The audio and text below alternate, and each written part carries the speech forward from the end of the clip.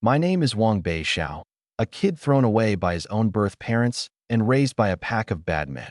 That day, standing on the award stage at school, the whole city was waiting to watch me make a fool of myself. They thought my life was over. But what they didn't know was that just 3 days earlier, a gang of scarred outlaws had spent more than a dozen lives dragging me up out of the abyss. Let me start with that ridiculous award ceremony. It was the year 993 of the Cataclysm era. You probably don't understand what that year means, so let me put it simply. 400 years ago, monsters called wild beasts tore the world open, and humanity was forced to survive by awakening supernatural powers.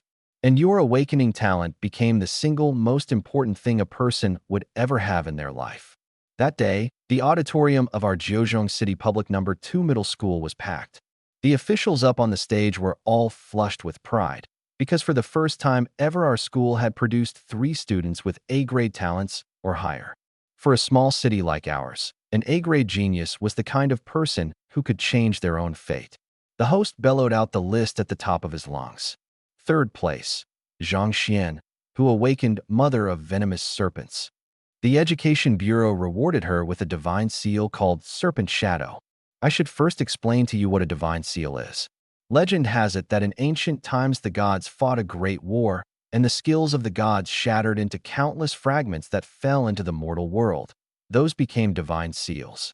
You can't put a price on the thing. Money simply can't buy it. Once you've awakened, every time you break through into a new realm, an aperture opens up in your body, and you can set a divine seal into it. The more seals you carry, and the higher their color grade, the stronger you become. So now you understand just how green with envy those students in the audience were as they stared at Zhang Xian.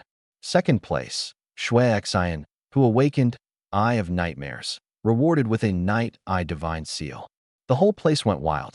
Even the dean of students, who never smiled, personally carried the seal's case over and presented it to him. And then it was time for 1st place. 1st place, SSS grade talent, Wang Xiao. Awakened power, false god. Sequence, unknown. For half a second the crowd went silent, and then all hell broke loose. Because the reward the host read out was 500,000 in cash. You heard that right.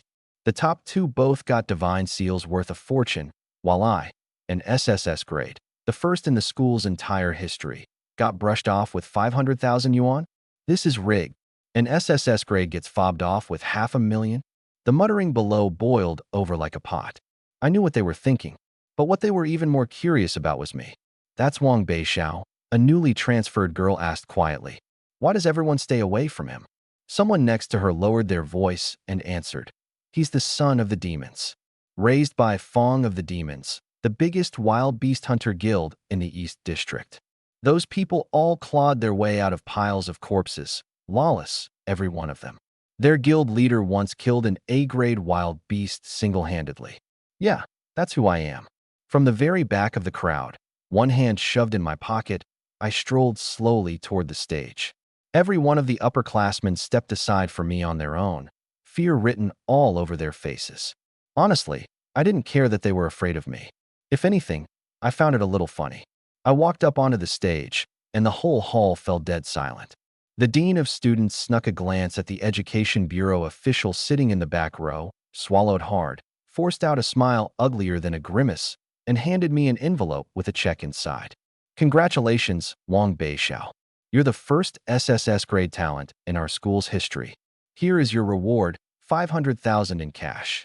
A thin, scattered applause rose from the crowd. Nobody congratulated me, nobody cheered for me, and every one of the officials avoided my eyes. I didn't even glance at the envelope. I just swept a cold look over that bunch from the Education Bureau and said one thing. Give me an explanation. One of the Education Bureau's higher-ups stood up, none too willingly, brows knitted. This was decided unanimously in our meeting.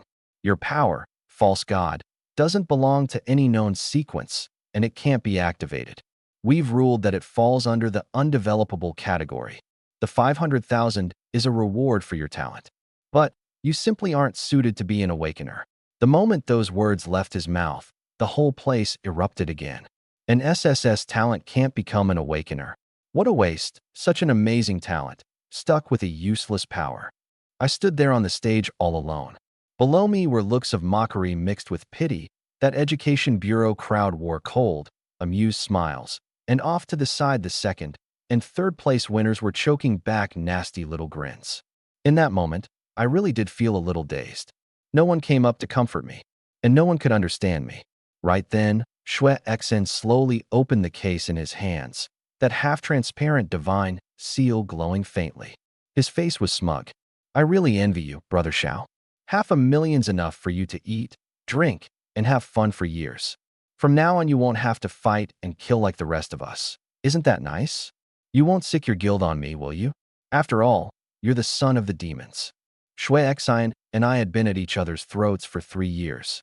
One of us was a spoiled official's kid who swaggered around on his family's name. The other was a broke nobody who answered to nobody but his own fists. The school administrators had long since gone numb to it. The Education Bureau man waved his hand impatiently. That's enough, Wang Beixiao. Take your money and stop holding us up. We've got to announce the citywide tournament in 3 days. Shue Xien kept up his snide tone. Brother Zhao's not thinking of entering too, is he? That's a stage for awakeners. I gave a little smile, reached out, and took the envelope. They all thought I'd admitted defeat. The next second, I turned around and stuffed that envelope straight into Shue Xien's pocket, staring dead into his eyes. What are you trying to do? He instinctively backed away.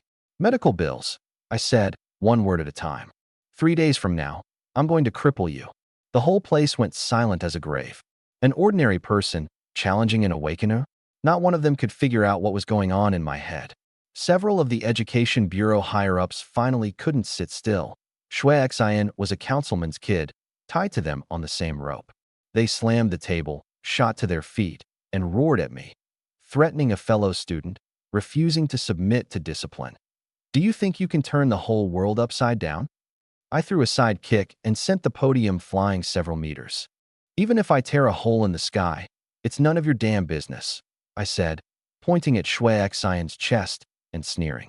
3 days from now, I'm going to beat you until your health insurance card goes into the red. Once I left the school, I didn't say a word the whole way. I walked straight back to that tavern in the slums. A rundown little 2-story building, its sign half fallen off, so you could barely make out the words demons. Fong. But this place, right here, was the last harbor of my life. I kicked the door open. Bang, bang, party poppers went off right in my face, and golden confetti smeared everywhere. Congratulations to the little bastard for getting expelled. A warm congratulations to Wang Beixiao on becoming an ordinary person. Our Fong of the Demons finally raised a normal kid. More than a dozen guys reeking of booze were crammed at the door, grinning like idiots. Every one of them had the same demon totem tattooed on their necks, ferocious ghost faces crawling up from their collars all the way to their ears. 2 banners hung crooked from the second-floor railing. One read, "Ordinary man Wang Beixiao has a bright future." The other, "Return to the simple life and enjoy yourself." And in the corner, the beat-up speaker was, of all things, playing a funeral march. This was my family. A pack of wild beast hunters who'd rolled out of piles of corpses, crude beyond all reason, but it was them who had raised me, carefully, with their own hands. All right, get the hell out of the way. I cursed, tugging the confetti out of my hair, though inside I felt warm. I walked up to the bar and sat down. Behind the counter was Uncle Chu, a cigar in his mouth, grinning at me. His left leg was gone from the knee down, the empty pant leg knotted at his waist, and there was a scar like a centipede across his face. One look and you could tell he was a hard man. I heard, he said, blowing out a stream of smoke. False god, can't be activated. Yeah, that's nothing. He stubbed out the cigar. Once you come of age, I'll teach you to mix drinks. You'll do just fine. Look at me. Down one leg and still making money, aren't I? I didn't answer, just picked up my glass and took a sip. Watered-down whiskey, bland as sugar water. A bald, burly guy sidled over with a bottle, a face full of thug meat, the kind of mug that'd earn a life sentence on looks alone. So you can't awaken, big deal, he chuckled. With us around, who'd dare bully you? As long as old 2 here's still alive, everyone in this city has to greet you as the little crown prince of the East District. Behind him a few drunks raised their glasses and cheered along, sloshing liquor all over the floor. I blocked the bottle he shoved at me, my face expressionless, but the corner of my mouth twitched anyway. These people were no good at comforting anyone, but I knew they meant every word. Over in the corner booth, a man in a sharp suit was sprawled against the sofa, a woman tucked under each arm. This was Uncle Fong. He had the demon totem on his neck too. Lifting a glass of red wine toward me with a wicked grin, he said, "The guild will always be your home, Shower. Come on, call me Mommy. Old Fong, screw you and your ancestors." The whole tavern roared with laughter. "I give up on all of you," I said, propping my chin in my hand, drained. 3 days from now, I've still got to go compete in the tournament. If I get killed, you lot can have a good laugh then. The funeral music's ready. I'll go put some spirit money on credit at the paper effigy shop next door. Let old Chu carry the coffin, ha! The whole gang was laughing so hard they were falling over. I was long used to it. That's just how they were, because they were wild beast hunters. Wild beast hunters who had today, but might not have tomorrow. My gaze fell on the family photo behind the counter. In it, Uncle Chu still had his leg, the bald guy was still lean, and everyone was still young. Dozens of faces baring their teeth at the camera.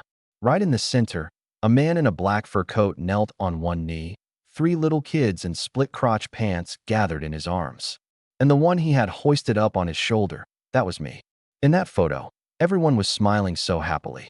In my heart, this was the home that would always be warm, and it was everything that gave me my courage. I was lost in the photo when a woman came swaying down from the second floor, calling out to me, "Shower, the boss wants you." The office on the second floor was an absolute mess. A woman's underwear tossed on the sofa, tissues all over the floor. The guild leader lay comfortably in a rocking chair, chest bared, still dripping sweat. One look, and you could tell he'd just fought his own kind of great battle. "Boss, I raised you for over 10 years, and I never once got you to call me Dad," he said with a laughing curse. I pinched the thing off the sofa between 2 fingers and shouted a joke out the door, and he cursed me for being a little brat again, laughing. Then, all at once, his face turned serious. He took a drag of his cigarette. "Get pushed around at school? I hear your power can't be activated." "Yeah." I nodded, head drooping. My power wasn't in any sequence, which meant nobody had ever awakened this thing before. But the cataclysm was hundreds of years ago. By now, even the strangest powers should have shown up at some point. "Can't activate it. That doesn't mean you can't fight," the boss said, shifting his position, his tone earnest and heavy. "That school just taught you stupid. Sure, your power's useless, but your aperture's still open, don't they? Once you awaken, you can set divine seals and fight with the seal's power. Worst case, you're just missing your innate power. You can still cultivate all the same." "I don't have any money," I said. His clouded eyes suddenly turned sharp. "I've already got one ready for you." My face fell. He didn't look like he was joking. He lazily picked up a box from the desk and gave it a pat. "So, how about calling me Dad? I'd be lying if I said I wasn't tempted. You have to understand. Any divine seal at all is worth a fortune, and the vast majority of them are clutched in the hands of the big guilds and the authorities." But I knew this one was the one he'd prepared for himself. Our Fong of the Demons is a C-grade guild, one of the 4 great guilds of Jiuzhong City. The boss had been stuck at the 4-seal realm for a solid 5 years. If he could set a 5th divine seal, he'd be one of the 3 strongest people in the whole city. I can't take it. After a long silence, I forced myself, painfully, to refuse. "What?" His face fell. "The school wouldn't give it to you, so you nearly smashed the place. I give it to you, and now you won't take it? Playing hard to get? Not entering the tournament anymore? Not gonna make good on your big talk? Gonna let Shui Xian slap you in the face? Gonna let those education bureau bastards have their laugh?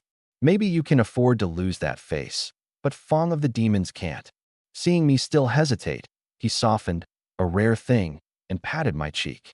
"You remember why we're called Fong of the Demons? Because we're sharp. Because we're aligned, united," he added. "Kid, remember this. The guild is your home, and you are my family. A single tooth, no matter how sharp, can only do so much damage. It's only when the whole row of teeth is bared that people are afraid. There'll come a day when we're gone, and the future of the guild belongs to you, to Monkey Butt, to Little Sparrow. As long as I'm still breathing, no one dares crap on your head. So what if you've got no power? Any kid I raise is first-rate in the whole world, power or not. Snap, he tossed the box into my arms. Then, without a word, he rolled up his sleeve to reveal his wrist, where a divine seal glowing with blue light had appeared. I have to explain the grades of divine seals to you. It all comes down to color, from lowest to highest. White, green, blue, red, gold, black. The two the school awarded were both the lowest grade, white. With trembling hands, I opened the box. A dazzling red light rushed out at my face, so sharp it made my eyes sting. A red divine seal. The boss could have set this red one himself, but he'd saved the best for me. Afraid I wouldn't take it, he'd gone and set a blue one on himself first. Why did you? I asked, eyes reddening. Why what? What's wrong with a blue seal? Go ask any of those 5 seal guys in the city. Which one of them dares get mouthy with me? I run on personal charm and presence, something you wouldn't understand. He waved it off, indifferent. But I knew the truth in my heart. This red divine seal was something the guild had spent 3 years preparing for. Something that cost more than a dozen lives to snatch out of a large ruin. It was the treasure he'd meant to use to break through his own realm. Red divine seals were already something that simply didn't circulate on the market anymore. Above that, gold. There were fewer than 100 in the entire world. And black. Right now there were only 2. One on the strongest man in this world, and one held by the sole SSS grade guild in existence. Red was about as high as those century-old aristocratic families could ever get their hands on. But us, Fong of the Demons, we were no aristocrats. We had no deep foundations. This was traded for with lives. There's only this one in all of Jiuzhong City, the boss said with a chuckle, rocking his chair. If you're a real man, you'll set it into yourself. Then go earn me a gold one by your own strength. Shower, in a few more years I'll be able to break through again. The next seal, you'll find it for me. Just then, a hand landed on my shoulder. I turned to look, and outside the door, the guild's people had long since crowded in. Every one of them was smiling. That smile that comes straight from the heart, like watching their own kid make good. Uncle Chu raised a glass from his wheelchair. Shower, all grown up now. No more peeing in the girls' bathroom from here on out. In another couple of months, Shower turns 18. Let's summon all the bigwigs in the city to pay protection money. Huh? Cheers. Lips pressed tight, eyes red, I gathered up the box, took a deep breath, and said, I'm going to go set it. Then I all but fled the room. The moment I shut the door, a single tear dropped to the floor.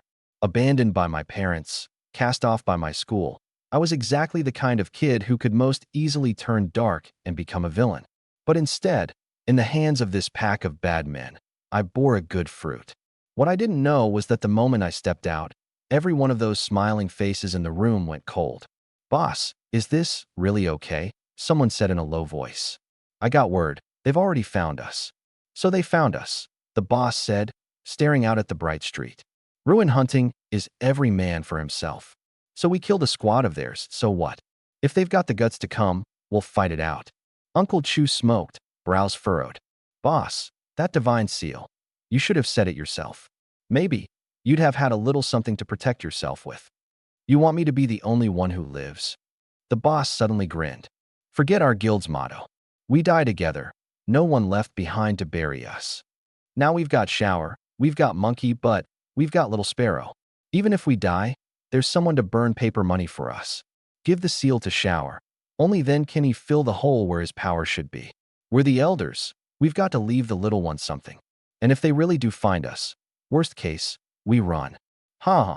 Down in the tavern, the ear-splitting heavy metal music started up again. This gang went right back to laughing and joking, as if nothing at all had happened. Back in my room, I gripped that cold divine seal and didn't move for a long time. Red light seeped out through the cracks between my fingers, staining the whole room a dark crimson. I held it up in my palm and studied it closely, about the size of my hand, its whole body like colored glass, the red light inside it flickering bright then dim, exactly like a beating heart. Its surface was carved with dense, intricate patterns, like some kind of ancient writing. In the very center of the pattern crouched a monster, call a human, and it had fangs and beast horns, call it a beast, and it had a human torso and 5 fingers. It gave off an indescribable eeriness. The back of the seal was smooth, without a single mark. Every divine seal in circulation had an official serial number. This one didn't. It was a wild seal, snatched from a ruin. I gave the family photo on my nightstand a long, meaningful look. In it, the boss had a cigarette in his mouth and was flipping the camera the middle finger. Thanks, old man. Sentimentality is a luxury for the weak, and I hadn't earned the right to it. In 3 days, there was the tournament, Shwet Xin, the Education Bureau, a whole crowd waiting to laugh at me. The boss had given me the best thing he had. If I just curled up here and wiped away tears, I'd be worse than useless. I took a deep breath, tightened my 5 fingers, and clenched the seal in my palm. The instant my skin touched it, information about this divine seal came flooding into my mind like a rising tide. Beast Ghost Dual Transformation. Beast form, strength and defense increased threefold. Ghost form, half of reason lost. Attacks carry soul damaged. I sucked in a cold breath.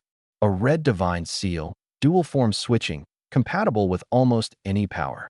If this thing went up at auction, every faction in the city would break into an all-out brawl on the spot. And the boss just handed it to me, like that. I didn't hesitate any longer. I bit open my thumb, and a drop of blood fell onto the seal. The red light exploded. The entire seal turned to starlight and poured into my body. A mighty power charged and crashed through me, like it was going to burst me apart. My skin was stretched inch by inch. My meridians pried open bit by bit. It felt like every bone in my body was being broken and grown all over again.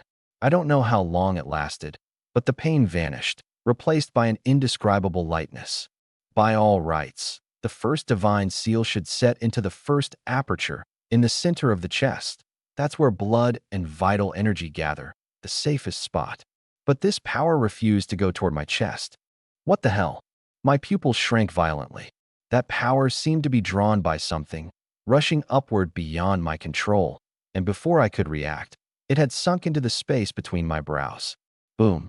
My mind felt like it detonated. Everything went black, and all 5 of my senses vanished. I was standing in a void. All around me was boundless darkness. I couldn't even feel my own breath. And in the very center of the darkness sat a stone statue, cross-legged. I couldn't make out its face, couldn't make out its build. It was as if wrapped in a layer of mist, and I could barely tell it was the outline of a person. It just sat there, as though it had been there since the dawn of time. Into the statue's chest, a red divine seal was slowly embedding itself. The very beast ghost dual transformation seal I'd just swallowed. I wanted to move closer, but my feet were nailed in place. False god. Those 2 words suddenly surfaced from the depths of my mind. That was the power I'd awakened. Though I'd never seen the statue before, I felt an overwhelming closeness to it, as if it and I had always been one. The Education Bureau said it couldn't be activated, its sequence unknown. But they were wrong. It wasn't useless. They just hadn't found the way to activate it. It needed a divine seal. It needed a divine seal to awaken. But who would feed something this precious to a piece of trash already sentenced to death? No one but the boss. No one but this pack of bad men in the guild. Who would believe in me, Wang Beishao, unconditionally? At that thought, the statue's eyes snapped open. Even through the thick mist, I could feel clearly that it was looking at me. And then it smiled. Like a soulmate reunited across 1,000 years, like an old friend after a long parting. The next second, the red divine seal in the statue's chest erupted with blinding golden light. 10,000 streams of golden light surged from its limbs and bones toward its chest, pouring frantically into that red seal. The red light was swallowed and washed clean by the gold, bit by bit, as if being refined and purified. A moment later, a pure golden divine seal hovered in the statue's chest. Gold. A gold divine seal, of which there were fewer than 100 in the whole world. New information flooded into my mind again. God Demon Quad Transformation. Can shift into 4 forms: Beast, Ghost, Demon, God. I was utterly stunned. Beast Ghost Dual Transformation had upgraded into God Demon Quad Transformation. 2 forms became 4. Red became gold. I froze where I stood, forgetting even to breathe. My false god could upgrade divine seals. You have to understand, divine seals are skill fragments of the ancient gods, and from the day they came into being they were regarded as absolutely unchangeable. In hundreds of years, no document had ever recorded a divine seal being upgraded. But the false god did it. That was as good as forcibly wiping away the traces of other gods and turning the seal into my own.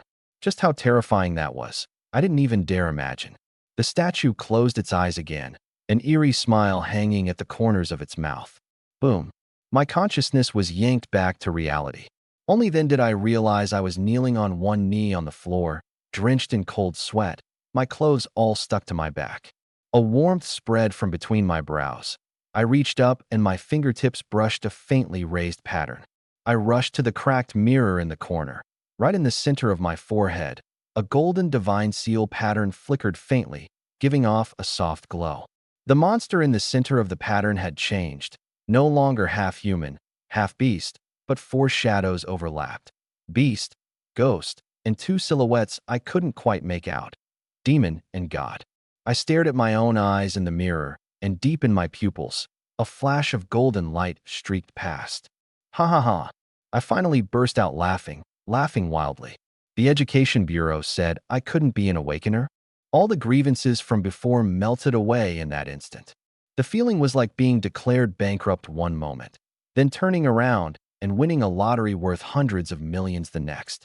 The school didn't believe in me. The Education Bureau didn't believe in me. But thank God, there was the guild. I had made it through. I couldn't even dare to imagine what I'd be like when all 9 of my apertures were set with gold divine seals. You have to understand, the #1 man in the world today only has 3 golds and 1 black. And never once had anyone had their very first aperture be gold. If my seals could keep upgrading like this, my future would have no ceiling. Bang! I yanked the door open, and a figure tumbled straight in. It was old Fong. He looked up awkwardly and rubbed his nose. I was looking for a room to get busy in and took a wrong turn. You believe me? We believe you. We believe you. The guild members outside cackled and hauled him up, trying to slip away.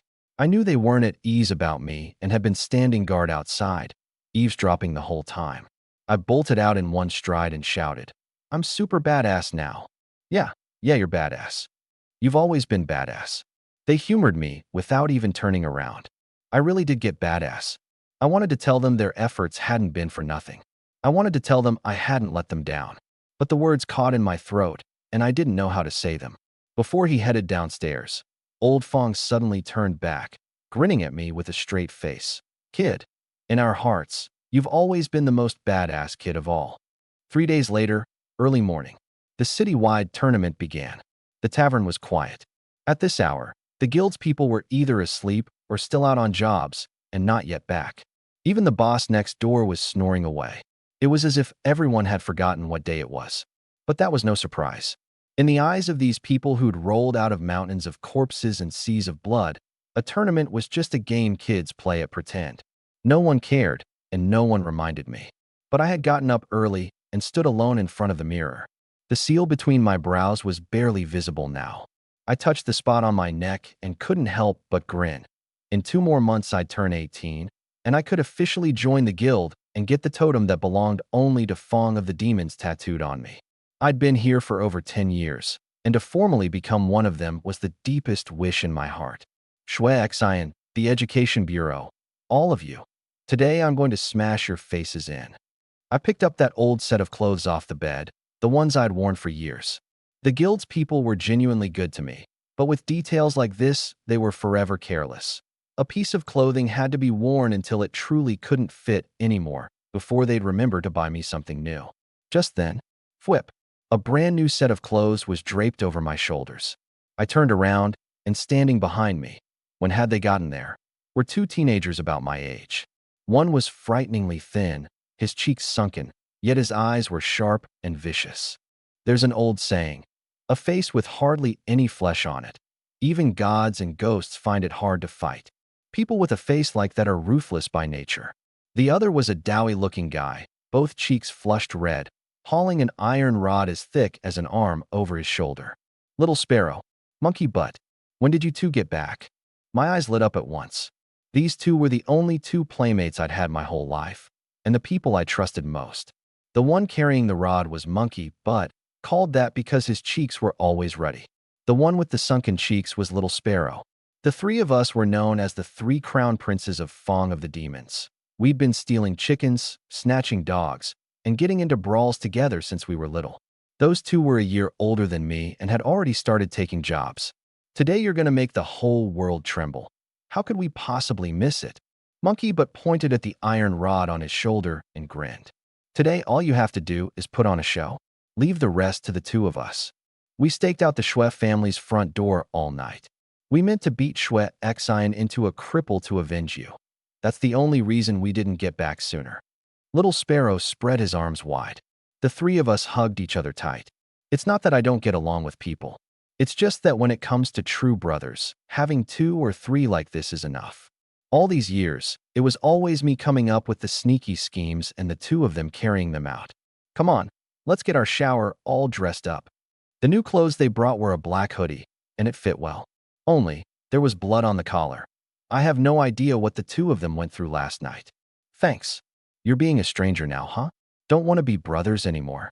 Let's go. Last year, the 2 of us beat half the geniuses in this city into submission. This year, you'd better not drag us down.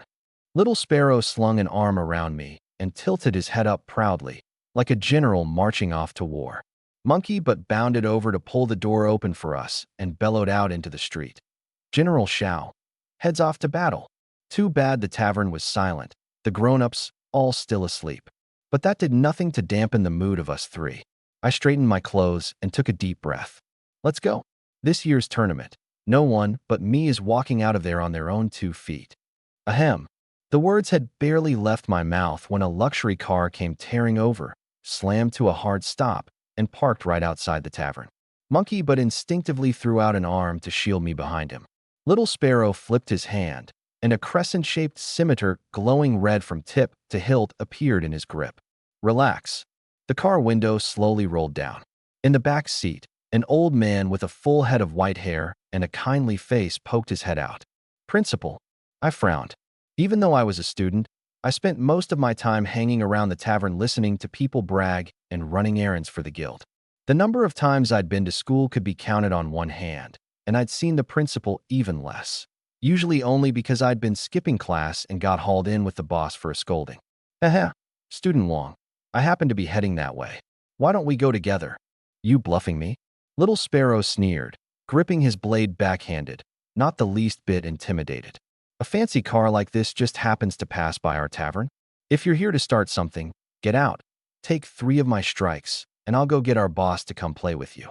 This whole street was under Fong of the Demon's protection, and quite a few members lived within a minute's walk. He wasn't the least bit afraid the other side would dare cause trouble. But the principal kept up that same gentle manner. Student Wong, I only want to talk with you. Don't worry, I mean you no harm. Shower, ignore him.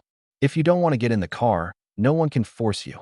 Monkey Butt's iron rod slammed against the ground with a bang, and he rolled up his sleeves, ready to fight. I stepped in first to stop the 2 of them. Though I didn't know what the principal wanted, from past experience the old man really had never meant me any harm. Even 3 days ago on that stage, he hadn't shown Schwe Xian any favoritism. But, Sparrow, I'll get in and talk with him. Be careful. Something goes wrong. Just shout. We'll be right behind you. Uneasy, the 2 of them climbed onto that second-hand motorcycle. I ducked into the car. The interior was spotless, gleaming, the seats snow-white.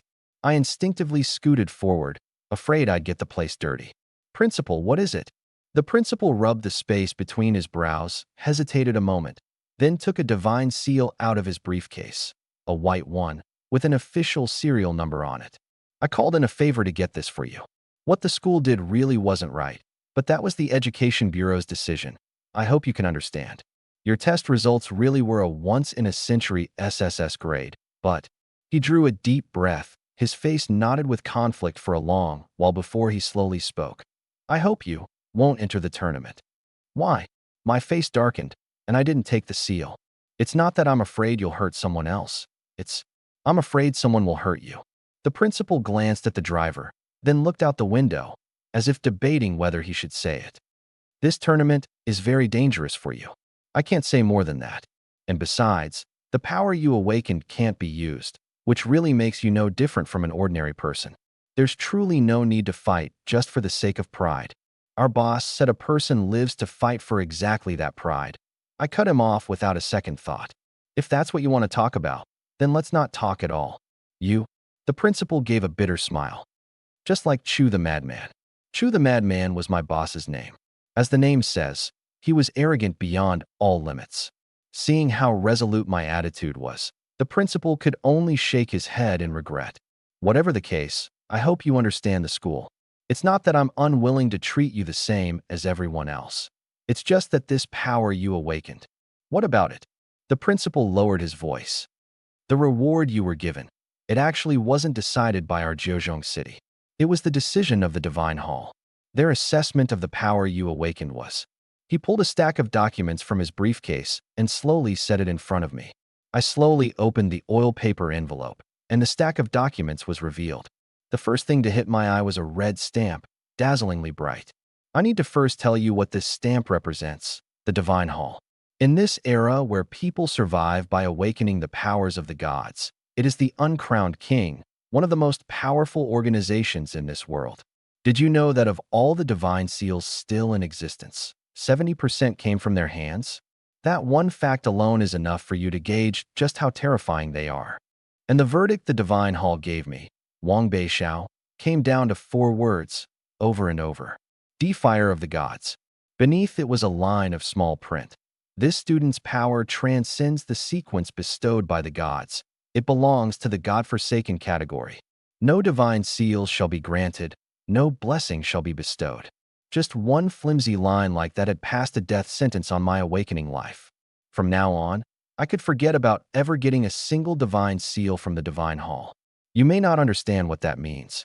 Let me put it this way. For the vast majority of people, the only path to a divine seal their whole life is to take a wild beast's inner core to the Divine Hall to exchange. People like our boss, who can forcibly snatch them out of ruins, could be counted on your fingers in the whole city. With the Divine Hall sealing off that path, it was as good as publicly declaring, "This person is finished." Student Wang, the principal said softly, "The Divine Hall has branded you a God-forsaken man, someone who'll never touch a divine seal in his whole life. Why must you be so stubborn? Anyone else, and maybe they really would have accepted their fate. But I was different, because I knew just how terrifying the thing inside my body was. The false god. It, too, was a god. Since the gods refused to accept me," I said, staring at that line of print, spelling it out word by word, "then I'll make a god of my own. Now, it's me who doesn't want them, not them who don't want me." Screech. The car lurched violently, nearly rear-ending the one in front. The driver's face went white, and through the rearview mirror he stared at me like I was a madman. Talk this treasonous. If it ever reached the Divine Hall's ears, God only knew what disaster it would bring down. The principal clapped a hand over my mouth. His usually gentle, refined face was tense for the first time. "Watch your tongue." If the Divine Hall's people heard those words, it would mean utter catastrophe. I pried his hand away and curled my lip. He won't accept me, and now I'm not even allowed to gripe about it? Ahem. Words like that, don't ever say them again. The principal clearly didn't want to dwell on the subject. If it really got out, he'd go down with me. I know you've got a belly full of resentment, but when you're standing under someone else's roof, you've got to bow your head. The Divine Hall is one of the 3 top powers in this world today. You can't afford to make an enemy of them. The 3 powers he spoke of were the authorities, the Divine Hall, and the world's one and only SSS grade guild, Dragon God. Of these 3, one stood for order, one for divine seals, and one for slaughter. No one could stand against them, and no one dared defy them. I came today just to talk you out of going head-to-head with the higher-ups anymore. The principal laid a hand on my shoulder, his clouded eyes full of pity. You think the only ones you provoked are the Education Bureau? Child, you slapped the faces of the authorities and the Divine Hall. I understood what he meant. With my SSS grade potential, if not for that godforsaken label, I'd have been snatched up by one of the 3 great powers long ago. Such a pity. Principal, thank you. This time, I didn't talk back, but my eyes were more resolute than ever.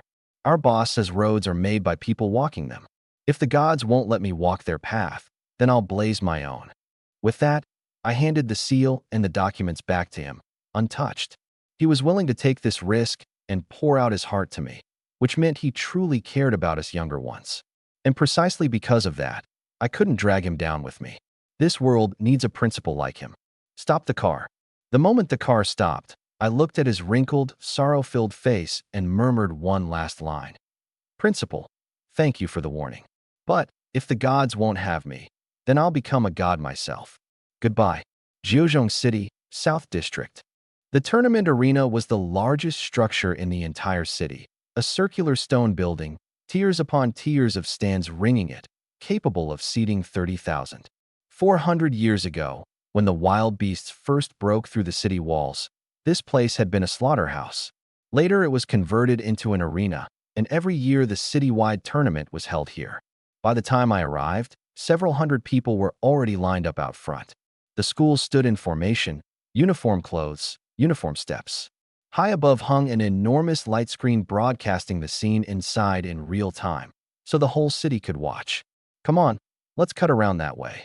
Little Sparrow tugged my sleeve, motioning for me to avoid the main entrance. Cut around for what? I strode straight for the main gate. I'm not here to steal anything. Monkey but hoisted his iron rod and followed, the rod clanging against the floor tiles, and the students in line all turned their heads in unison. Isn't that one of Fong of the Demons? That iron rod. Monkey butt. Last year he beat number 3 school's top seed into the hospital with one swing. Who's the guy in the middle? Wang Beixiao. The moment my name was spoken, the muttering swelled at once. That's the SSS grade trash. Shoo, keep it down. He's with Fong of the Demons. What's there to fear? His power can't even be used. He's no different from an ordinary person. I couldn't be bothered to answer a single one of them, and walked straight into the arena. Several school officials were exchanging pleasantries with the surrounding bigwigs, smiles never leaving their faces. This year, number 2 school had produced 2 A-grade powers, a solid political achievement, enough to coast on for 3 years. Just as pleased with himself, standing at the very front of the line holding number 2 school's banner, was Shui Xian.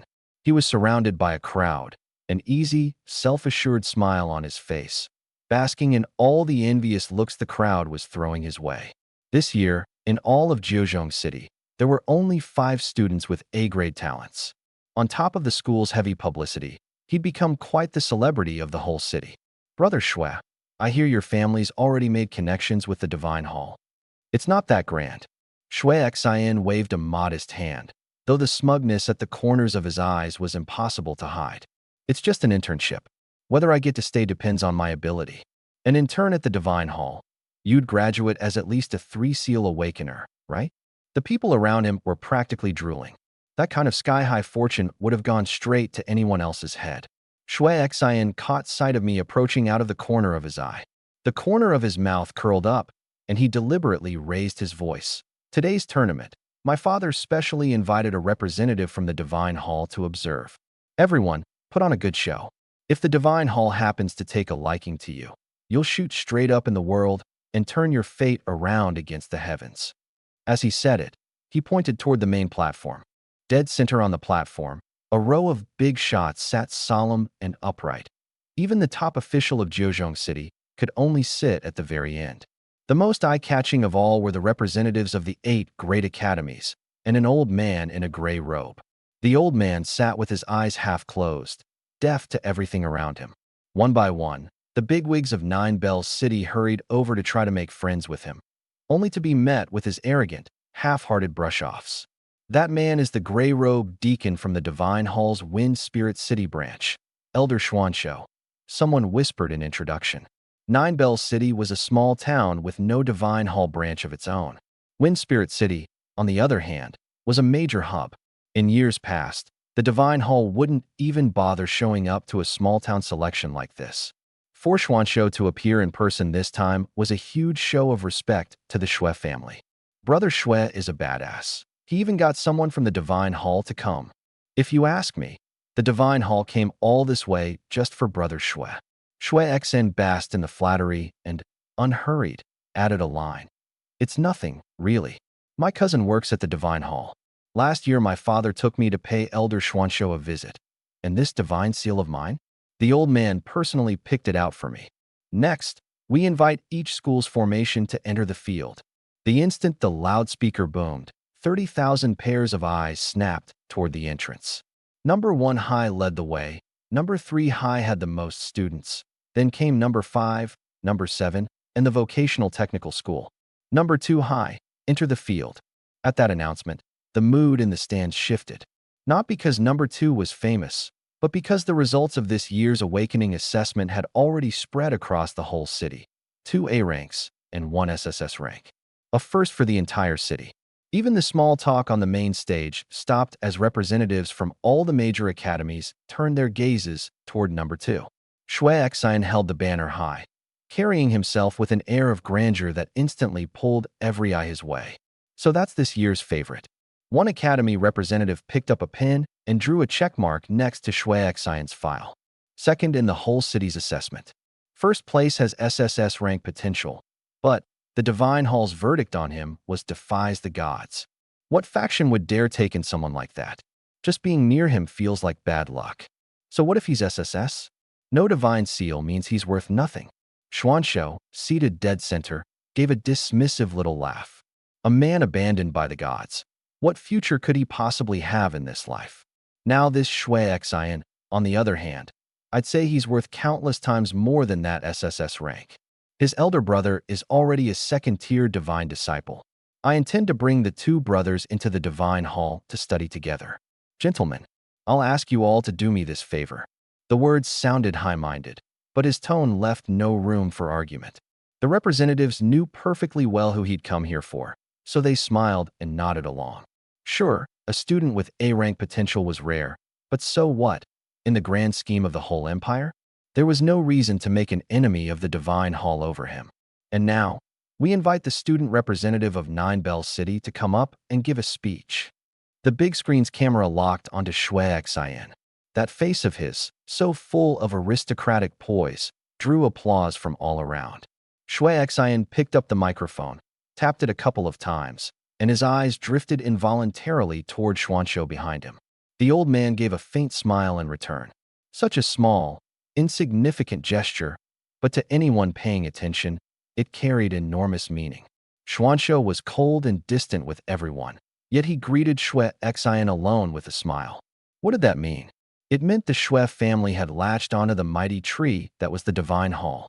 In an instant, the eyes of every bigwig in the city turned toward Shui Xian's father in the VIP section. Beaming, he rose to his feet and clasped his hands toward the crowd. My unworthy son. Come now, both of your sons are dragons among men. Old Shui, you're a lucky man. Tonight, I'm throwing an open banquet at the Nine City Hotel. Everyone's invited. We'll be there for sure. Gotta soak up some of that good fortune. Meanwhile, back at the stage, Shui Xian gripped the microphone and began, all gentle refinement. Honored leaders, honored parents, it's my great privilege to stand here as the student representative. But to be honest, representing number 2 high this time makes me feel unworthy. After all, our school has a student with SSS rank potential. Huh, a man abandoned by the gods. I bet he's already crying his eyes out in the bathroom. Wave after wave of mockery rolled through the crowd. When a wall's already falling, everyone rushes to give it a shove. And right now, who didn't want to curry favor with the Shui family? Shui Xian swept his gaze around and smiled with feigned regret. With so many leaders here today, and a Divine Hall deacon observing, I truly wish Student Wang would come up and show everyone the true spirit of Nine Bells City students. The camera swept through number 2 high's formation, but couldn't find me. Xuanshou gave a contemptuous laugh. A man abandoned by the gods. What right does he have to take part in the grand competition? Elder Xian is absolutely right. A whole crowd of leaders rushed to agree. But at that very moment, since you already admit you're not worthy, then why the hell are you still standing up there? My voice exploded from below the stage. Shui Xian's smile froze on his face. Xuanshou's brow furrowed. Shui's father's expression locked in place. Everyone turned toward the source of the voice. I was wearing that black hoodie, striding right through the student formation. As I passed, the students instinctively drew back to both sides. Not one of them dared to stop me. Is that Wang Beixiao? The kid of the demon's Fong. This punk's got some nerve. The spectator stands erupted in an instant. I looked at no one, walking straight toward the main stage. Monkey Butt and Little Sparrow followed close behind me. A gust of wind swept through, and the 3 of us had our clothes snapping and billowing. Just as I was about to step onto the main stage, an official from the Department of Education shot to his feet. "Stop him. Who said you could come up here?" The surrounding guards lunged at me like a pack of wolves. Monkey Butt swung his iron rod. Its length suddenly shot out, and he held it out horizontally in front of us. Little Sparrow drew her curved blade and stood guard behind me. "What?" He said it himself. "He's not fit to represent number 2. You got a problem with that?" I pushed the two of them aside, swept my gaze over the crowd on the stage, and sneered. "Trying to suck up to the Schwe family? The master hasn't even spoken yet, and the dogs are already barking?" Schwe Xian excels in both character and academics. He's the people's choice. The faces of those education department men were dark enough to drip water. The people. I lifted my head, battle intent burning in my eyes. I'm guessing the people doesn't include me? Well, I just don't buy it. They stood there, stuck in place, awkward. In front of this many people, they couldn't rough me up to teach me a lesson, but they couldn't just let me raise hell either. At the critical moment, Xuanzhou slowly rose to his feet, his face full of disgust. "Oh, so you're saying you're better than Shui Xian? You can represent number 2? You." Once the Divine Hall man spoke, the education department instantly found its backbone. Shui Xian sneered. "Going up against the Divine Hall. You've got a death wish." Anyone with eyes could see that Xuanzhou was Shui Xian's backer. To provoke Shui Xian right now was to court death itself. But, because he's my kid, a furious roar exploded from outside the field, loud as a great bell, echoing on and on. The ordinary, unawakened people inside felt their eardrums throb and clutched their ears, their faces going pale with fear. Xuanzhou's brow tightened, and he looked warily toward the outside of the field. A shooting star tore across the sky and slammed into the ground with tremendous force. The marble-paved main stage split into pieces on the spot. The newcomer wore a black cloak, his hair slicked back, standing carelessly atop the rubble. "What? My man can't represent number 2? Who the hell said my kid isn't good enough?" Another roar came from the stands. "The wolf pup I raised is no weaker than anyone else." A burly, fierce-faced bald man stood up, 2 hog-butchering knives hanging at his waist. He smacked his gleaming scalp. "Kids fighting kids, I don't get involved. But if anyone dares bully the little guy, the Divine Hall can kiss its face goodbye." Boom. 4 divine seals on his wrist lit up at once. All of them blue. "Chief. Uncle too." My whole body jolted. Weren't these 2 old geezers supposed to be sleeping? They'd sworn up and down earlier they wouldn't come watch the competition. The next second, all through the spectators' stands, one rough-looking man after another, each with a demon totem tattooed on his neck, stood up. Uncle Chu unhurriedly wheeled himself through the crowd and grinned up at Xuanzhou on the stage. Well, if it isn't Ashy Runaway. What's this? Still sore about how I chased you 3 streets down back in the day, and now you've come to give my kid a hard time." Uncle Fong strolled through midair with his arm around a female companion, utterly oblivious to everyone. With each step, a ripple spread out through the air. "My own kid, I can call him trash if I want." He landed on the ground and raised an eyebrow at me. "But an outsider? He so much as glares at my kid, and he deserves to die. Today, even if you tear a hole in the sky, it's fine. Here in this little corner of Nine Bells City, us demons Fong have never damn well been scared of anyone. That's right. Who dares bully our guild's kid? My kid deserving to die is one thing, but it sure as hell isn't your place to lay a hand on him." Bam, bam, bam, bam. One familiar figure after another leapt down from the stands. Old Fong, Uncle Chu, Baldy, Aunt Yu. Over 40 ferocious guild members rained down around me like a downpour, forming a wall of people, sealing me firmly in the center. A heavy killing intent spread out. Every one of these people risked their lives every single day fighting wild beasts. Guards drilled on a training ground couldn't hold a candle to them. That killing intent actually blotted out the sun on this clear day. A mass of dark clouds pressed down out of nowhere, right over the entire venue. Dark clouds over the city, a storm about to break. "You guys, why are you all here?" Monkey Butt stared, dumbfounded. A flicker of awkwardness crossed the chief's face. He picked at his nose and turned to curse at Old Fong. "Weren't you off on a mission?" "Aye." Old Fong scratched his head and quickly changed the subject, shouting at Uncle Chu. "Weren't you at the hospital for a checkup?" Cough, cough. Don't just point at me. Old two. Weren't you drunk and came here to puke? And the rest of you, didn't we all agree yesterday nobody was coming? One second they'd been fiercely backing me up, and the next they were tossing the blame around at each other. Nobody would admit they'd come on purpose, but nobody could prove they hadn't, either. Old Shui, didn't you say you were going to your ex-wife's wedding? Damn it, my ex is pregnant again. The kid's mine, wedding's off. East Shui, weren't you off hunting wild beasts? Got halfway and realized I forgot my blade. Came back for it. Happened to pass by the venue. The corners of my mouth slowly curled up, but my eyes stung a little. This pack of tsundere weirdos. Every one of them said they weren't coming, but the second I got bullied, they all came charging out to protect their cub. Chu Kuangren is here too. Xuanzhou clearly recognized the chief. The moment he saw him, his aura surged, and he clutched a defensive divine incantation in his hand. You know him? The academy representative beside him frowned suspiciously. From the look of Xuanzhou, he seemed genuinely afraid of this bunch. Chu Kuangren, the youngest tribunal captain in the Divine Hall's century of history, the genius the Divine Throne favored most. He defected from the Divine Hall 18 years ago. With each name Xuanzhou spoke, his face grew a shade graver. Chu Qiuha, third squad captain of the Empire's Apprehension Bureau, resigned 18 years ago. Feng Xiang, disciple of a Divine Hall red-robed deacon, withdrew from the Divine Hall 18 years ago. Tu Yong, a surviving remnant of the evil guild Caesar's Eye back in the day. Let me explain something to you.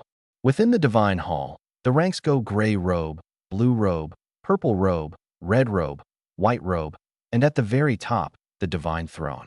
Xuanzhou, a gray robe, was basically a branch backbone. Management, sure, but in the whole Divine Hall system, he wasn't worth a single hair. And these uncles of mine, which one of them, back in the day, didn't outrank him? Xuanzhou sheathed his edge, pressed a hand to his chest, and bowed low, his voice dropping. Captain Chu, an honor. My master often spoke of you. Spoke of me. The chief laughed scornfully. Spoke of how I cut him with my blade back then, or how I nearly became his son-in-law. He wrapped an arm around my shoulder. Today I just want to get one thing straight. Who the hell thinks my kid isn't good enough? Is it you? Or you? His calloused finger jabbed toward Xuanzhou, whose grizzled beard quivered slightly. The education department crowd didn't dare so much as breathe. I know, the Shui family slipped you plenty of goodies. The chief's gaze shifted toward Shui's father in the distance, and he sneered. Take a man's money, do a man's bidding, I get it. As for money, I definitely can't offer that. Us demons Feng have no money, but we've got blades. Bribing you is off the table, but blowing up the education department? That we can manage. A naked threat. Over 40 men grinned as they gripped the blades at their waists, their killing intent so thick it seemed ready, the very next second, to tear anyone who targeted me to shreds. Haha. Chief Chu, quite the mighty display. The Shui family naturally couldn't just sit and watch. Shui's father's body went light, his feet left the ground, and he floated over to Shui Xian's side, resting a palm on his son's waist. He smiled without a trace of fear. My unworthy son has no wish to make an enemy of your esteemed guild. It's just, this student Wang is a godforsaken man, with no divine seal. What is he supposed to fight with? Heh, if he can't fight, I can. The chief lit a cigarette without backing down an inch, smiling provocatively. How about, you and I have a fight for the kids? Boom. The chief's cloak billowed though there was no wind. Behind him, a towering 10-meter-tall phantom of a goddess appeared out of thin air, her arms crossed protectively over her chest, her eyes shut tight, a pair of snow-white wings slowly beating. A sharp sword hovered before her. Sequence 159, Guardian of the Divine Lord. She simply stood there quietly, and yet the whole venue felt as if facing a mortal enemy. Holiness and slaughter converged at once upon this goddess. This was a Divine Hall exclusive sequence. The Divine Hall had an unwritten rule. To rise to the upper ranks, the ability you awakened had to be a Divine Hall exclusive sequence. And the first 3 generations who awakened the Guardian of the Divine Lord had every one of them been top-tier powerhouses of the Divine Hall. Except this generation had chosen to defect. The corner of Shui's father's mouth twitched, his face flushing the color of pig's liver. Fight for his son? The trouble was, he was no match for Chu Kuangren at all. In all of Nine Bells City, only 3 old geezers could go toe-to-toe with the chief. Dad, don't agree to it. Shui Xian panicked first, hissing under his breath. There's no telling if this pack of thugs will all gang up and swarm you. Enough.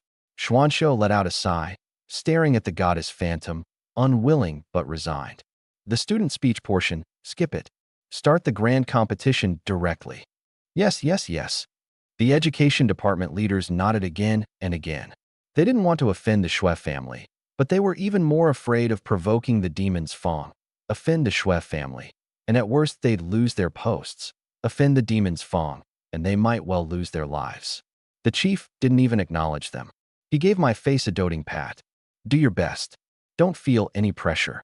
His words sounded easy, but his voice dropped low, so low only the two of us could hear. If you can't win, run. It's no shame. His palm smacked my shoulder hard twice. Don't die on me. I don't like collecting corpses.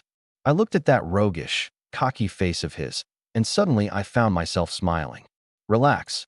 I'm going to be a villain of the demon's Fong. With that, I turned smoothly, my back to everyone, and waved a hand.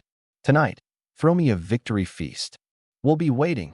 Don't just tank it head on, play it dirty. If you can fight nasty, don't go toe-to-toe, you little punk. The chief, old Fong, Uncle Chu, Baldy, Monkey Butt, Little Sparrow, all of them waved in unison behind me. You could hardly imagine that this pack of tyrannical, blood-soaked villains could also show such a tender, soft-hearted side. The Iron Tower's door was a 3-meter-tall arched black hole, dark energy pouring out of it. From 10 meters away, you could already smell the rust. Shui Xian went in. Number 1 high seed player went in. The top students from each school filed in one after another, each wearing a different expression. I walked to the tower's entrance and stopped. A venomous gaze was nailed to my back from behind. Zhang Xian kept his head down, his fingers unconsciously rubbing the divine seal on his chest, a white snake's fong, glowing faintly. Looks like this is about to get good. Xuanshou gazed meaningfully at the big screen overhead, which was broadcasting me live. Chief Chu, why go against the heavens like this? No ability. Going in there is just walking to his death. The school leaders on the main stage shook their heads. Such a waste of that SSS rank talent. A once-in-a-century gift. One academy representative sighed quietly. Shui's father, Xuanshou, the demons Fong, the representatives of every major academy, all of them, without a word, fixed their eyes on the big screen. They were all curious. This awakened one who couldn't use his ability. Just how exactly was he going to die? Don't tell me he's too scared to go in. Huh. Talked such a big game just now, and now he's chickening out. Take him away from the demons Fong. And he really is nothing. On the big screen, I stood calmly at the doorway, one step from the tower's entrance, yet I lingered without crossing the threshold. As the tower door was about to close, the crowd began to jeer. This was real, life-or-death combat, and it was normal for someone to hesitate, but backing out at the very last step still earned nothing but contempt. Chief Chu, looks like your kid's afraid to die too. Shui's father walked toward the VIP area, a not-quite smile on his face. The chief kept the cigarette dangling from his lips, eyes narrowed, and cocked the corner of his mouth. You know that right now, if I beat the crap out of you, nobody could stop me? Shui's father's steps stalled, and his body gave a visible shudder. Watch your damn passive-aggressive mouth around me from now on. That little status of yours is only good enough to guarantee I won't beat you when I'm in a good mood. The chief, smiling a smile that wasn't a smile, walked straight onto the main stage. I've been in a bit of a menopause lately. One spark and I blow. Old Two produced a grand armchair from somewhere and set it down behind the chief. The chief flung his cloak back and sat down like a warlord holding his ground, the 40-some men behind him standing at attention, one hand on a blade, the other on their hips. The academy representatives exchanged a glance with Xuanshou and, in unspoken agreement, chose to ignore it. Drive them out? This bunch of bastards blew up at the slightest spark. Not worth it. Finally, in the moment just before the great door closed, Zhang Xian couldn't hold back any longer. Seeing that I still wasn't moving, he walked straight past me and into the tower. And in the very instant he stepped through the doorway, I moved too. I gave my sleeve a flick, and a claw hammer slid into my palm. Yes, the kind of claw hammer used for home renovation. Look out. Shue's father's expression changed drastically, and he shouted sharply. What? Zhang Xian had thought I'd given up and was secretly congratulating himself. Hearing the warning, he turned around, bewildered, just in time to see a fist-sized iron hammer flying straight at his face. He didn't even have time to unleash his ability. He just felt his forehead cave in, his vision go black. The world spun. A thick, bloody stench rushed up, and then came pain beyond words. Referee! Referee! Wang Beixiao's breaking the rules. Shue's father panicked, screaming at the top of his lungs. The chief just tossed out one offhand line. This is how we do things. Not happy about it. How about I set up a ring and fight you myself? The tower door slowly closed, but everyone saw it clear as day.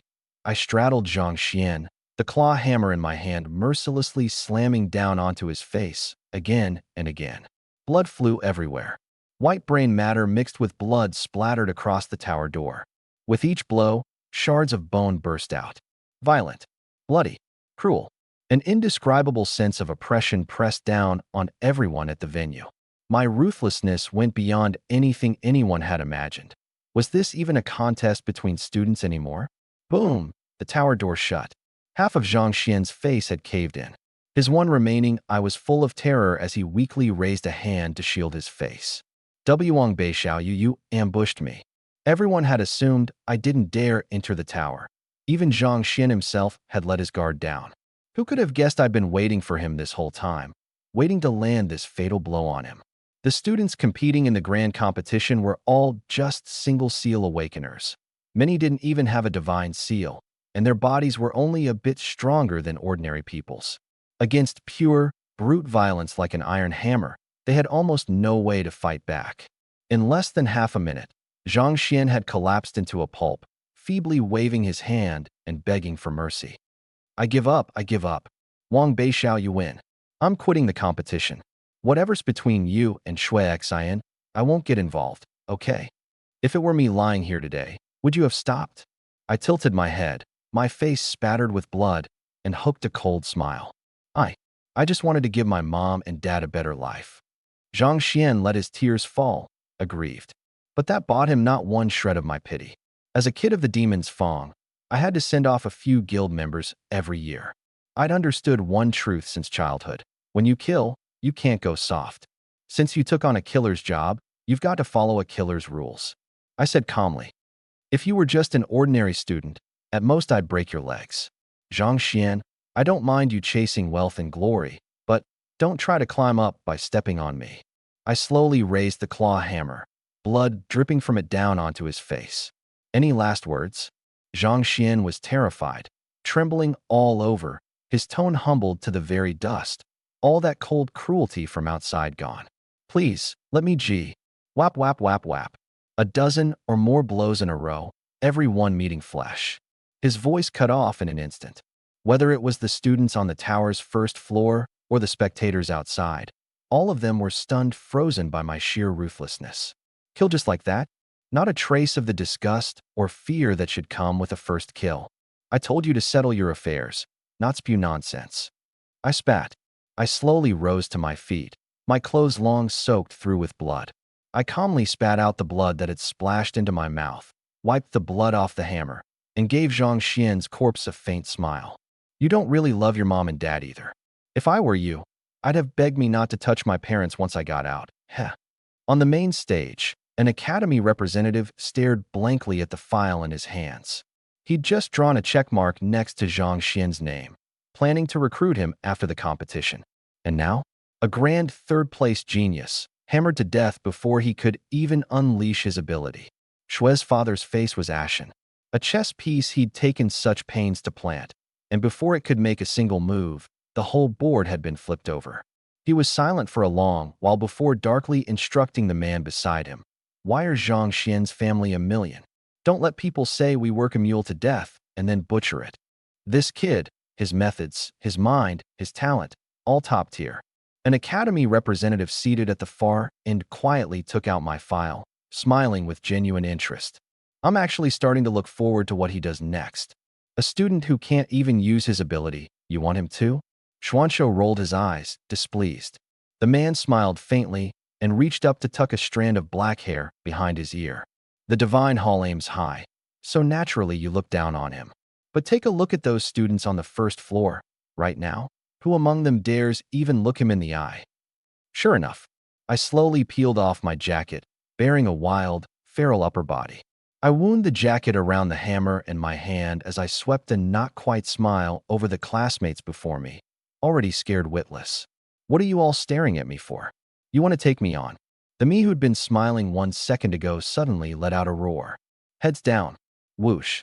Even though everyone knew I couldn't use my ability, not one of them dared step up to face me head-on. The ones who'd stayed on the first floor were the weaker students to begin with, and they'd spent their whole lives in school. When had they ever seen a scene like this? In an instant, every one of them lowered their heads in unison, clearing a path, no one daring to meet my eyes. Today I'm here for Shui Xin. My chest heaved violently, a red glow flickering deep in my eyes, killing intent all but bursting out. Everyone, if you're not ready to die, don't provoke me. I don't know my own strength when I strike, so thanks for cooperating. Hammer in hand, I strolled unhurriedly through the crowd. Without using a single bit of ability, I still stunned the whole floor into silence. The moment I pushed open the stone door to the second floor, an icy wind full of frost slammed into my face. I wiped my face and squinted. Well now, there wasn't a trace of the iron tower left. Before me stretched an endless snowfield. In the distance, a snow-capped mountain pierced the clouds, and at its peak hung a faintly glowing iron door. That was the way to the third floor. Let me first tell you what I was gambling on right now. That crowd outside was, at this moment, waiting to watch me die. On the main stage, Shui Xian's father couldn't even be bothered to keep an eye on his own son anymore. Both his eyeballs were glued to me on the big screen. That old geezer Xuanzhou stroked his beard and, with a smile that wasn't a smile, declared, "The wild beasts on the second floor are all top-grade F ranks. Going up there without a divine seal is just courting death. What a shame, such fine talent." The education department men, with their fawning smiles, each climbed the pole higher than the last. He beat Zhang Xian by ambush. That hardly counts as real skill. Students these days lack the vital energy, and without a divine seal to lean on, he'd best not go up to the second floor. Their gazes all swept toward my chief. The corners of their mouths turned up, as if they'd already seen me torn into 8 pieces by wild beasts. And my chief? He didn't so much as lift an eyelid. Head down, playing with his phone, he tossed out one lazy line. I raised the kid. I know what he's made of. Xuanzhou, unwilling to let it go, twisted the knife with a sarcastic barb. If Student Wang should fall in battle, out of respect for Chief Chu, the Divine Hall would be more than glad to perform his last rites. May he, in his next life, find the gods' protection. In their eyes, this wasn't Wang Beixiao overestimating himself anymore. This was suicide. Old Chu, tucked under a wool blanket, shot back leisurely. He's a kid of the demon. He doesn't believe in gods. And at this moment, out on the snowfield, I had no time for all those loose-lipped folks outside. At the foot of the snowy mountain lay several hundred students, scattered about. Some, in groups of 3 or 5, were hacking away at a big white worm that had burrowed up out of the snow. Others were already lying motionless in pools of blood. I sized up the only wild beast around, a snow worm, F rank, milky white all over. A full-grown one could be as thick as a bucket, and it loved to hide beneath the snow and ambush you. Its defense was average, but it made up for that in numbers and in appearing and vanishing without warning. In less than 10 minutes, I watched with my own eyes as a man was swallowed whole by one of the worms. He didn't even get to scream. And then 2 teams, over an uneven split of the inner cores, turned on each other on the spot, fighting harder than they had against the beasts. You see, human nature is a thing you can't hide once you hit a life-or-death moment.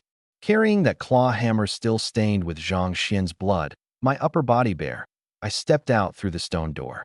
The voices at the entrance shouting to recruit teammates visibly shrank down a notch. B-rank talent leading the team.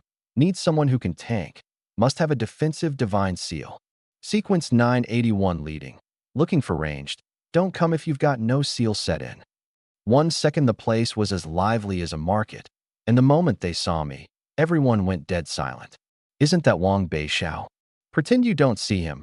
The kid's got no ability. He's dead weight if you bring him along. But turn him down and you might offend the demon's fawn. Don't look at him. Don't look at him. If he tries to join our team, that'll be awkward. A fat guy shouted to the person next to him. So loud it was like he was afraid I wouldn't hear. Our team's not taking anyone else for now. I gave a scornful little laugh. Did they really think I couldn't see through their petty little scheme? They were afraid I'd latch onto them. Whatever. Ever since I was little, carrying the label Kid of the Demon, who'd ever wanted anything to do with me? I was long used to it. I swept my gaze around and didn't spot Shui Xin. Made sense. With that show-off's temperament, he'd never hole up on the second floor scrambling with a pack of small fry over F-rank cores. 9 times out of 10, he'd already run up to the third floor. I lifted a foot to leave. Classmate, team up? A voice suddenly popped up behind me, crisp and with a bit of a tremor to it. I turned. It was a small girl in a baseball cap, wearing the gray uniform of the vocational school, gripping an aluminum baseball bat in her hand. Like me, she was all alone, with people around her pointing and snickering behind their hands. Let me explain something.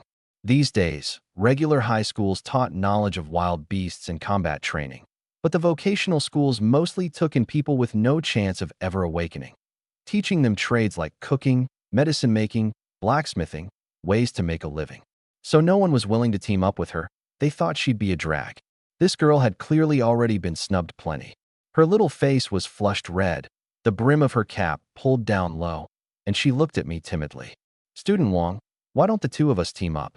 I have an ability. I've got no divine seal and no ability. I'm dead weight. I rolled my eyes.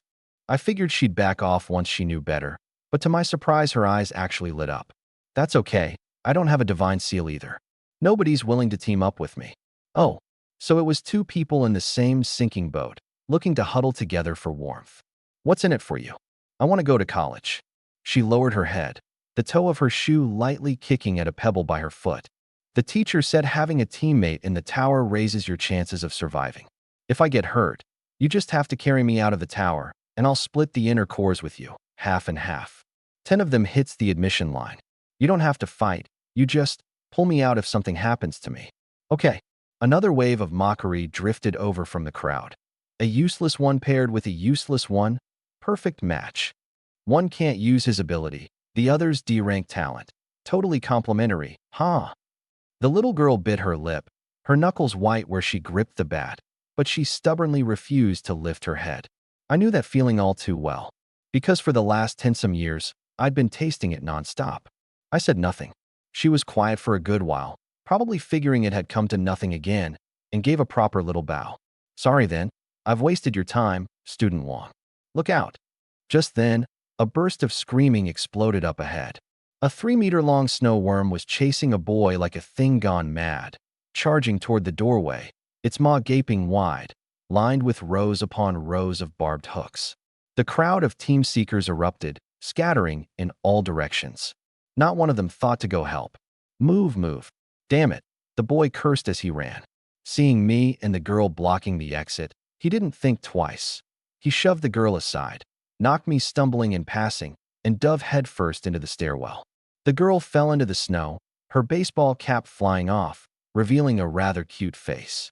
And that worm, having lost its target, flew into a rage and instantly locked onto the nearest prey, me. The snow suddenly exploded upward, the 3-meter worm body springing high into the air, its maw biting straight down at my head. Get down, quick! The girl lay flat on the ground, her face gone white, and shrieked. Out on that big screen, the worm's shadow swallowed my whole body. See, I told you the second floor was dangerous. Shui's father lifted his teacup. Xuanshou Warren, I knew it, expression, and sneered. The education department men's faces were full of gloating glee. Only my chief, cigarette dangling, didn't lift an eyelid. Inside the tower, that maw was less than half a meter from my head, a rank, fishy stench blasting across my face. I stared at it and silently murmured 2 words. Beast transformation. The divine seal between my brows lit up with a boom, blazing with golden light. My right arm crackled. Black fur pushed out from beneath the skin, spreading all the way up my arm. My finger joints swelled violently, 3-inch pitch-black claws sprouting from my fingertips, muscles bulging layer upon layer. My whole right arm instantly ballooned to twice its original thickness. I casually swung a slap at it, like swatting a mosquito. Slap. The 3-meter worm body burst apart in midair, green slime splattering out over 10 meters. A thumb-sized inner core popped out from the mangled flesh, rolled along, and came to a stop right in front of the girl. The entire second-floor entrance fell silent as a graveyard. Am I seeing things? One slap, and he smashed a wild beast to pieces? That kind of force. Even a 2-seal powerhouse couldn't do that, right? Didn't they say he had no divine seal? A thick sense of oppression settled over every single one of them. An F-rank wild beast they could barely take down as a team. I'd flattened it into pulp with a single slap. Outside, the teacup in Father Shue's hand hit the floor with a loud clatter. A single thought shot through his mind. What if that slap had landed on Shui Xian's face instead? God help them all. Xian Shou stared hard at the screen, his face draining from white to red, then finally settling on a shade so dark it was almost unbearable to look at. The verdict he'd just handed down, that Wang Beixiao could never possibly awaken, had just been shattered to pieces by my single slap. That was a public slap in the face for the entire Divine Hall. But the ones most shocked of all were that crew of uncles of mine. Old Chu's pupils shrank sharply as he leaned into the chairman's ear. The mark you gave him, wasn't it supposed to be red? That light just now, it was gold. Our chairman didn't say a word. His cigarette had burned all the way down to his fingers without him even noticing. It took a long while before he finally squeezed out a low murmur. Little bastard. Ran into some lucky break. A gold divine seal like that is worth more than the lives of everyone in our whole guild combined.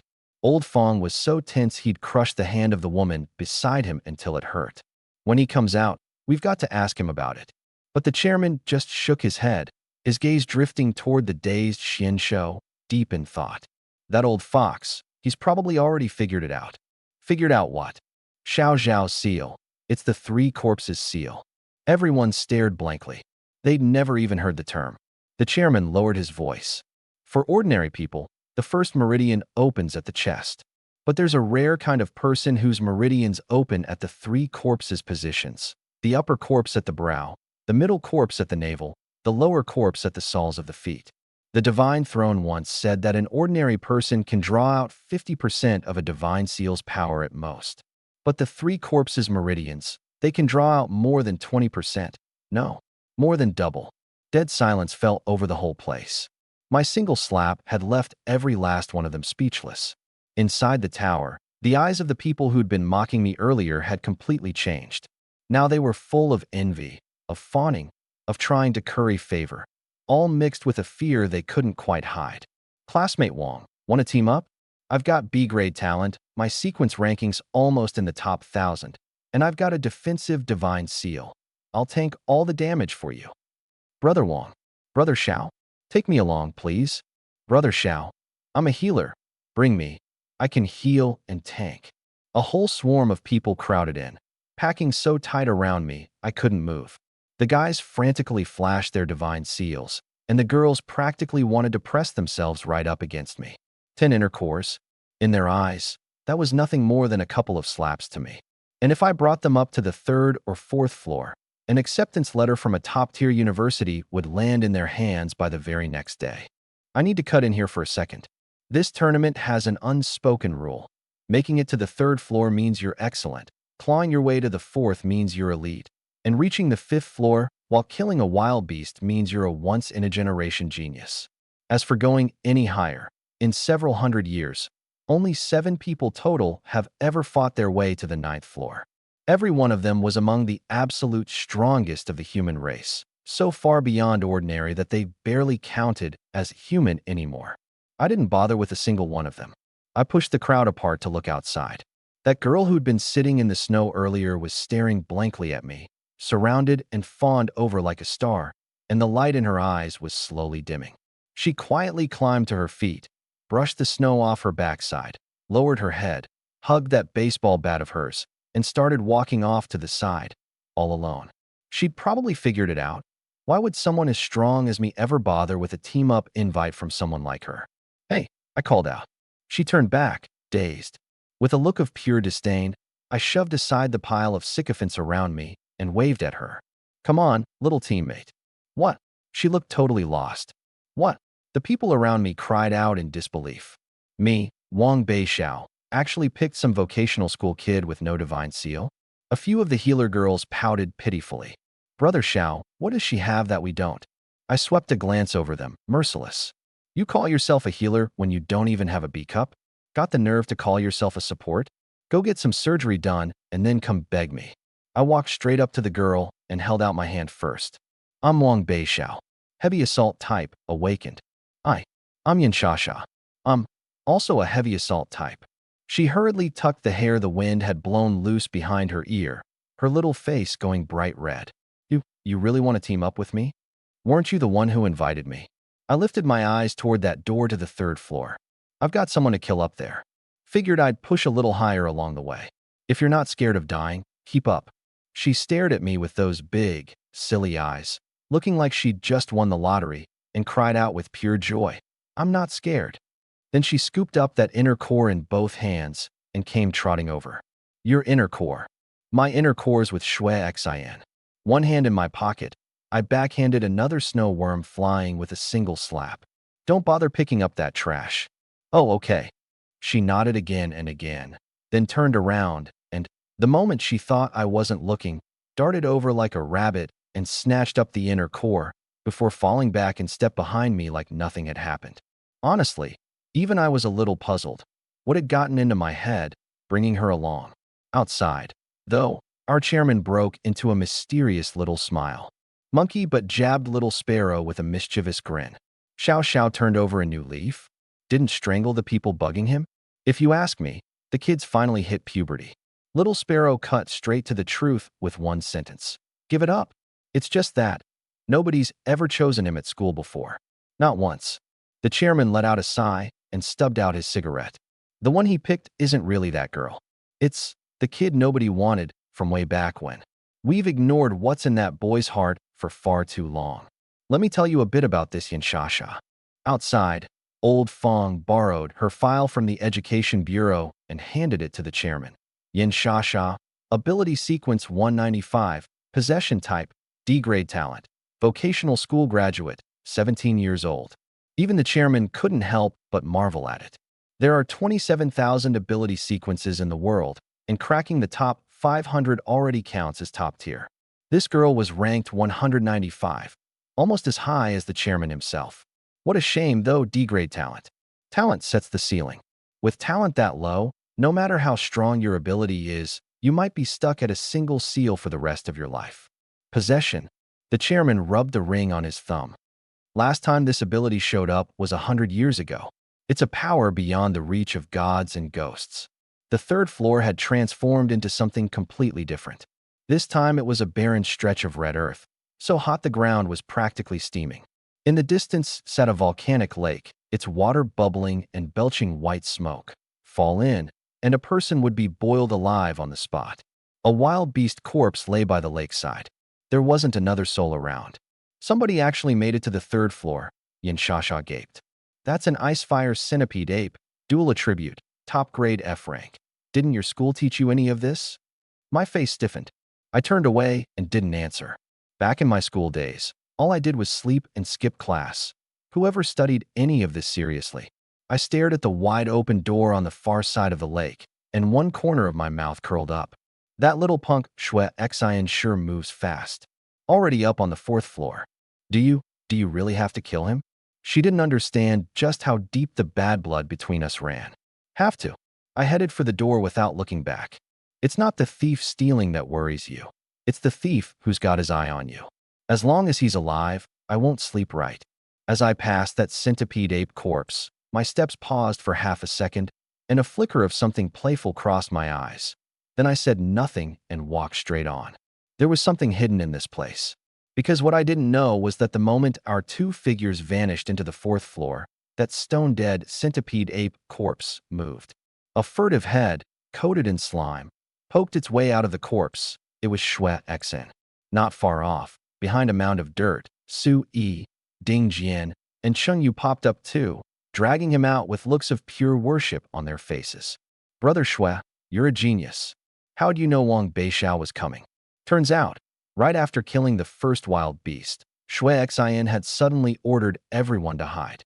The others were baffled, but out of trust, they'd done it anyway. No sooner had they hidden than I showed up. That move had left them absolutely stunned.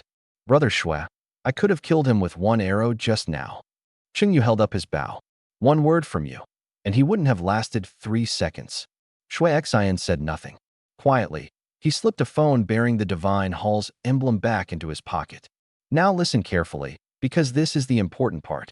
There's no signal at all inside the beast suppression tower. Yet Shui Xian's Divine Hall phone had a text lit up on its screen. Wang Beixiao is here. Avoid him. His strength is close to the second seal. Do not engage. That was Xian Shou on the outside, cheating and feeding him intel.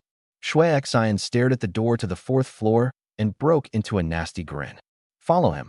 Let Wang Beixiao scout the path for us. The 3rd floor is his absolute limit. Go up to the 4th, and he's dead for sure. We hide in the shadows, watch for the wild beast's weaknesses, and when the moment's right, we stab him in the back. Once the wild beast and I had worn each other down, he'd finish me off with a single killing blow.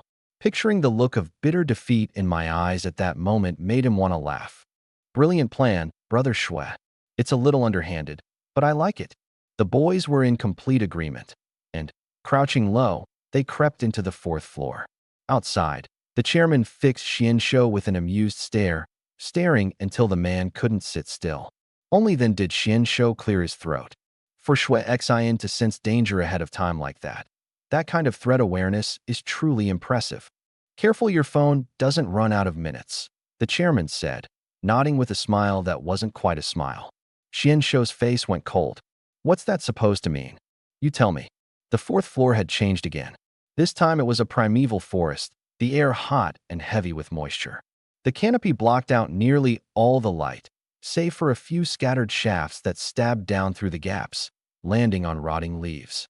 From somewhere far off came a dull, pounding impact, and a roar that made the ground tremble. Shui Xian led his 3 men crouching into the forest, his vertical pupils flashing bright as he ran his nightmare eyes at full power, sweeping over the surroundings and slowing everything down several times over. Let me tell you about this ability of his. The nightmare eyes, paired with the night vision divine seal that Xian Shou gave him, let him see through a wild beast's weaknesses and slow an opponent's movements down several times over. In plain terms, he was a born tactical commander. That crowd of university reps outside had circled his file all over long ago.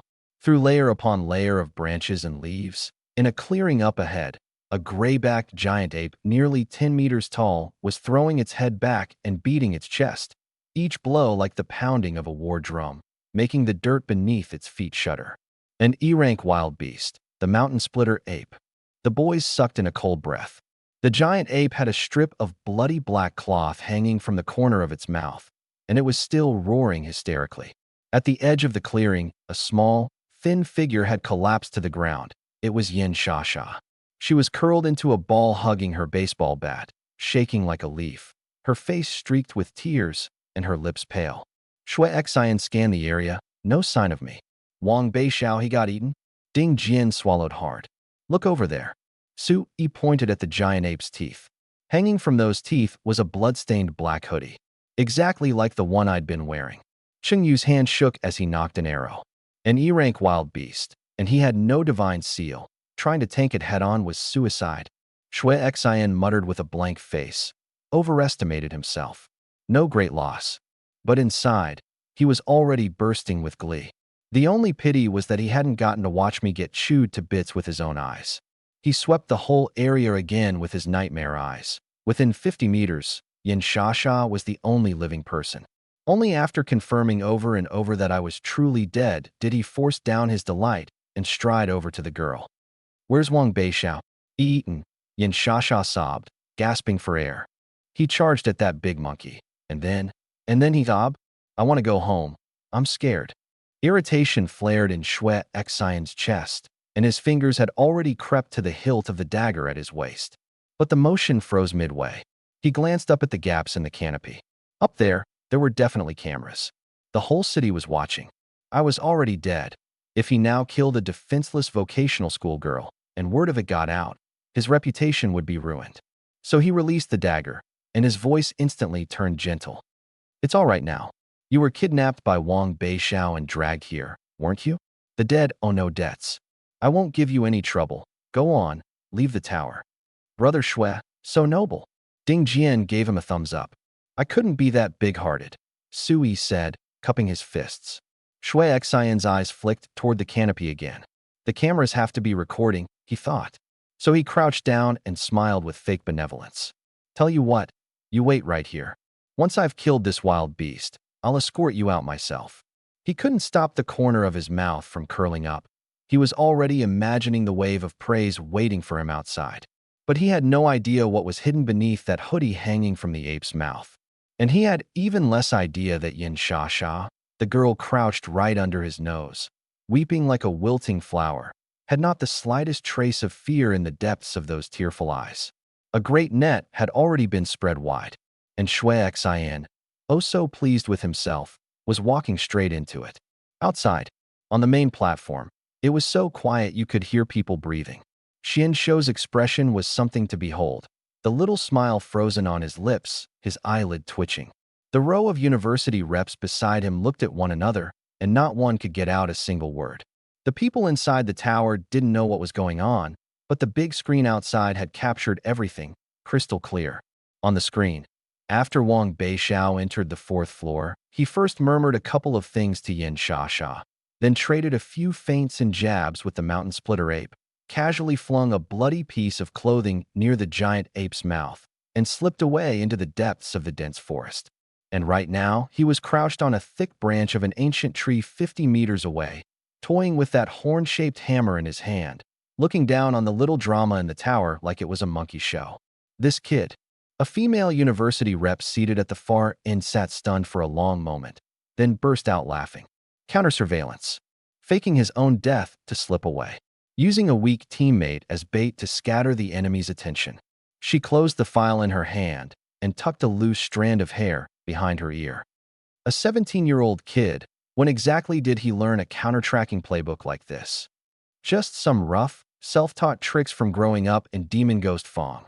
That's all, said a senior official from the Education Bureau with a dry chuckle. The woman didn't take his bait, only gave a look full of meaning. Rough, self-taught tricks? Shui Xian had received formal command training, and he hadn't even noticed he was being counter-tracked. And that counts as rough and self-taught? So when do you think he figured out Shui Xian was following him? That question left the whole place silent. Only then did everyone remember.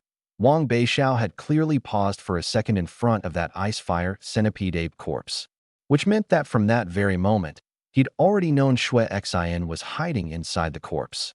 And yet he deliberately held back. That kind of patience, that depth of scheming, ran even deeper than Shui Xian's. Xian Shou's forehead was drenched in sweat. One hand had already crept quietly into his pocket and gripped his phone. He wanted to tip Shui Xian off, warn him that Wang Beishao was going to ambush him in the chaos. Just as his fingertip was about to unlock it. Clack! The chairman shot to his feet, murderous intent blazing in his eyes. Behind him, the 40-odd members of Demon Ghost Fong all took half a step forward in unison, and a wave of killing aura came bearing down on the spot. If you think that 4th seal of yours can take me, then go ahead, hit send. The chairman's voice wasn't loud, almost lazy, in fact. Whichever finger you use to send that message, that's the finger I'll cut off. Xian Shou's hand went stiff inside his pocket. If my kid gets stabbed in the back and dies in that tower. The chairman blew out a mouthful of smoke and let out a cold, careless sneer. Then every single one of you sitting here today, you're all going down into the grave with him. Old Chu patted his own severed leg with a genial smile. Demon Ghost Fong doesn't understand any of that, weighing the pros and cons business. That little brat's been calling me uncle for over 10 years. If he dies, I'll drag half the city down to fill his coffin. Old Chu slowly drew the pig-slaughtering knife from his waist, tapped the flat of the blade against his own bald head, and let out a heh-heh chuckle. Fair warning, this blade of mine is dull. Chopping people with it hurts. You like playing dirty? Then play with us. Old Fong wore a grin, but killing intent flashed in his eyes. This kind of behind-the-scenes trick, I'll take it on for the kid. The second that message goes out, it's war. Auntie Yu's palm gave a twitch, and a long sword slid out of her sleeve. I promise you won't make it out of this arena. Even the Divine Hall coming won't help. Demon Ghost Fong can't beat the Divine Hall, but cutting you down right in front of the Divine Hall's iron heel? That's enough for me. Don't believe me? Go ahead, make that call for backup right now. My boy, you see. The chairman flicked his ash away, stuffed both hands in his pockets, and walked step by step up to Xin Shou, lowering his voice into a smile. He can lose, but he can't die. If he dies, I'll drop everything else I've ever done and spend the rest of my damn life fighting the Divine Hall to the bitter end. You threatening me? The hand gripping the phone slowly, finally, loosened. The Divine Hall wasn't afraid of this pack of brutes, but Xin Shou himself was. Bang! The chairman's expression changed in an instant, and he acted without hesitation. One massive hand seized half of Xin Shou's face, and the long table beside them was smashed to splinters. His fifth seal cultivation erupted completely, his robes billowing though there was no wind, killing aura surging into the sky. You think I don't dare kill you? Nobody had ever imagined Demon Ghost Fong would actually dare to lay hands on someone from the Divine Hall. The chairman slowly tightened the hand gripping his opponent's cheek, bent down, and pressed his ferocious face right up to Xin Shou's ear. My kid, touch him and you die. If the Divine Throne himself came, I'd still draw my blade and cut him down. Understand? Several times Xin Shou tried to struggle to his feet, and each time he was pinned right back down.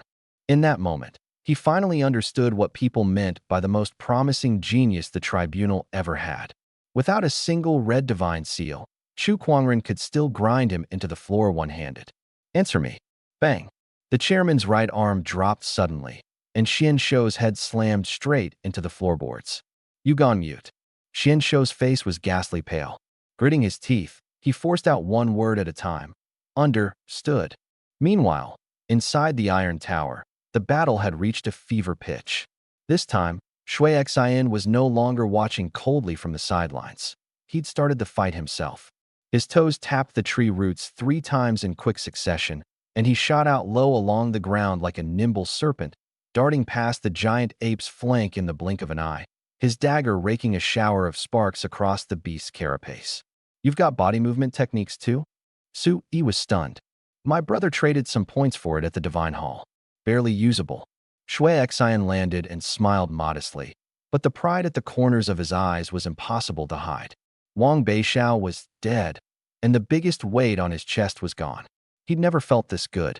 Every strike he made now carried a hint of showmanship, and the cameras outside knew their cues, keeping him in frame the whole time. Su Yi hit its left ribs. Ding Jian, hold the front. I'll circle around back. His commands were precise, the division of labor clean. Shui Xian's movement really was beautiful, changing direction every 3 steps, coming to a dead stop every 5. Paired with those night vision eyes that could slow the ape's movements down several times over, every strike was a spectacle. He always found the opening perfectly, dashed in for a slash, and drifted right back out.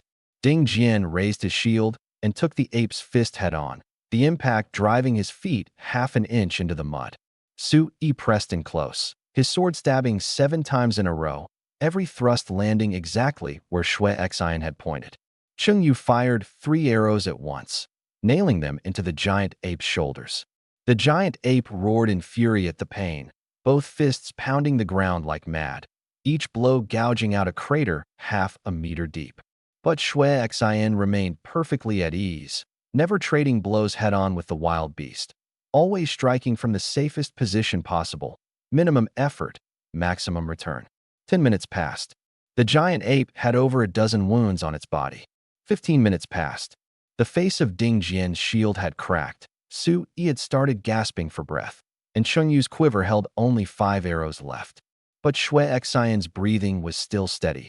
He even had the leisure to smooth back the bangs the wind had mussed. 20 minutes. Ding Jian's legs had begun to tremble. Su Yi's sword had slowed by half a beat, and Cheng Yu was already retrieving the arrows he'd fired. The corner of Shui Xian's mouth slowly curled upward. This was the moment he'd been waiting for. Once everyone's stamina was spent, he would deliver the final blow. And what the whole city would see was only Shui Xian cutting the beast's throat in a single stroke, turning the tide at the most critical moment. What a beautiful story. The inner core was secondary. Reputation was the greatest prize of all, because reputation was exactly what the Divine Hall valued most. Hold on, it's almost done for. Watching his teammates struggle in the bitter fight, Shui Xian cheered them on, gentle as an elder. Roar! Sure enough, the giant ape suddenly threw its head back and howled, both arms raised high, its chest beating, abruptly stopping.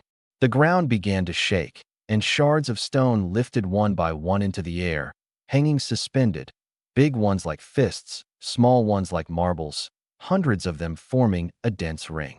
Look out! It's about to use its lifebound technique. Wrath of the Earth. Don't touch the ground, any of you. Shui Xian was the first into the air, his feet landing steady on a tree trunk. Boom! The giant ape's arms slammed down, the ground exploded, and a shockwave spread outward in a widening ring.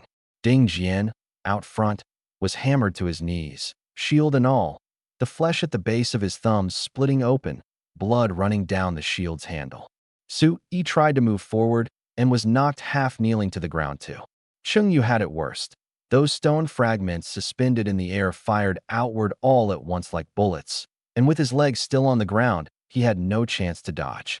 A dozen shards punched through his shoulder and thigh, and he crashed over screaming. Of everyone, only Shui Xian came through without a scratch. He stood on the tree trunk, a strange light on his face. The giant ape was already at the end of its rope, his teammates were gravely wounded, and his goal was achieved. Even if he couldn't make it to the 5th floor, it didn't matter. He was destined to be the brightest star of this tournament. The protagonist always makes his entrance last. Shui Xian gripped his dagger tight and crouched his body slightly. And all of this, I watched crystal clear from a tree 50 meters away. I toyed with the horn hammer in my hand and coldly watched this self-directed little play of his. Shui Xian leapt down, the eerie glow in his eyes suddenly seeping out into black mist as he brought his fingers, pressed together, slowly sweeping past his eyes. In the instant the giant ape's gaze met his, that ball of black mist actually bored its way into the beast's eye sockets. Nightmare eyes bind. The 10-meter behemoth froze with its arms raised high in midair, pupils dilated, expression vacant. It really had been dragged into an illusion. 3 seconds. That's plenty. Ecstasy spread across Shui Xian's face. He kicked off the ape's spine, borrowing the force to leap into the air, the tip of his dagger aimed straight at the beast's nape. He even struck a deliberately dashing pose. The whole city was watching, the university reps were watching, and old Xian was watching too. He felt utterly wrapped in bliss. With this one strike, he'd be the undisputed #1 of this year's tournament. Just as it was about to work out. The horn hammer had already flown from my hand, like a shooting star bursting out of nowhere. Clang! The hammer struck square against his blade. The terrifying force split the flesh at the base of Shui Xian's thumbs in an instant. The dagger flew from his grip, and the recoil sent him tumbling backward. The look of certain victory on his face froze solid. Holy! The crowd outside erupted. Father Shui shot to his feet, the teacup in his hand crushed to bits. Xianshou's pupils contracted violently. So underhanded. And over on Demon Ghost Fong's side, the 40-odd members burst out laughing in unison, old Chu with a cigarette in his mouth banging his wheelchair clack-clack. The chairman raised an eyebrow. That's my kid. Everyone knew I'd ambush him. But nobody imagined I'd time it this perfectly. Inside the tower, Shui Xian steadied himself and looked toward the source of the sound in disbelief. From the depths of the dense forest, bare-chested, I slowly rose to my feet on the canopy, one hand in my pocket, a cigarette dangling from the corner of my mouth, looking down on him from above. How's it feel to get cut off halfway through showing off? I drawled lazily, like watching a dirty movie halfway through when your mom suddenly walks in to check your homework. Shui Xian's face went through waves of green and white, his teeth grinding audibly. He simply couldn't fathom how I wasn't dead, and Yin Shasha had long since vanished. Even an idiot could see this had all been a setup. But there was one thing he couldn't puzzle out no matter how hard he tried. When exactly had I discovered he was tailing me? Impossible. Don't tell me. Tell it. I shrugged and, with mocking amusement, pointed behind him. Roar! 3 seconds were up. The giant ape woke from the illusion, its pupils full of rage. You have to understand, illusions work on humans, but on wild beasts, creatures with virtually no intelligence, they can only hardlock them for a few seconds at most. The moment the giant ape broke free, its eyes locked instantly onto the closest target, Shue Xan. A pungent, bloody wind rushed at his face. The giant ape's right fist came down wrapped in force enough to shatter anything, and even the air was crushed into a thunderclap. Brother Shue, dodge. It's the life-bound technique. Ding Jian screamed hoarsely, but Shue Xian couldn't dodge at all. He froze on the spot. Using his teammates to wear down the ape had been a gamble from the start, a bet that he'd land the final one-shot kill. Now he'd lost the bet. With no teammate support, tanking an F-rank wild beast on his own would, at best, cost him a layer of skin, if it didn't kill him outright. And this ape had already gone completely berserk. Father Shue felt all the blood in his body run cold. He staggered and collapsed to the ground. At that split second, a vicious light flashed in Shue Xian's eyes. He whirled around, grabbed Su Yi, who had just climbed to his feet, by the collar, and without a shred of mercy yanked him around in front of himself. That scene left everyone, inside and out, dumbstruck. Using a teammate as a human shield? That's the kind of thing you can do, but never let anyone see. So many eyes were watching. Once word got out, the Divine Hall would never want a man like that. Who would ever dare trust him again? Bang! Blood sprayed. Warm blood drenched Shue Xian from head to toe. Half of Su Yi's body was smashed into pulp, and even in death he kept that expression of pure disbelief, that the captain who never took credit, who was always so gentle and refined toward his teammates, had actually sold him out. Wang, Bei, Xiao. Shue Xian let out a piercing wail. He knew that what that blow had shattered wasn't Su Yi, it was his entire future. No school would take in a student who'd sold out his own teammate in front of everyone. No guild would. And that crowd of germaphobes at the Divine Hall, obsessed with a spotless reputation? Least of all, this kind of thing, done in the shadows, Xian Shou could turn a blind eye. But done in front of the entire city, Xian Shou silently met Father Shue's despairing gaze, gave a flick of his sleeve, and walked off without looking back. Crushed one-handed by the chairman, he'd already lost all authority. And now the Shue Xian he'd been counting on had pulled a treacherous stunt like this. What face did he have left to stay? Leaving already? As they passed each other, the chairman turned his head and gave a mocking smile. Won't you stay for dinner? Xian Shou's face was grim as he lowered his voice. Don't get too pleased with yourself. You really have no idea whose divine seal you snatched, do you? Heh, you'd better pray for your own good fortune. Wang Beixiao, you damn well set me up. Shue Xian turned back, only to find that Ding Jian and Cheng Yu were already a dozen meters away, their eyes full of wariness and rage. Did you find me out from the very beginning? He couldn't figure it out. When on earth had I caught on? Let me tell you a little secret. I spoke calmly. After an ice-fire centipede ape dies, its corpse always ends up flipped belly up. But the one you hid inside was lying face down on the ground. That's the kind of knowledge only people who've hunted wild beasts for years would know. And wouldn't you know it, that's exactly what Demon Ghost Fong does for a living. I grew up hearing this stuff like it was bedtime stories. So you knew all along I was hiding in the corpse? Then why didn't you make a move back then? Shue Xian completely broke down. Because if he'd struck on the third floor, him plus his 3 teammates, he'd have had at least a 70% chance of killing me. Because you covered your head but left your ass hanging out. I pointed at Cheng Yu, breezy as anything. He was hiding behind that dirt mound, but his arrowhead was sticking out. The moment I said it, the crowd outside erupted all over again. I didn't have the audience's God's eye view, and I never even stopped walking. Just a single rushed glance, and I'd spotted the ambush? Just how sky-high did that level of vigilance have to be? How were you sure it was me inside? Even as he dodged the giant ape, Shue Xian pressed on, unwilling to let it go. I wasn't sure. I spread my hands. But the guild taught me from a young age. Out in the world, treat every stranger as an enemy. Whether or not it was you inside that corpse, I had to keep an extra eye open. What normal student could stand a wild beast's rotten stench enough to crawl inside its corpse? That's about as subtle as a sign that says, no treasure buried here. I paused. If you'd been able to hold your nerve and come in 10 minutes later, I'd have soloed this monkey. Too bad, you're going to die. Ding Jian. Qingyu, help me kill him, and I'll guarantee you both a spot in the divine hall. Cornered with nowhere to run, Shui Xian pinned his last hope on his teammates. But that scene from moments ago had already destroyed his credibility. Ding Jian didn't even think about it. He turned on his heel and headed for the third floor, flinging his share of the inner cores to the ground, disgust written all over his face. Teaming up with you was the worst decision of my whole life. Sorry, I'd honestly rather see you die right here. Qingyu shot him a glance and walked off without looking back. This is all your fault. You did this to me.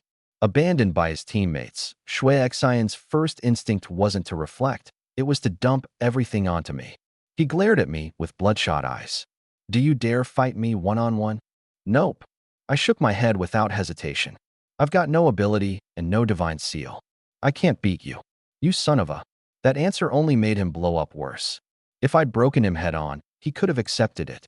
But the fact that I was clearly weaker than him, and yet I'd schemed him into being abandoned by everyone he had, that was what shattered him. At that moment, his night vision eyes caught a pair of furtive eyes behind a tree trunk to the rear. It was Yin Xia, that defenseless girl. By now, Shui Xian no longer cared about morals. He suddenly bolted in that direction. Even I hadn't seen this coming. My face changed abruptly. Didn't I tell you to wait for me on the third floor? I was worried about you. Yin Xia timidly peeked out from behind the tree. Get the hell out of the way. Watching Shui Xian's demonic claws reach for that fragile girl, I threw myself down from the tree and lunged toward her with everything I had. Haha, Wang Beixiao. You've ruined me, so I won't let you off easy either. Blinded by rage, Shui Xian yanked the girl out from behind the tree and shoved her straight toward the roaring, charging ape. He was certain I wouldn't risk being smashed to death by the giant ape's fist to save someone. He wanted to show everyone. Human nature is selfish by design, so none of this was really his fault. Yin Xia froze in place, her face white as chalk, as that fist, bigger than her own head, was about to come crashing down. Without a divine seal, there was no way she could survive that blow. Despicable. Utterly despicable. This is the genius your second high is so proud of?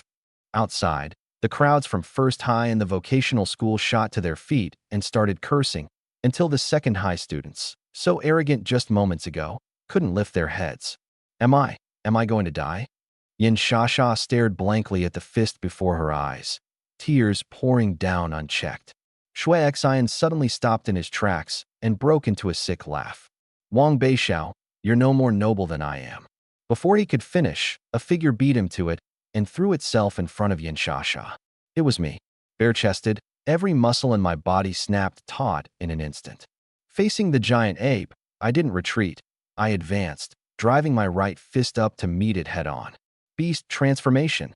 Black fur erupted visibly along my right arm, swelling until it was nearly as thick as the giant ape's own limb. Boom. The two fists collided, the ground caved in instantly, and the blast of air sent Yin Xia flying. Several large trees around us were bent and toppled by the sheer force of the punch. My heels carved a trench a dozen meters long into the earth, but I didn't give up half a step of ground. How is that possible? A single seal awakener. How could he possibly catch an E-rank wild beast's fist head-on? The whole place went wild. The students who'd been rooting for Shui Xian flipped to my side one after another. That single punch nailed Shui Xian to second high's pillar of shame.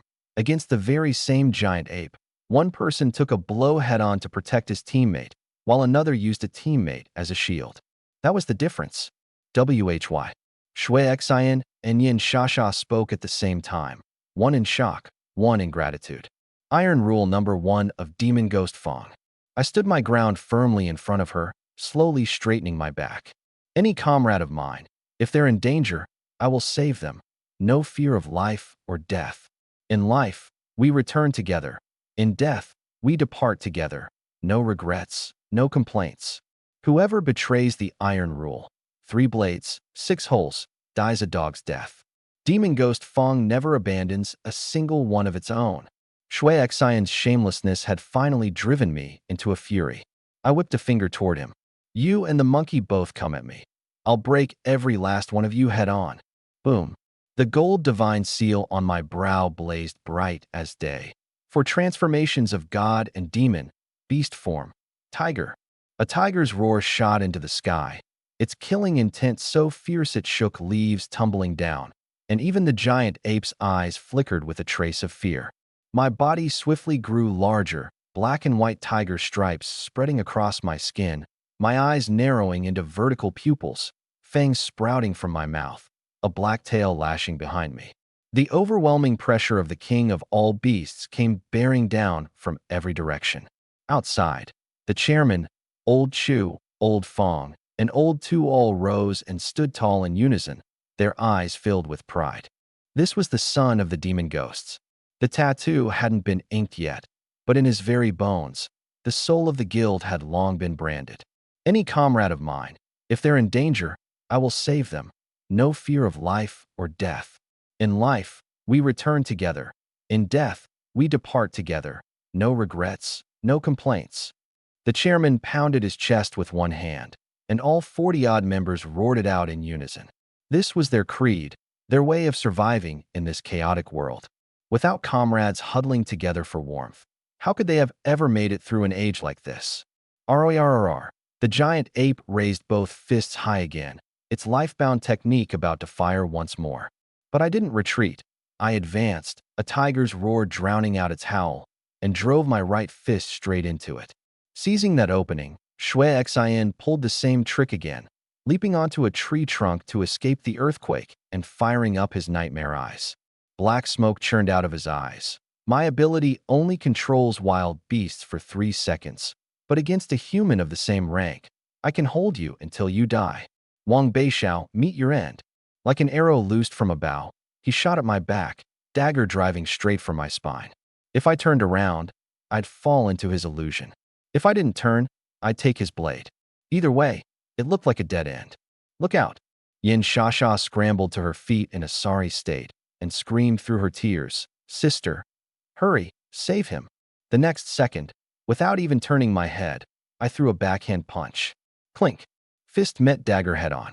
The blade shattered inch by inch, and Shui Xian took the full force of the punch, flung backward a dozen meters until he crashed into a tree and stopped, a mouthful of blood spraying out. Couldn't even survive one punch. And I hadn't even turned my head. Honestly, that punch startled even me. It was the first time I'd struck someone at full power after having a divine seal set into me, and I really hadn't expected him to be so fragile.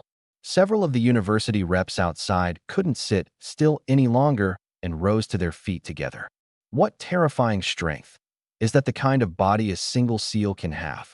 That student, my military academy, is claiming him. Within 3 years, I'll make him unbeatable below the 3rd seal. Come to my Sea God Academy, 1 year, and I'll get you all 3 seals in blue. The reps clashed with one another on the spot. That's not right. Old Tu frowned. Xiao Xiao trained his body under me for a few years. He was never this strong. Did the kid dope up on something? The divine seal, the chairman said, drawing a deep drag on his cigarette.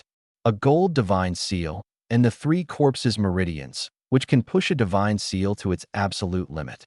The Xiao Xiao we're seeing now could hold his own even against a 2nd seal. He tilted his head up proudly. If he wanted to, there aren't many students in this whole tournament who could take a single one of his punches. Inside the tower, I fought fiercer and fiercer. I hoisted up the giant ape's massive body and, like a bulldozer, plowed straight through more than a dozen trees, smashing them to pieces. The wild beast, already at the end of its rope, let out a mournful, agonized wail. On the other side, Shui Xian was scared out of his wits. His illusion only worked at close range with direct eye contact, but he genuinely didn't dare take another one of my punches. In his desperation, he turned his gaze toward Yin Shasha again. That girl was clearly my weak spot. Only this time, Yin Shasha didn't cry out for help. She gripped the baseball bat tight and drew a deep breath. You think someone like you can fight back? Come here. I don't want to keep dragging everyone down. Ability, possession, sister. In the instant before Shui Xian could grab her, Yin Shasha screamed toward the sky. Boom. A pillar of crimson light descended from the heavens, its mighty aura freezing Shui Xian in his tracks at once. The girl before him no longer had a trace of weakness. Those big, innocent eyes had turned colder than even mine. Her long hair whipped wildly. Her face hadn't changed, but the whole person seemed to have swapped souls. She gave her bat a light, one-handed swing, crack, and a towering tree beside her was severed clean in half by the sheer force of the blow. Useless thing, why don't you just go die?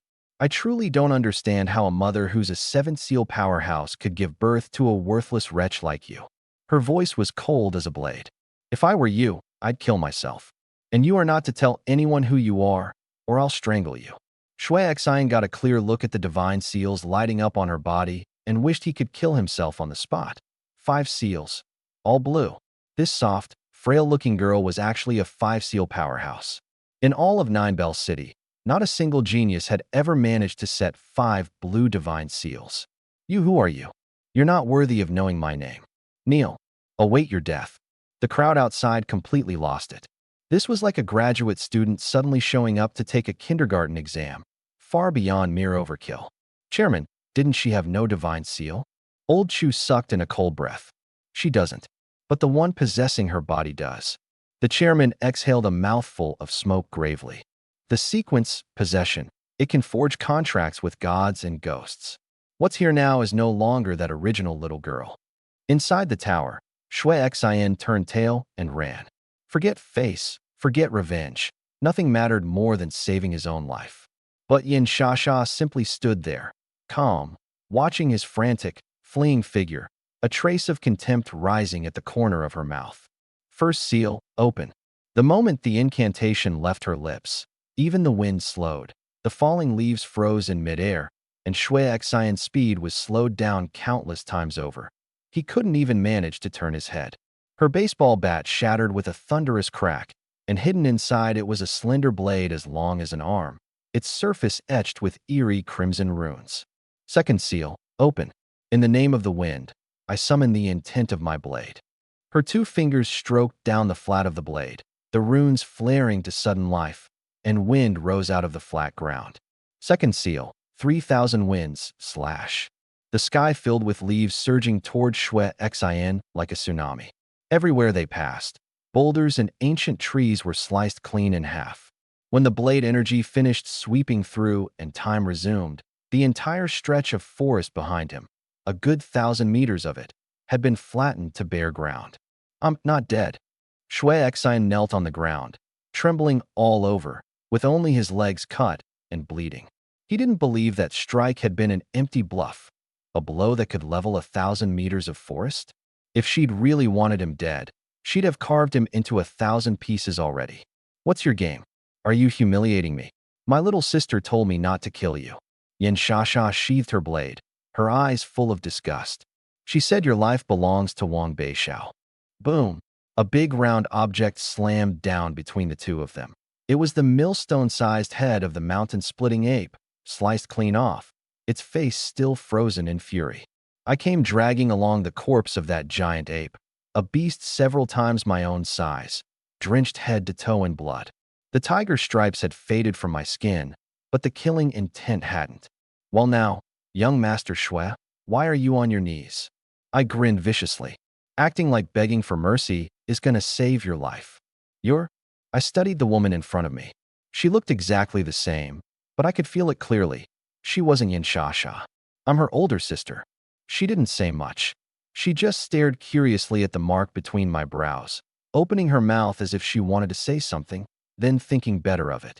Then, with a flick of her right hand, that slender blade shot out and stuck in the ground beside my foot. Her meaning was plain enough. She wanted me to kill Shui Xian. I don't do blades. I flashed a wide grin, picked my ram's horn hammer up off the ground, and gave it a little wave. This thing suits me better. Suit yourself. She waved her hand impatiently. I really don't get it. A genius with the 3 corpses seal, teaming up with a piece of trash like my little sister. With that she closed her eyes, and the red drained from her hair, returning it to a soft black. When she opened them again, they were those same wide, innocent eyes. Wang, are you okay? I'm fine. Your sister's got quite the attitude. I chuckled and waved a hand. Close your eyes. Oh. She obediently covered her eyes with both hands. But Shui Xian's face went pale in an instant. Yin Shasha didn't understand, but he did. This meant I was about to kill. And sure enough, I hefted the little hammer, a savage, beast-like glint bursting from my eyes, and started walking toward him step by step. His legs were injured, so all he could do was crawl backward. Wang Bei Xiao, no, Brother Xiao, my father's a councilman. Killing me will bring you serious trouble.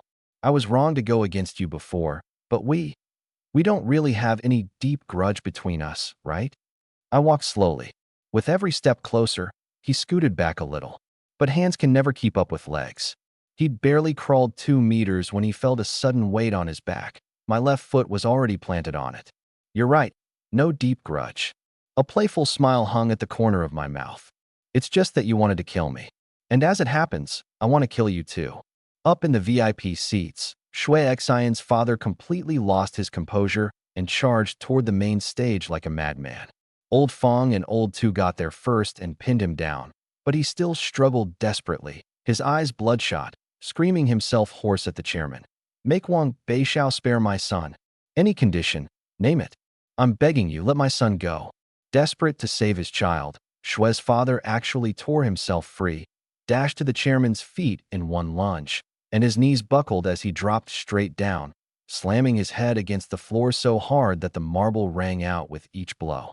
Chairman Shu, the Shui family surrenders. Let my son go, and anything's on the table. Money? I'll buy my son's life with money. Will that work? His forehead was bruised red, not a trace left of the shrewd, calculating composure he'd had before. In this moment, he was just a father with nowhere left to turn. A child untaught is the father's fault. It's all my fault. Chairman Shu, let me die in my son's place. Will that do? For God's sake, say something. By the end, he was weeping uncontrollably, both arms clamped tight around the chairman's leg. No one present was unmoved. This one kneeling shattered the dignity the Shui family had built up over decades. This one kneeling ended Shui's father's political career. This one kneeling laid bare the despair of a father. Just spare my son, and I'll take my own life right now. Chairman Shu, hurry, say yes. He stared anxiously at the hammer I held raised high on the screen, his face white as paper. I'm sorry. The chairman shook his head helplessly, looking at this powerful man. A man who could cause an earthquake just by stamping his foot in Nine Bells City, with something almost like sympathy. Maybe I misjudged you. You've got more heart than I thought. But I can't reach my boy. It was true. Other than Xianshou, no one could contact the people inside the tower. Unfortunately, Xianshou had left long ago. Shui's father looked as though he'd been struck by lightning, murky tears rolling down. He didn't do anything wrong. He's still just a kid. Doesn't matter. The chairman's voice was very calm. I have to let everyone know that the children of my family aren't to be messed with. That way, when us old-timers are gone, no one will dare bully him. Shui Xian just had bad luck, and he ran into it. He gripped Shui's father by the shoulder and pulled him to his feet. As a father, I understand you. From now on, you're welcome to come get your revenge on us. I'll take it all. But your son dies today. Ah. A cry of horror rose from the spectators' stands, and parents rushed to cover their children's eyes. In an instant, Shui's father seemed to age a dozen years. He turned around, trembling, just in time to see my hammer come down on Shui Xian's head. Inside the tower, Shui Xian, blood spurting from his forehead, could no longer make out a word I was saying. He stared fixedly at that faraway door, a fierce will to survive driving him to crawl forward at any cost, his fingers dragging bloody streaks across the ground, not daring to stop. My dad's a councilman, you can't kill me. Every student in the school is scared of me. Why the hell aren't you? All I wanted was for you to lower your head just once, to back down just a little in front of me. Why does everyone kiss up to me except you? Why do you insist on going against me? He screamed, unwilling to accept it even as he crawled. Watching him, I suddenly understood a little. This kid was born with a silver spoon in his mouth, and his whole life had been smooth sailing. His future was paved by his father long ago. From childhood, he'd been the one everyone envied. A family background ordinary people couldn't touch in a lifetime. A doting father, an older brother who was Nine Bells City's greatest genius in a century. Everyone told him, you are the main character of this world. And yet, I refused to bow to him. I've studied the art of commanding people since I was a kid. Why won't you just submit to me? I could have been a wise and capable ruler. It's you, it's all your fault. His eyes were bloodshot as he roared like a lunatic. Sorry. I calmly shook my head. The chairman never taught me to submit, and he never taught me how to kneel. Your world is kneeling and submission. My world is standing to live or standing to die. Chu the madman, old Chu, old Fong. Which of them hadn't once had a bright future? If they'd been willing to flatter the powerful, if their spines had been just a little softer, they never would have ended up as beast hunters spending their days grappling with wild monsters. But they'd rather drink cheap liquor and smoke rough tobacco than bow their heads. And the children they raised, how could they ever bend before the rich and powerful? I slowly raised my hammer. The demon Fong doesn't go looking for trouble, but it doesn't fear trouble either. Leave me alone, and I'll leave you alone. But cross me, and I'll cut off your line and end your whole bloodline. Boom! The ram's horn hammer crashed down, the ground shuddering like an earthquake. Shui Xian's left arm was smashed clean off. He couldn't crawl anymore, tears and snot pooling on the ground. My brother is a disciple of the Divine Hall. He'll avenge me. Then I'll wait for him. I looked calmly into his eyes. You're my first real opponent. Don't beg. Go out with a little dignity. Boom! The third hammer fell. Shui Xian coughed up a mouthful of black blood. A huge crater caved into his chest. That blow actually knocked him back to his senses. Knowing his death was certain, he stopped begging. He gave a bitter little laugh and coughed lightly. I'll wait for you down below. Let's see who gets there first, me or your brother. I raised the fourth hammer, my arm shifting into its beast form again. Cough, cough. Shui Xian had accepted his fate. Right before the end, he fumbled a pack of cigarettes from his pocket with trembling hands, flicked the lighters several times, and couldn't get it to light. To my own surprise, I found myself reaching out to light it for him. You remember? He took a light drag and broke into a violent coughing fit, blood pouring out unstoppably. The first time we met, I offered you a cigarette, and you tossed it aside without a second thought. You were the first person who ever dared to refuse me. That's why I set my sights on you. Maybe it's true that a dying man speaks kindly. If it weren't for that one cigarette, the two of us might never have crossed paths at all. I'd had a fight with the chairman that day. I was in a bad mood, I said. Both of us read the shock in the other's eyes. You're that petty? I thought you looked down on me. Ha ha ha. The two of us laughed until we couldn't straighten up. One cigarette, and it cost a life. Ridiculous, isn't it? But to certain people, the dignity of those on top is simply not to be challenged. This is such bullshit, Shui Xian muttered, mocking himself, then slowly closed his eyes. Bang! Blood sprayed several meters into the air. Outside, Shui's father seemed to have every last ounce of strength drained from him, and he collapsed flat onto the ground.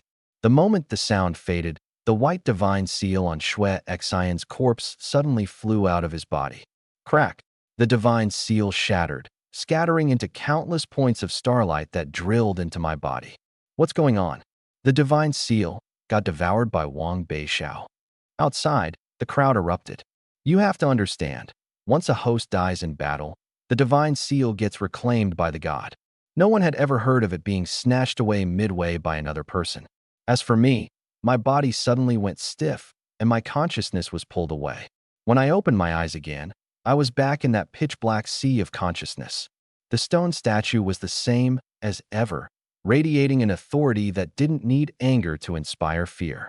But this time, before the statue stood a divine phantom hundreds of yards tall, roaring at me in fury. You would devour a god? Do you not fear the wrath of heaven? My whole body shook, even my breathing trembled.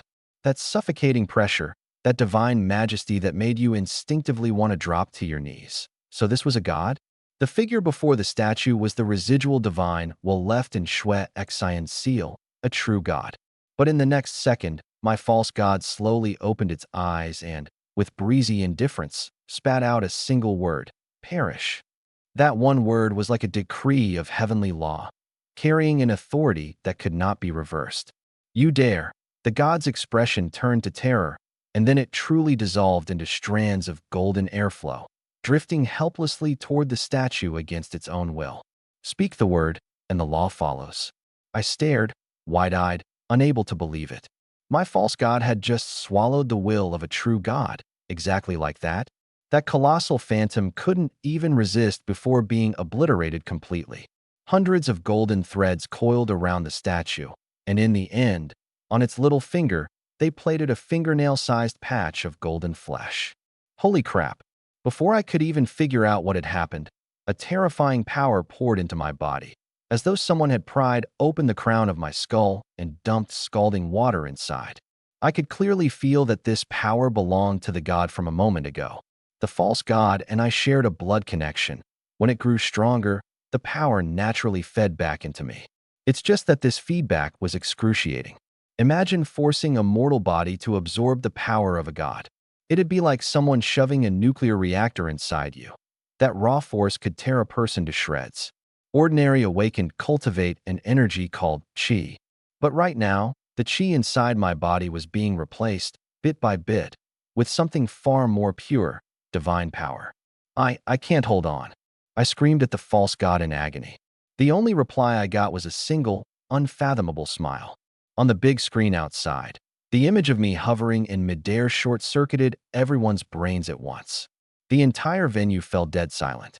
Even the representatives from the elite academies, experts in cultivation, had never seen such a bizarre scene. He broke through. A disbelieving voice broke the silence. Holy crap, Wang Beixiao broke through. Impossible. How many days has he even been awakened? In the 400 years since the Great Change, who's ever recorded someone breaking the second seal in under a week of awakening? Is an SSS grade talent really this terrifying? Ordinary people grind at that bottleneck for 2 or 3 years, and he just skipped right past it. Up on the main stage, the Academy representative's eyes shifted from watchful curiosity to naked greed. An SSS grade talent, a golden divine seal, the 3 corpses aperture, breaking the second seal within a week of awakening. Any one of these alone would be enough to make the various factions fight to the death, and now all 4 were stacked on top of a single 17-year-old boy. It wouldn't be long before the Dragon God Guild, the major official organizations, even the Divine Hall itself, all came knocking to snatch him up. And once those giants entered the field, the academies would lose their chance for good.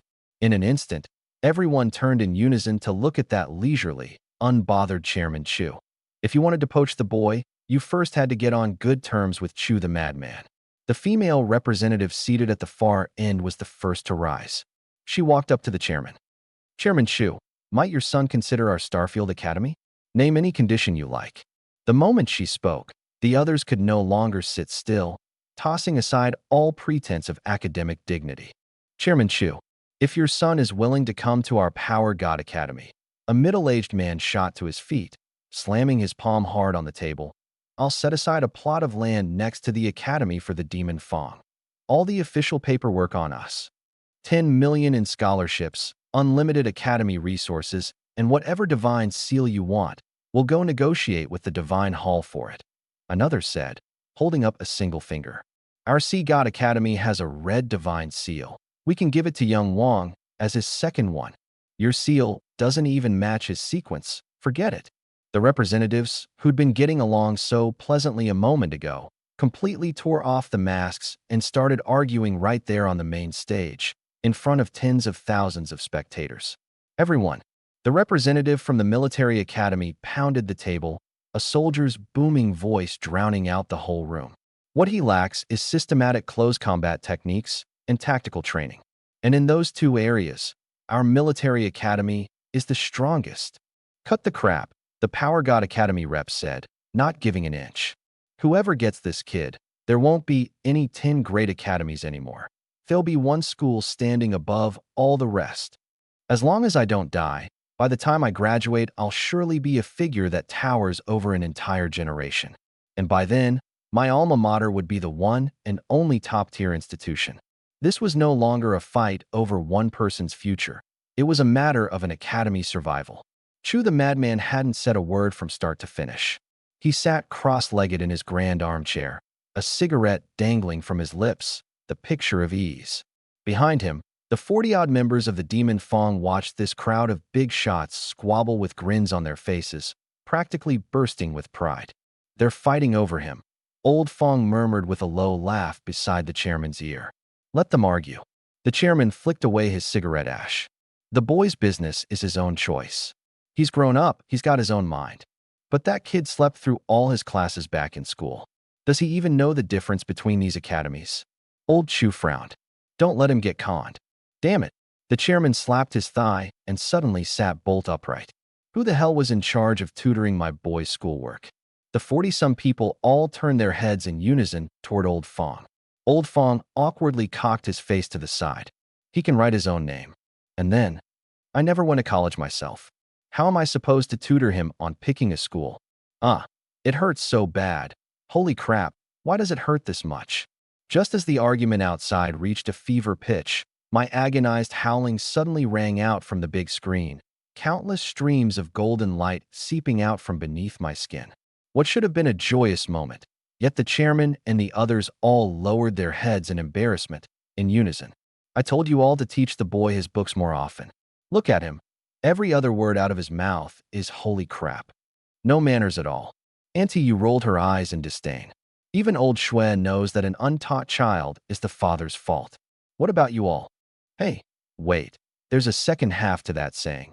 A poorly disciplined student is the teacher's laziness. Old Chu's eyes rolled, and he suddenly turned toward the number 2 high school officials beside him, who were equally lost in their own ecstasy.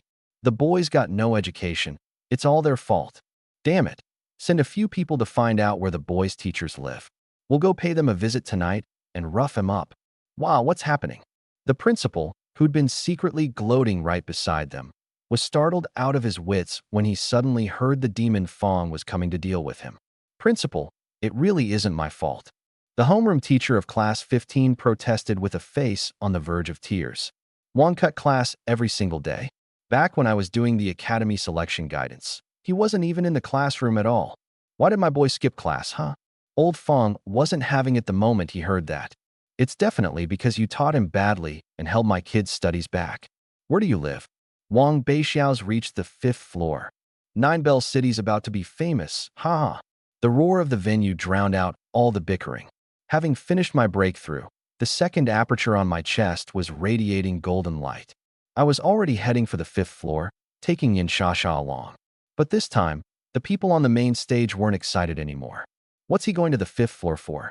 With that kind of talent, he should just play it safe and build up steadily. Why take the risk? He hasn't even set his second divine seal yet. What's he being so reckless for? By now, the academy representatives no longer cared how far up I could climb. All they prayed for was that I'd come out safe and sound. But what they didn't know was that ever since the false god swallowed that god's will, everything had changed. Now I could share divine perception with the false god. The reason I still wanted to keep climbing was because I'd sensed a divine seal on the very top floor, a seal that had even the false god stirring restlessly. Wang, are you sure you want to keep going? Yin Shasha had shrunk back into that timid version of herself again, clutching her long blade and asking worriedly. There might be danger up there. Since we've come this far, I want to see how high I can climb. I forced out a smile. Even though our team up had been last minute, she hadn't run off once during the whole life or death fight. Just for that, my whole view of her had changed. This inner core is enough for you to complete the tournament, and it gives you a shot at a top-tier academy. I picked up the giant ape's inner core and placed it in her palm. Head back first and hide it well. If someone tries to take it, don't fight them for it. Just wait for me to come out, and I'll stand up for you. If only I were as strong as my sister, I could help you. She lowered her head in shame, gripping the inner core and murmuring, "You've already helped me plenty." I waved a hand at her, my back turned. One day, you'll surpass her. Golden sunlight fell across my back, stretching my shadow out long. Yin Shasha stood frozen in place, a flicker of struggle crossing her eyes. Rejected since childhood, put down by her sister, mocked by others, she'd long since grown used to being looked down on. And I was the first person to ever affirm her.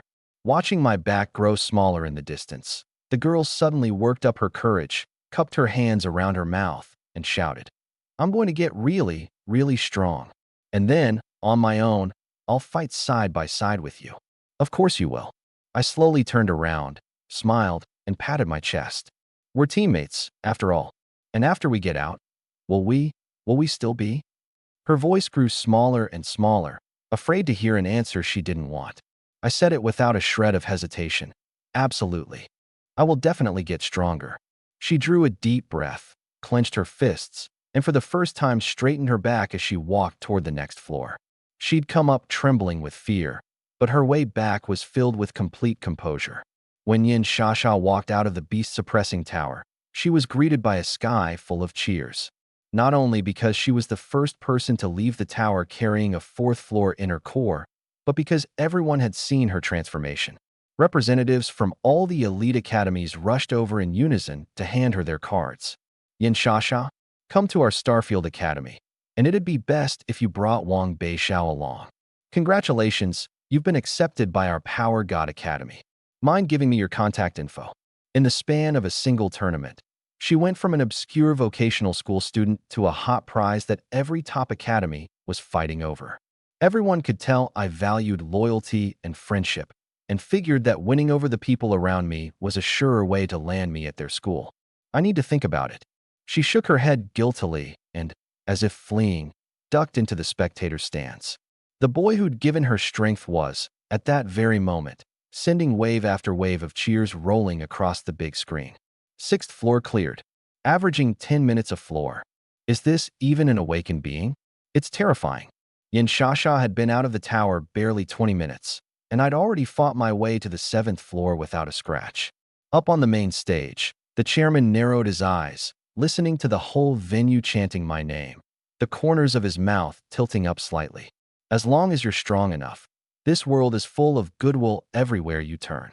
When the tournament first began, I was everyone's laughingstock. Xin Shou, the Shui family, the Education Bureau, every one of them waiting to watch me embarrass myself. But now I'd become the hero of Nine Bells City. All that mockery and contempt had turned into cheers rising and falling all around. How laughable. Emergency bulletin. Congratulations to our nation, for the first time in 50 years, on the emergence of a prodigy assaulting the 9th floor of the beast-suppressing tower. Wang Beixiao, a student of Nine Bells City No. 2 High School, only 17 years old, awakened less than a week ago, has now broken through to the 8th floor. Every television channel in the country cut, at the very same moment, to the live feed of the Nine Bells City tournament. You have to understand, the last genius to clear the 9th floor is the man who's now the strongest person in the world. In the several hundred years since the Great Change, only a scant few have ever cleared the challenge. This wasn't just crushing everyone below him. This was the kind of existence that opens a new era. Outside the arena, the sea of people was endless. Residents who couldn't get tickets jammed the streets solid. Some climbed up lamp posts, others stood on rooftops, all of them craning their necks toward the enormous light screen in the sky. 8th floor cleared. 11 minutes. Wang Beixiao, Wang Beixiao. The cheering was almost enough to blow the roofs off. Yet the mood up on the main stage was the exact opposite, grave, even edged with tension. Several academy representatives had faces like ashen death because they knew there was no longer any chance of recruiting me. WHUP, WHUP, WHUP. 3 military helicopters tore through the clouds. The first to step out was a middle-aged man in a crisp suit, wearing the crest of the Wind Spirit City Lord's residence on his chest. The No. 2 High Principal's legs went weak. The top man of Wind Spirit City. He came too? That's not all. The senior Education Bureau official beside him spoke in a shaking voice, pointing at the second helicopter. That one in the Zhongshan suit. I think that's someone from the capital. The national capital. They'd come. Behind the man in the Zhongshan suit followed 4 black-clad guards, their aura pressing so heavily that everyone around them could hardly breathe. The academy representatives, who'd been arguing red in the face just moments ago, instantly fell silent, not daring to make a sound. The top man of Wind Spirit City jogged up onto the stage and headed straight for the chairman. Chairman Chu, a pleasure. He extended his hand first. Thank you, Demon Fong, for cultivating such an outstanding talent for our Wind Spirit City. The Nine Bells City official accompanying him twitched at the corner of his mouth. Since when had I become a Wind Spirit City man? The man in the Zhongshan suit followed close behind. Chairman Chu, I'm Lu Ming, Special Envoy of the General Bureau for Awakened Affairs. The Bureau asked me to relay this. If student Wang Beixiao successfully reaches the summit of the 9th floor, he will be placed directly on the National S-Grade Talent Reserve list. The moment those words were out, the whole venue fell dead silent. The S-grade talent reserve. In all of Xi'an Nation's active roster, there were no more than 20. The Senior Education Bureau official, who'd been hurling insults at me just moments ago, was trembling all over with excitement. He rushed forward and grabbed the chairman's hand. Congratulations, Chairman Chu. Every TV channel in the country is broadcasting this live now. Our Nine Bells City has hit it big. This was no longer just my fight alone. Once I cleared the tower, Nine Bells City would rise to fame overnight, becoming the hometown of a top-tier prodigy. This obscure little city would, as I grew stronger and stronger, transform into a world-famous cradle of geniuses. He hasn't even reached the summit yet, and you're already cutting up the cake? The chairman curled his lip carelessly. Everyone was calculating how to ride this tournament to steal some credit. Only the people of the Demon Fong cared about me, the person himself. He's reached the 9th floor. On the light screen, my figure appeared before the entrance to the 9th floor. The whole city went quiet. The arena that held 30,000 people, the tens of thousands of onlookers outside, every single one of them held their breath. I was drenched head to toe in blood, my bare torso covered in wounds old and new, the tiger stripes on my right arm not yet fully faded. I stood before that pitch-black stone door, looked up once at the ancient inscription carved into the lintel, and then, before the eyes of the whole world, slowly pushed open that heavy gate. Boom! Outside, cannons roared skyward. Fireworks all across Nine Bells City launched at once, daylight blossoms bursting open in the sunshine, streaming light across the entire sky. 9th floor. He's entered the 9th floor. Wang Beixiao, the pride of Nine Bells City. Amid the thunderous roar, the 40-odd members of the Demon Fong all stood up straight in unison. Old Fong squeezed his female companion so hard she yelped. The armrests of Old Chu's wheelchair were bent out of shape from his grip. Tears glistened faintly in Old Chu's eyes. The chairman said not a word. His cigarette burned down to his fingers, and only when it scalded him did he flinch and toss it away. The kid, he's flying even higher than we imagined. That's just wonderful. Inside the tower, the 9th floor. The moment I stepped over the threshold, the sight before me stopped me cold. It was a circular altar the size of a soccer field, decayed, desolate, draped in cobwebs, clearly untouched for ages. At the far end of the altar, a statue sat upright on a raised platform, clad head to toe in armor, both hands resting on a sword hilt, the long blade driven into the ground.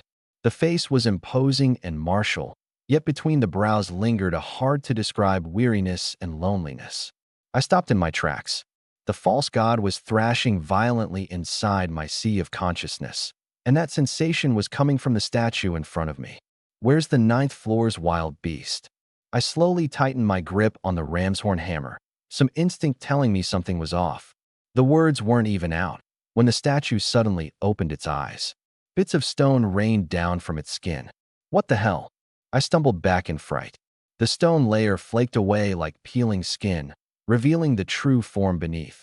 A middle-aged man with a square, dignified face, clad in armor, gripping a sharp blade, an indescribable weariness hanging between his brows. 50 years. At last, another challenger has come. The man gazed at me, a note of gratification in his voice. Who the hell are you? Without changing my expression, I quietly hid the ram's horn hammer behind my back. I am the tower spirit, charged by my master to guard this tower and to prevent the wild beasts from wreaking havoc upon the human world. When he mentioned his master, his chin lifted slightly, brimming with pride. But all I cared about was that divine seal I'd sensed on this floor. Sorry, but where's the wild beast on this floor? Please call it out. Once I beat it, I've still got to go home for dinner. That arrogance of mine left the tower spirit stunned for a good while, and then he burst out laughing. You, boy, you're more interesting than that kid who came in 50 years ago. The one who challenged the tower 50 years ago? Even a failing student like me knew who that was. The strongest man in the world, holder of the Black Divine Seal. First among the 9 seals and 10 elites, Fong Lai. A man who single-handedly held down an entire era. I never expected the tower spirit would compare me to him. I am the guardian of this floor. The instant the words left his mouth, a violent wind whipped up around the tower spirit, and the seals on his body lit up one after another. With each one that ignited, the pressure on me grew heavier. By the time he'd fully unfolded his divine seals, I felt as if a mountain had been dropped onto my back. It was a struggle just to take a single step. 6 seals. The tower spirit was a 6-seal powerhouse, especially that red divine seal on his chest. The instant it lit up, the false god's greed hit its absolute peak. How am I supposed to fight this? I plopped down on the ground, tossed the ram's horn hammer aside, and spread my hands. Are you just a sore loser or something? I only just broke the 2nd seal.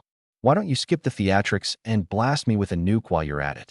A gap like this couldn't be closed with a trump card or a special ability. Even giving it everything I had, the best I could do was throw my ultimate move against his basic attack. We simply weren't in the same league. The tower spirit gave a slight smile, no mockery in his eyes at all, and teased me instead with genuine interest. You know, that's word for word what the kid from 50 years ago said. Though he was a bit stronger than you, he came within a hair of wounding me. I looked at him with suspicion. So he meant Fong Lai hadn't cleared the tower either? But the book stated plainly that he was the first person to clear the beast-suppressing tower 50 years ago. The tower spirit seemed to see through my confusion and explained with a smile. Take 3 punches from me, and that counts as clearing the tower. Damn, why didn't you say so sooner? My spirit shot right back up.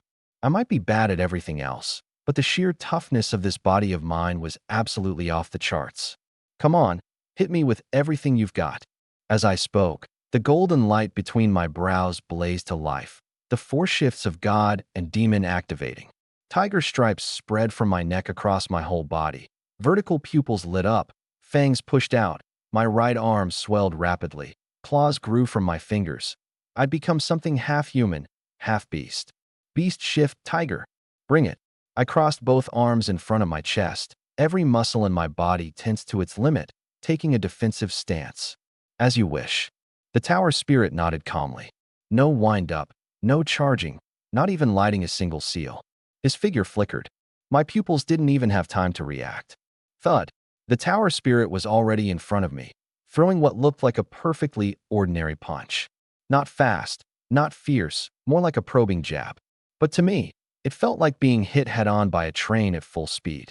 The bones in both my arms let out a bone-chilling crack, and my body flew backward out of control, sailing clean through several dozen meters before slamming into a stone wall and barely coming to a stop, nearly embedded into it. Rubble came clattering down and buried me completely. Outside, the silence was terrifying.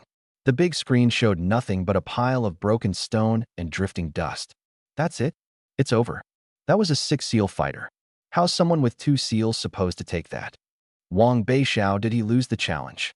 The chairman said nothing, his eyes locked hard on the screen. Chairman Chu, the top man of Wind Spirit City, leaned down low. I could pull some strings and end the tournament early. What he meant was, there was no way I could take 3 punches, so it'd be better to cut it short and save my life. After all, how many Fong Lais could there really be? My boy won't go down in a little ditch like this. The chairman calmly lifted his gaze, eyes fixed unwaveringly on that pile of rubble.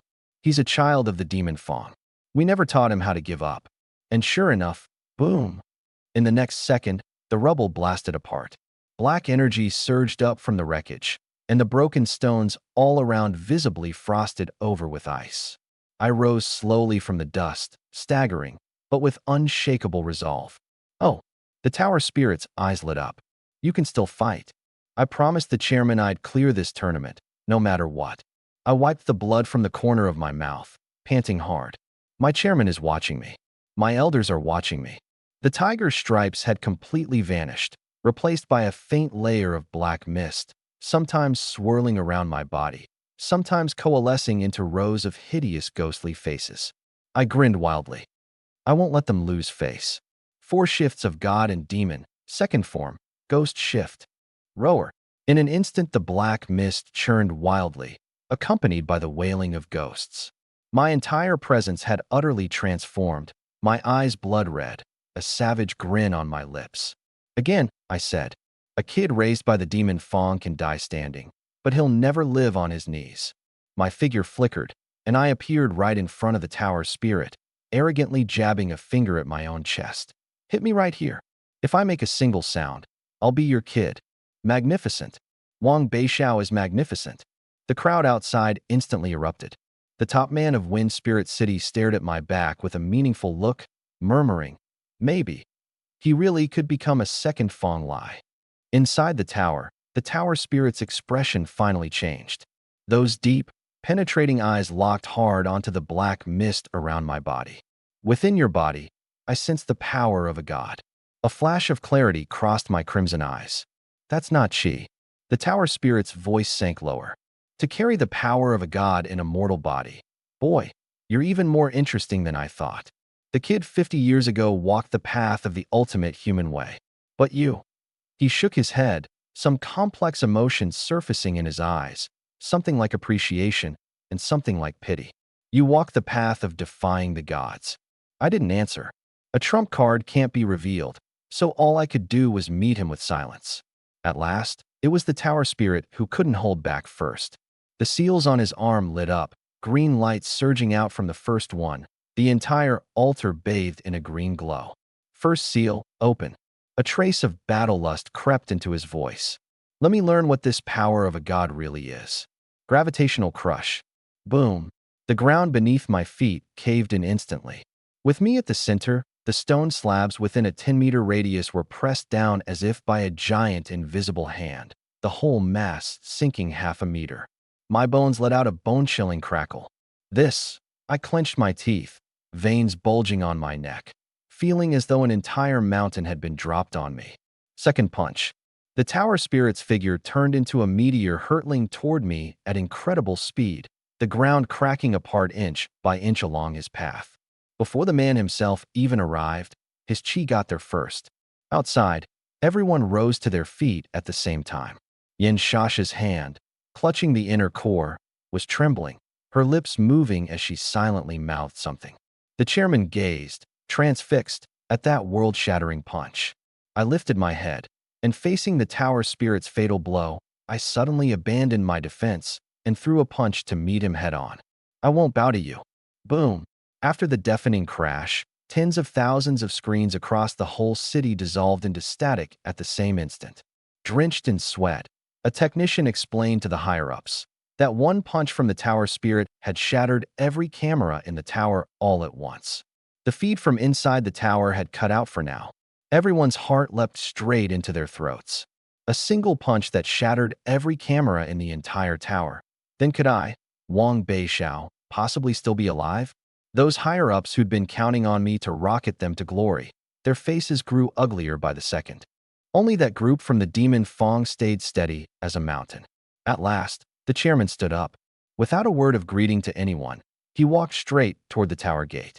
Chairman Chu, you don't have tournament credentials. You can't get into the tower, the top man of Wind Spirit City reminded him kindly. I'm going to pick my kid up from school. The chairman didn't even turn his head, each step more resolute than the last. Everyone else could doubt me, but not him.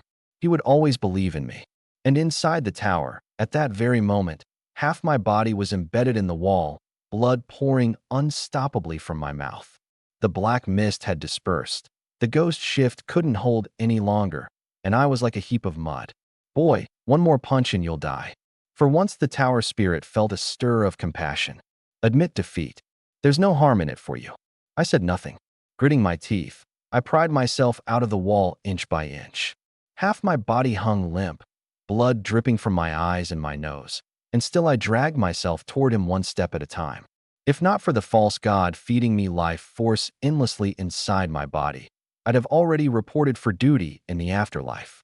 You're even more stubborn than that kid from 50 years ago.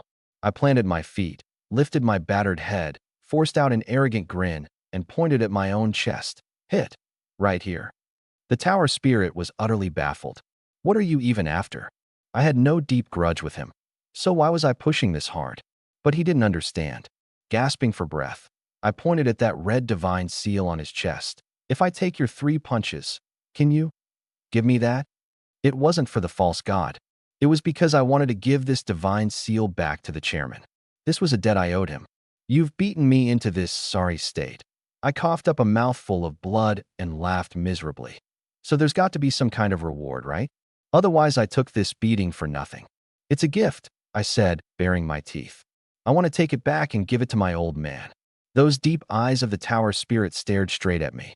Once he'd confirmed I wasn't lying, he let out a sigh. This seal, I can't remove it.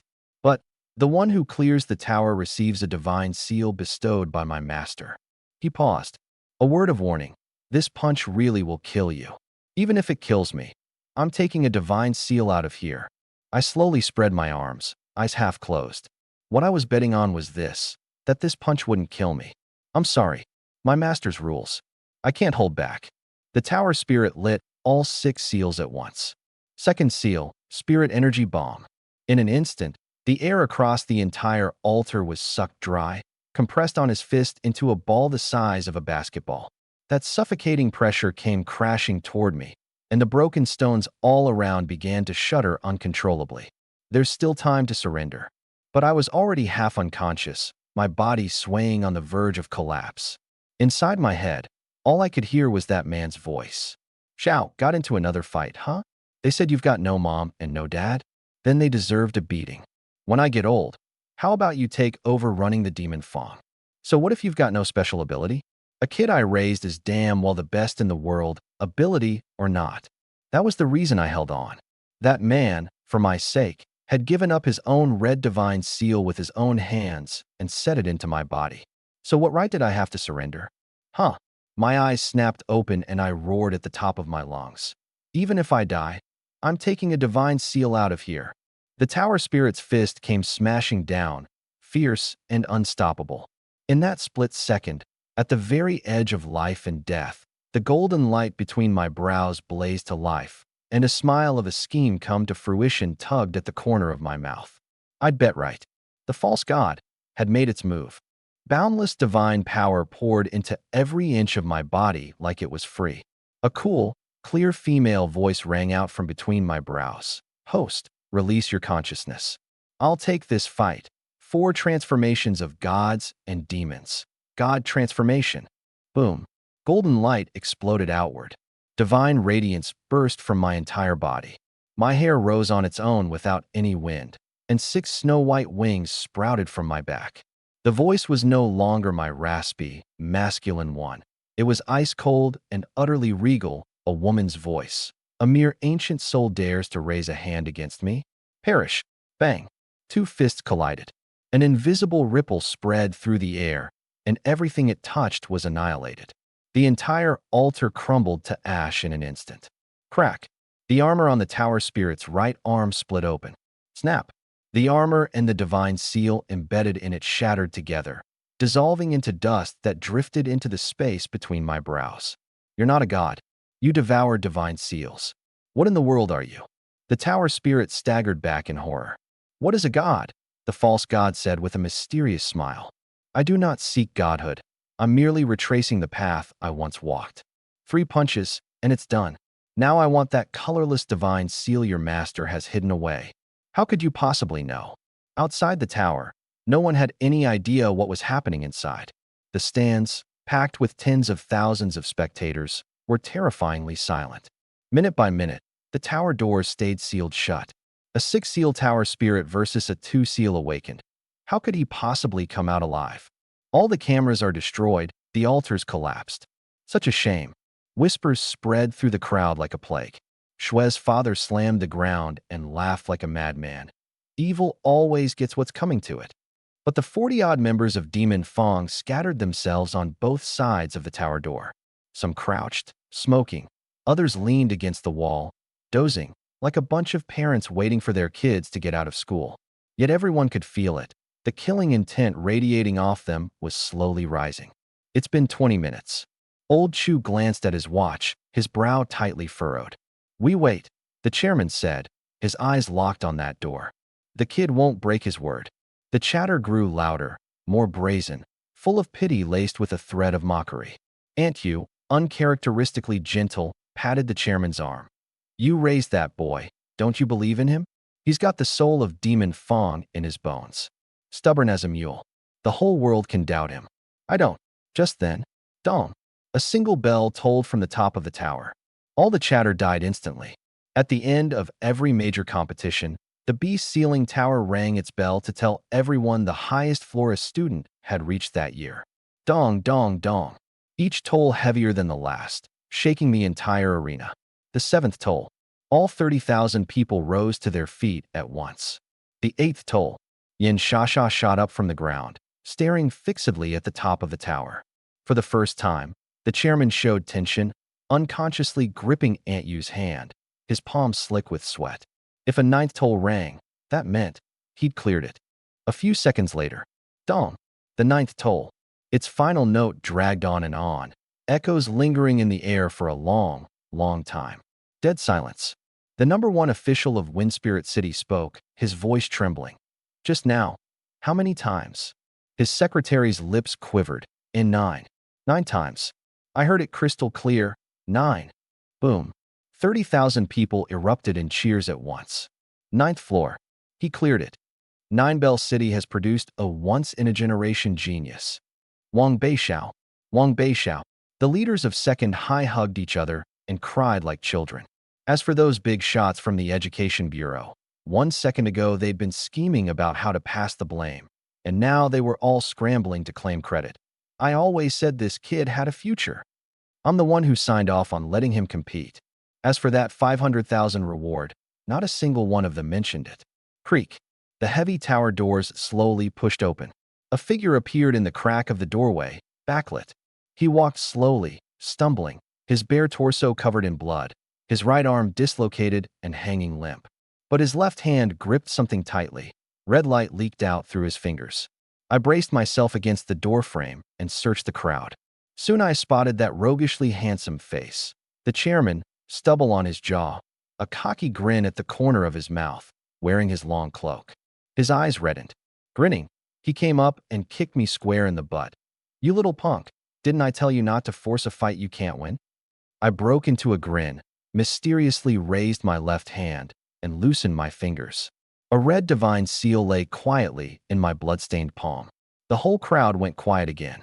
Only the people of Demon Fong understood the weight of this seal. I told you, I said, staring into his eyes. I'd get your divine seal back. Next time I'll get you a gold one. You almost threw your life away for this. Was it worth it? The chairman's throat bobbed as he reached out to take the seal, his palm shaking. I never asked you to pay me back. What I owe you, I could never repay. My body swayed, and I smiled smugly. You looked out for me before. From now on, I'll take care of you in your old age. Before I could finish, my eyes rolled back and I pitched straight forward. The chairman caught me in one motion, my scalding blood soaking through the front of his clothes. Demon Fong. Fighting back the emotion surging in his chest, he walked toward the bar without looking back. We're going home. That day, a young man's name spread across the entire world. But behind all that glory, a net was quietly tightening.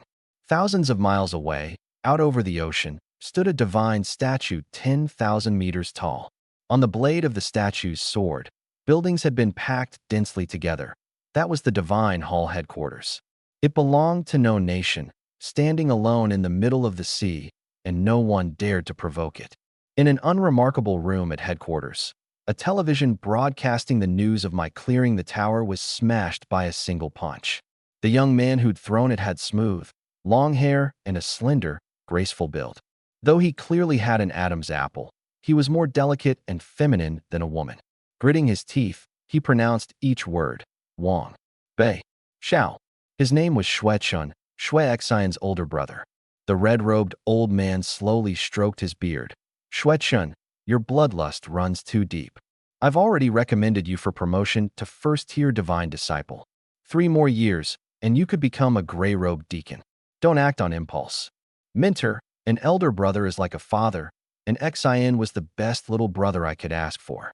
Shuechun dropped to his knees with a thud, kowtowing over and over. If you won't agree, this disciple would rather die. The old man wrestled with it for a long while, and in the end his heart softened. I'll tell you the truth. Even if you don't lift a finger, Demon Fong is already finished. Who? Shuechun's eyes lit up. The enemies Chu Kuangren has made could fill an entire city. The old man lowered his voice. That divine seal of Wang Beixiao's? The Crimson Demons set their sights on it long ago. Chu Kuangren broke all the rules inside those ruins, killing people and stealing goods, taking out the Crimson Demons vice-chairman and 2 team captains. The Crimson Demons are a century-old super guild, tens of thousands of members strong. Their leader is a low-grade 7th seal. This is a blood feud now. If they don't grind Demon Fong into dust, who would ever fear them again? Word is, the Crimson Demons have already sniffed their way to Nine Bell City. And here's the best part, the old man went on, a flicker of scorn in his eyes. The Crimson Demons hired Thumb to handle it.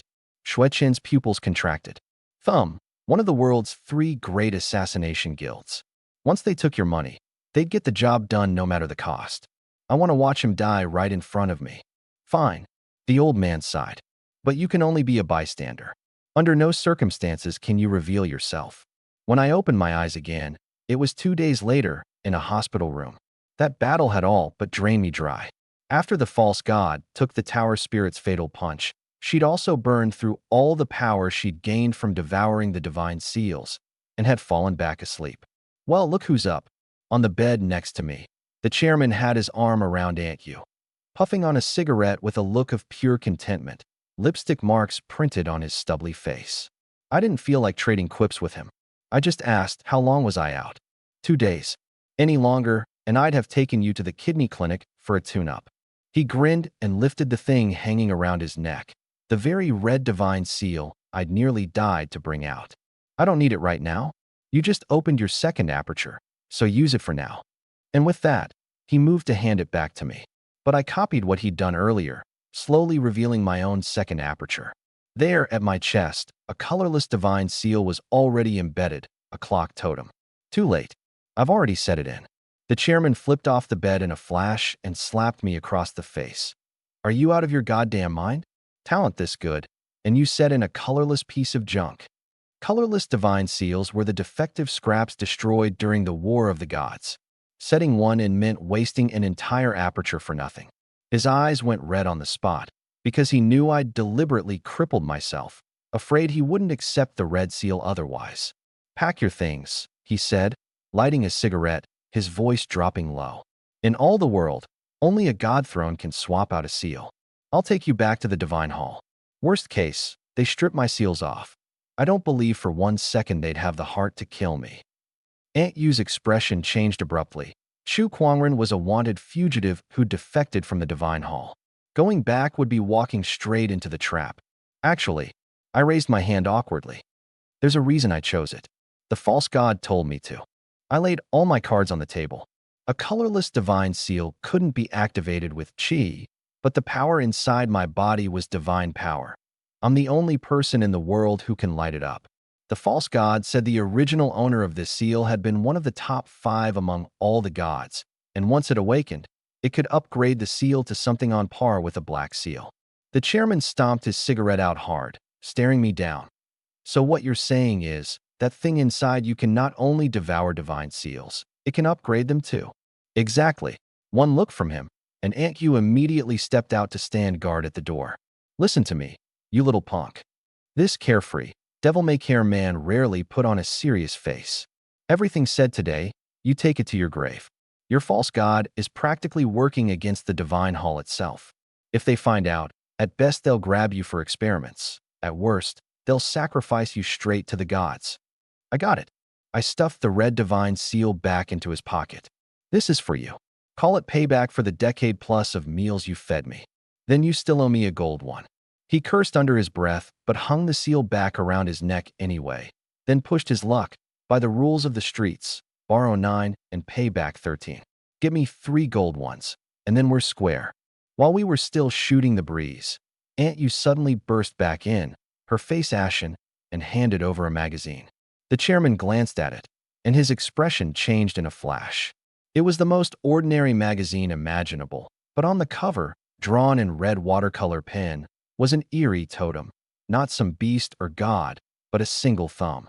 He quickly slipped back into his devil-may-care manner, stood, and said to me, I'm heading back to change clothes. If I don't make it back later, don't wait up. And remember, right now, you're still not a member of Demon Fong. What's that supposed to mean? Nothing. Just knocking you down a peg. The moment the door shut, the smile froze on his face, turning terrifyingly grim. The Crimson Demons got here fast. But the Crimson Demons aren't the scary part. Thumb is. one of the world's 3 great assassination guilds. That night, the hospital was ablaze with light. A nurse led a strikingly beautiful woman with a somewhat androgynous voice into my room. The woman slipped an envelope into the nurse's pocket. "I'll be staying right here." The moment the nurse left, the woman walked straight to the bed where the chairman had slept and plopped down on it. The bed let out a creak, and she sprang up like she'd sat on a bed of coals, her face twisting darkly. "How thirsty is this guy? I'll take the other bed." After switching beds, she walked to the stairwell and dialed a number. "Minter, I've arrived at the hospital. I'm staying in the bed right next to Wang Beishao. Don't act rashly. Letting you leave the divine hall was already against the rules." The old man's voice came through. "You and Shui Xin were as close as siblings can be. Now that your little brother is gone, you have to walk on even thinner ice." So this woman was also of the Shui family, Shui Xin's older sister. A venomous, snake-like glint rose in her eyes. "I want to watch him die with my own eyes, right in front of me." "Relax. The Crimson Demons hired Thumb. They'll make their move within the next 2 days for sure." Back in the room, a wave of foot odor hit me square in the face. I was sprawled on the bed in nothing but boxers, one hand digging in my nose, the other holding a cigarette, the very picture of a roguish delinquent, a pint-sized Chu Kuangren. She forced out a smile and made the first friendly overture. "Hello." I shot her a glance, swap her out. Damn it, the old man's getting cheaper by the day. My first battle, and he can't even spring for someone pricier. I'd taken her for a celebration girl the chairman had arranged. The woman's face went from white to red to black. Her fists clenched so hard the knuckles cracked. "What exactly do you take me for?" "Nothing personal against you," I said, eyeing her like I was picking out merchandise. "But at least there's got to be something to grab onto. You've got even less than I do. Here's $10. Go catch a cab home." When she saw me actually pull out 10 yuan, her face turned green. She wanted nothing more than to strangle me. Silently, she closed her eyes and recited some divine scripture until she'd suppressed her rage. "I'm the patient in the next bed over." "Huh? You're not a working girl." My mistake, my mistake." I cupped my fists in an awkward apology. She turned her back to me, glaring at me through the reflection in the window, grinding her teeth until they squeaked. "You killed my brother, and now you want to solicit me? Just you wait. I'm going to watch you die with my own eyes." Still oblivious to the danger, I kept up the small talk. "So, you here for treatment too? What's the condition?" "Gynecology." "Shing." On reflex, she whipped a dagger out of her bag, and several times she nearly spun around to run me through. Just then, the lights in the hallway all went out. A cold draft poured in through the window, and the footsteps of the nurses and patients outside vanished all at once. My expression shifted. Having grown up in Demon Fong, my sixth sense was razor-sharp. Danger. Tap, tap, tap. Slow footsteps drew closer, bit by bit. Soft, unhurried, echoing down the hall. One person. Even through the door, I could feel that terrifyingly pure killing intent. The perception the false god had granted me told me the person's cultivation was about the same as old Chu's, at least for seals. A four-seal powerhouse, radiating this much killing intent, coming for me. An assassin from the Shui family? In all of Nine Bell City, the only ones with both the ability and the reason to kill me were the Shuis. I quietly grabbed my phone and dialed the chairman. With the false god asleep, if it came to a real fight, I wouldn't be able to run. Meanwhile, the corner of the woman's lipsticked mouth curled up ever so slightly. A four-seal master? Heh, Wang Beishao, you're a dead man. As expected of Thumb, so efficient. Creak. The door pushed open bit by bit, letting a bone-chilling draft flood in. Every muscle in my body went taut, my frame arching like a beast's, ready to spring back at any moment. Watching through the window's reflection, the woman drank in the coming slaughter with excitement. "Little brother, now you can rest in peace." The next second, a lean young man pushed the door open and stepped inside. Raincoat, face mask, short blade, a fierce glint in his eyes. The classic assassin's getup, and definitely a master. The hair on my body stood on end, and I was about to strike first. But then I saw a flicker of panic in his eyes, which quickly settled back into calm. He pointed his short blade straight at me. "None of your business, pal. Lie back down." Oh. Number 99 carefully checked a text on his phone, glanced at the number on the wall, and spoke coldly. Inpatient ward, surgery, bed 503. Target confirmed. I was completely dumbfounded. He was an assassin, all right, but the one he was here to kill wasn't me? The smile froze on the woman's face too. She turned in disbelief, and her eyes locked right onto the assassin's.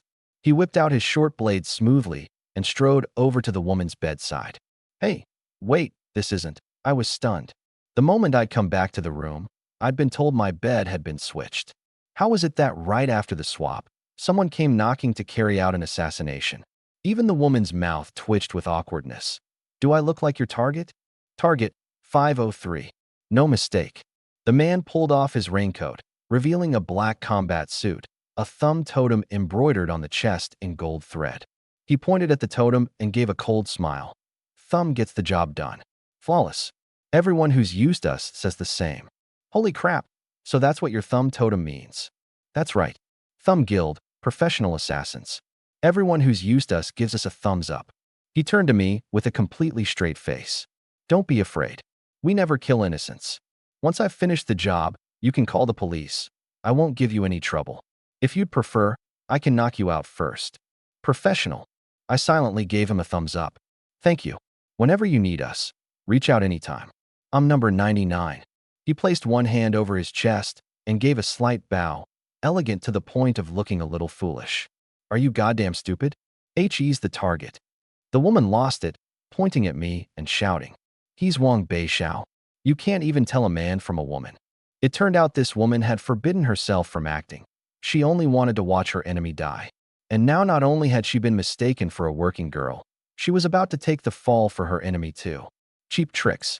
You think dressing up as a woman is enough to slip past Thumb's hunt? Number 99 smiled coldly, and his four seals lit up all at once, his aura shifting violently. Your Adam's apple gave you away. Now dot. Bang. Number 99 was fast as a phantom. In the blink of an eye, more than a dozen afterimages appeared around the bed. My heart lurched, and I secretly counted my blessings that he'd mistaken me for someone else. Otherwise, there was no way I could have dodged that strike. First seal, flash shadow. His blade was fast as lightning.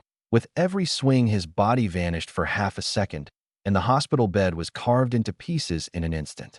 But the woman turned out to be a master too.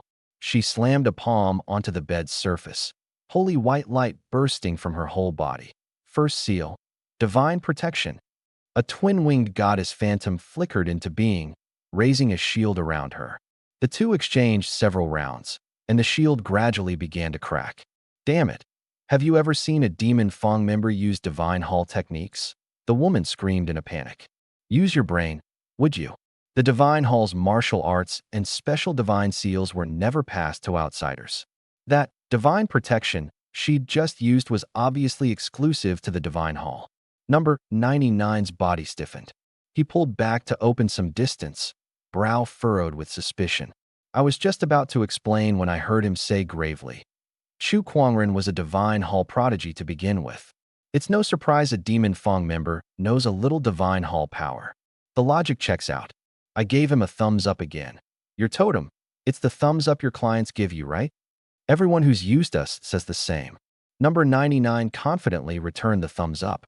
Just as I was planning to slip away, Number 99's train of thought went off in the most peculiar direction.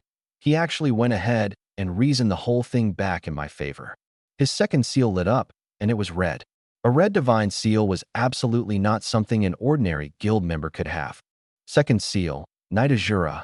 His body turned semi-transparent, floating in the air, his long hair whipping about, a battle blade longer than a man now in his grip, its whole body radiating red, demonic aura. This form was strikingly similar to my demon transformation, but without the side effect of losing my sanity. You are the Knight Azura of Thumb Guild? Oh, you've heard my story. He cracked a grin more chilling than a sob. Any last words? Seeing the long blade rise, the woman gritted her teeth and, with a loud rip, tore open her top, revealing firm muscles and a golden tattoo, a goddess totem, arms crossed over the chest. Take a good look. I'm a divine hall disciple, and I'm here to kill him too. He's Wang Beishao, the son of demons. Number 99 was instantly stupefied. He turned to look at me in disbelief. You lied to me? How did I lie to you? You never asked who I was.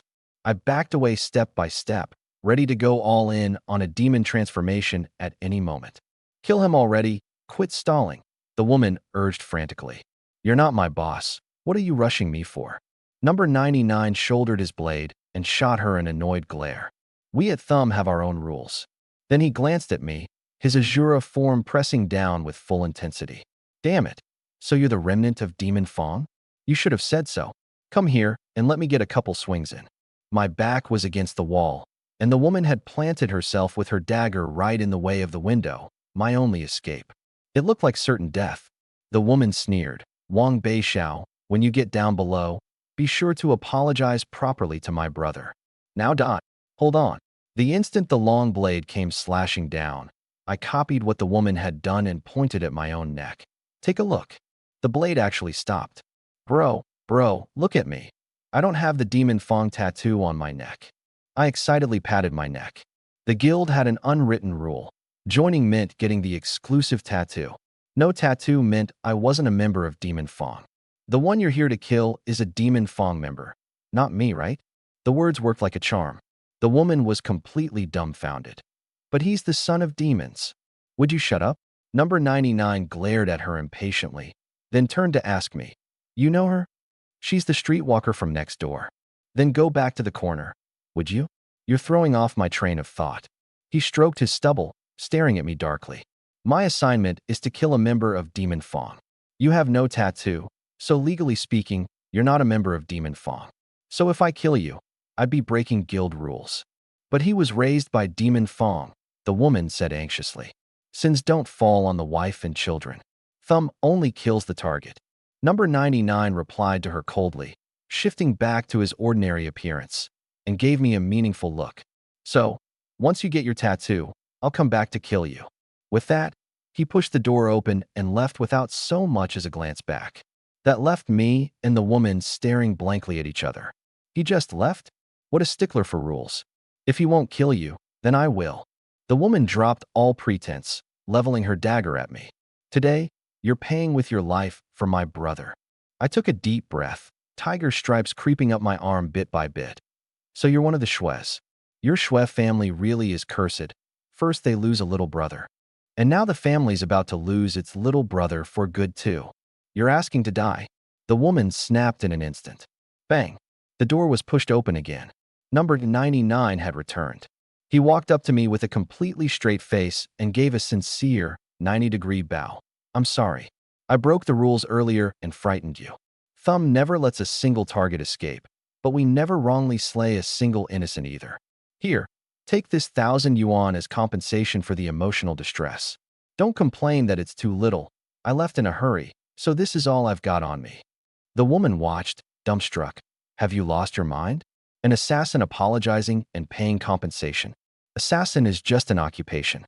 And if it's an occupation, it has to have professional ethics. Number 99 was dead serious.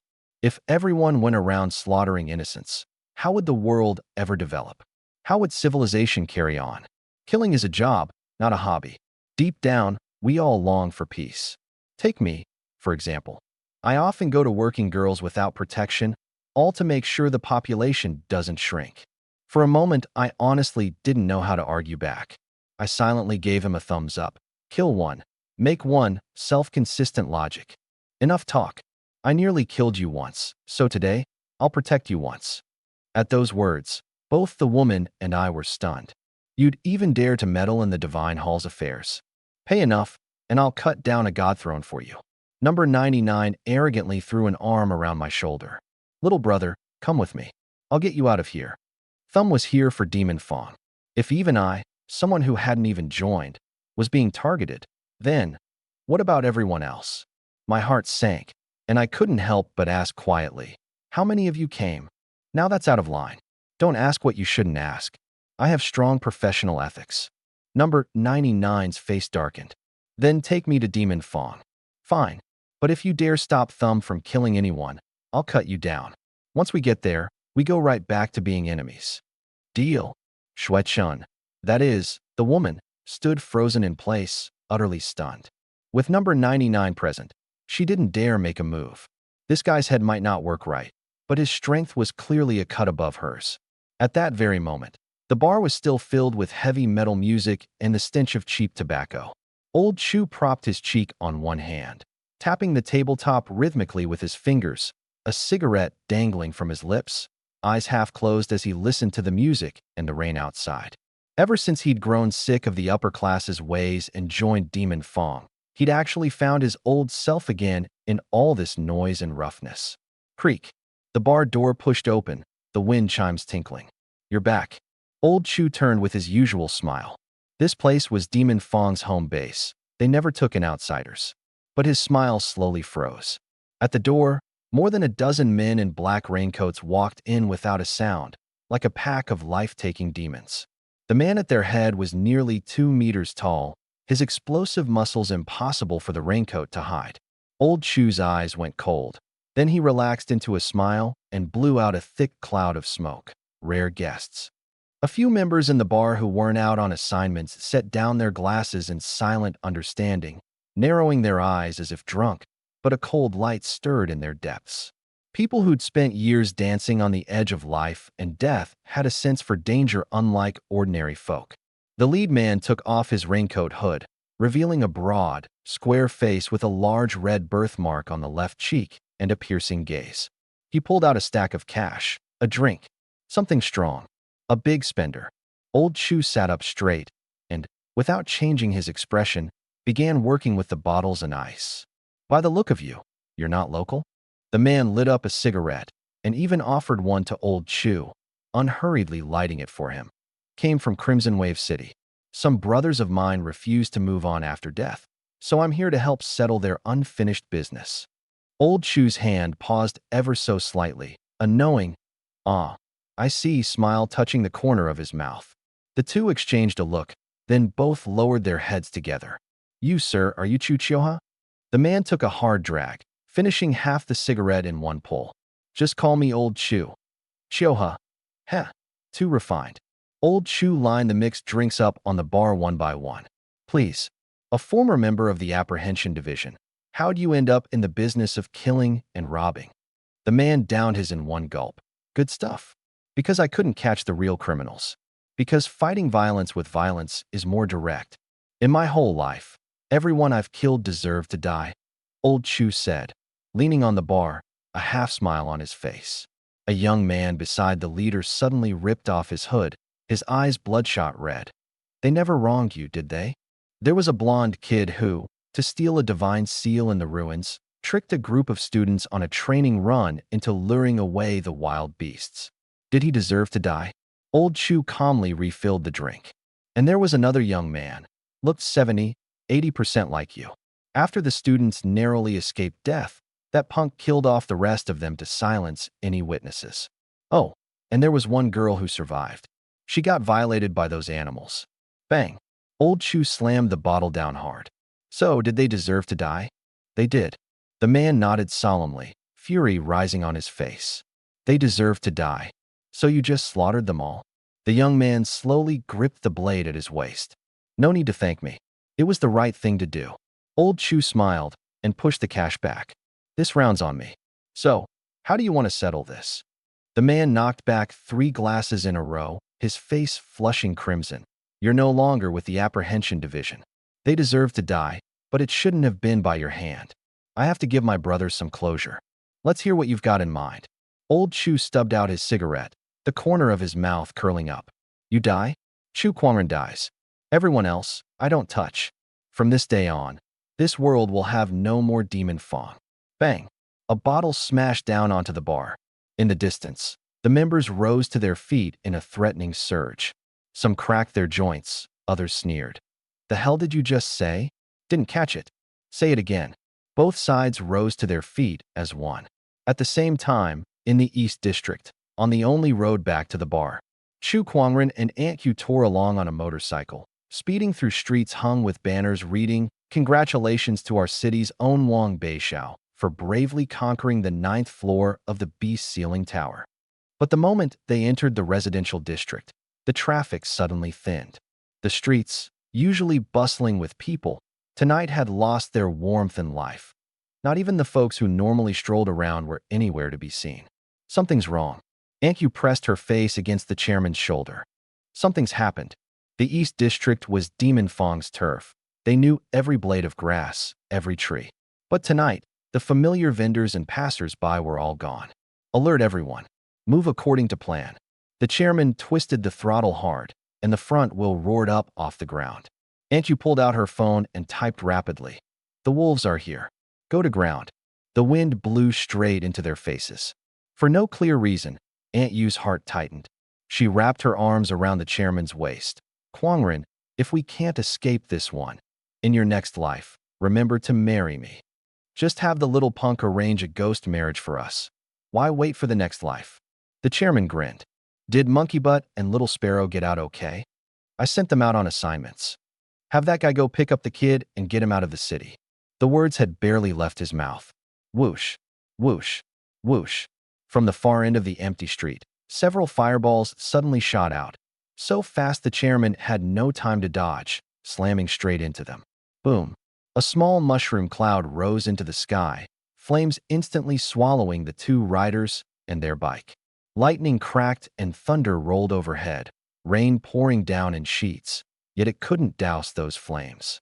At the end of the road, 30 or 40 men in raincoats appeared out of nowhere, every one of them wielding a sharp blade, killing intent blazing in their eyes. Demon Fong, not worth the effort. An awakened cradling flames in his hand sneered. Cross the crimson demons, and you still dare to strut around out in the open. Don't get careless. Chu Kwangren is the strongest prodigy the Divine Hall has produced in decades. The curly-haired young man at the very front pushed back his hood, his features delicate, refined, and scholarly, his gaze locked firmly on that ball of fire. Beside him, several people with thumb tattoos on their chests stood out conspicuously. Whether or not we lifted a finger, as long as Chu Kwangren is dead, you owe us the balance. Otherwise, the three thumb masters made their arrogant threat. Otherwise, we take you all out along with him. Boom. From within the flames, the roar of the motorcycle rose again. A motorcycle engulfed in fire came howling out of the inferno, the two riders atop it completely unharmed, their speed not slowing, but climbing higher. Look out. Defend. The formation of raincoat men fell into disarray. The curly-haired young man, far from angry, actually laughed. Chu Kwangren, arrogant as ever. He didn't even run. The motorcycle whipped its tail around and skidded to a stop 10 meters from the crowd. The chairman climbed off with a grin and leaned over to light a cigarette off the burning frame. I'm just saying, kill people if you have to, but blowing up my bike? Isn't that a bit much? Aunt Yu's face was cold as frost. With a flick of her sleeve, a long sword slid into her hand. 30, 40 of you, and you dare come make trouble for us too? Have the Crimson Demons run out of people? Tian Qing, the Crimson Demons' newly appointed vice chairman, greets the chairman and the chairman's wife. The curly-haired young man smiled warmly and cupped his fists. Thumbs number 73, number 55, number 97. We greet Chairman Chu and greet Miss Yu. You're the miss. Your whole family's a bunch of misses. Aunt Yu rolled her eyes. If you can't speak nicely, then draw your weapons. Since you dare to block us too, all of you must be ready to die. I take it? She pointed her long sword forward, and 5 seals lit up at once. That sight left even Tian Qing stunned. This gentlewoman who always trailed behind Chu Kwangren, uncomplaining and hardworking, was actually a 5-seal master? And 3 red, 2 blue? In all these years, she'd never once made a move. Who could have imagined she was the strongest being in all of Demon Fong? Tian Qing is unworthy, and I know full well I'm no match for you two. But my guild brothers died a wretched death, and if I don't act, I'd be failing the brothers I once had. Tian Qing bowed deeply, and when he raised his head again, 6 divine seals blazed to life all at once.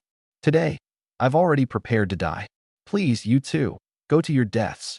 Please, you too, go to your deaths. The dozens of men behind him roared in unison. The weakest among them was 4 seal, more than half were 5 seal. There was no fear of death in them, only the fury of vengeance.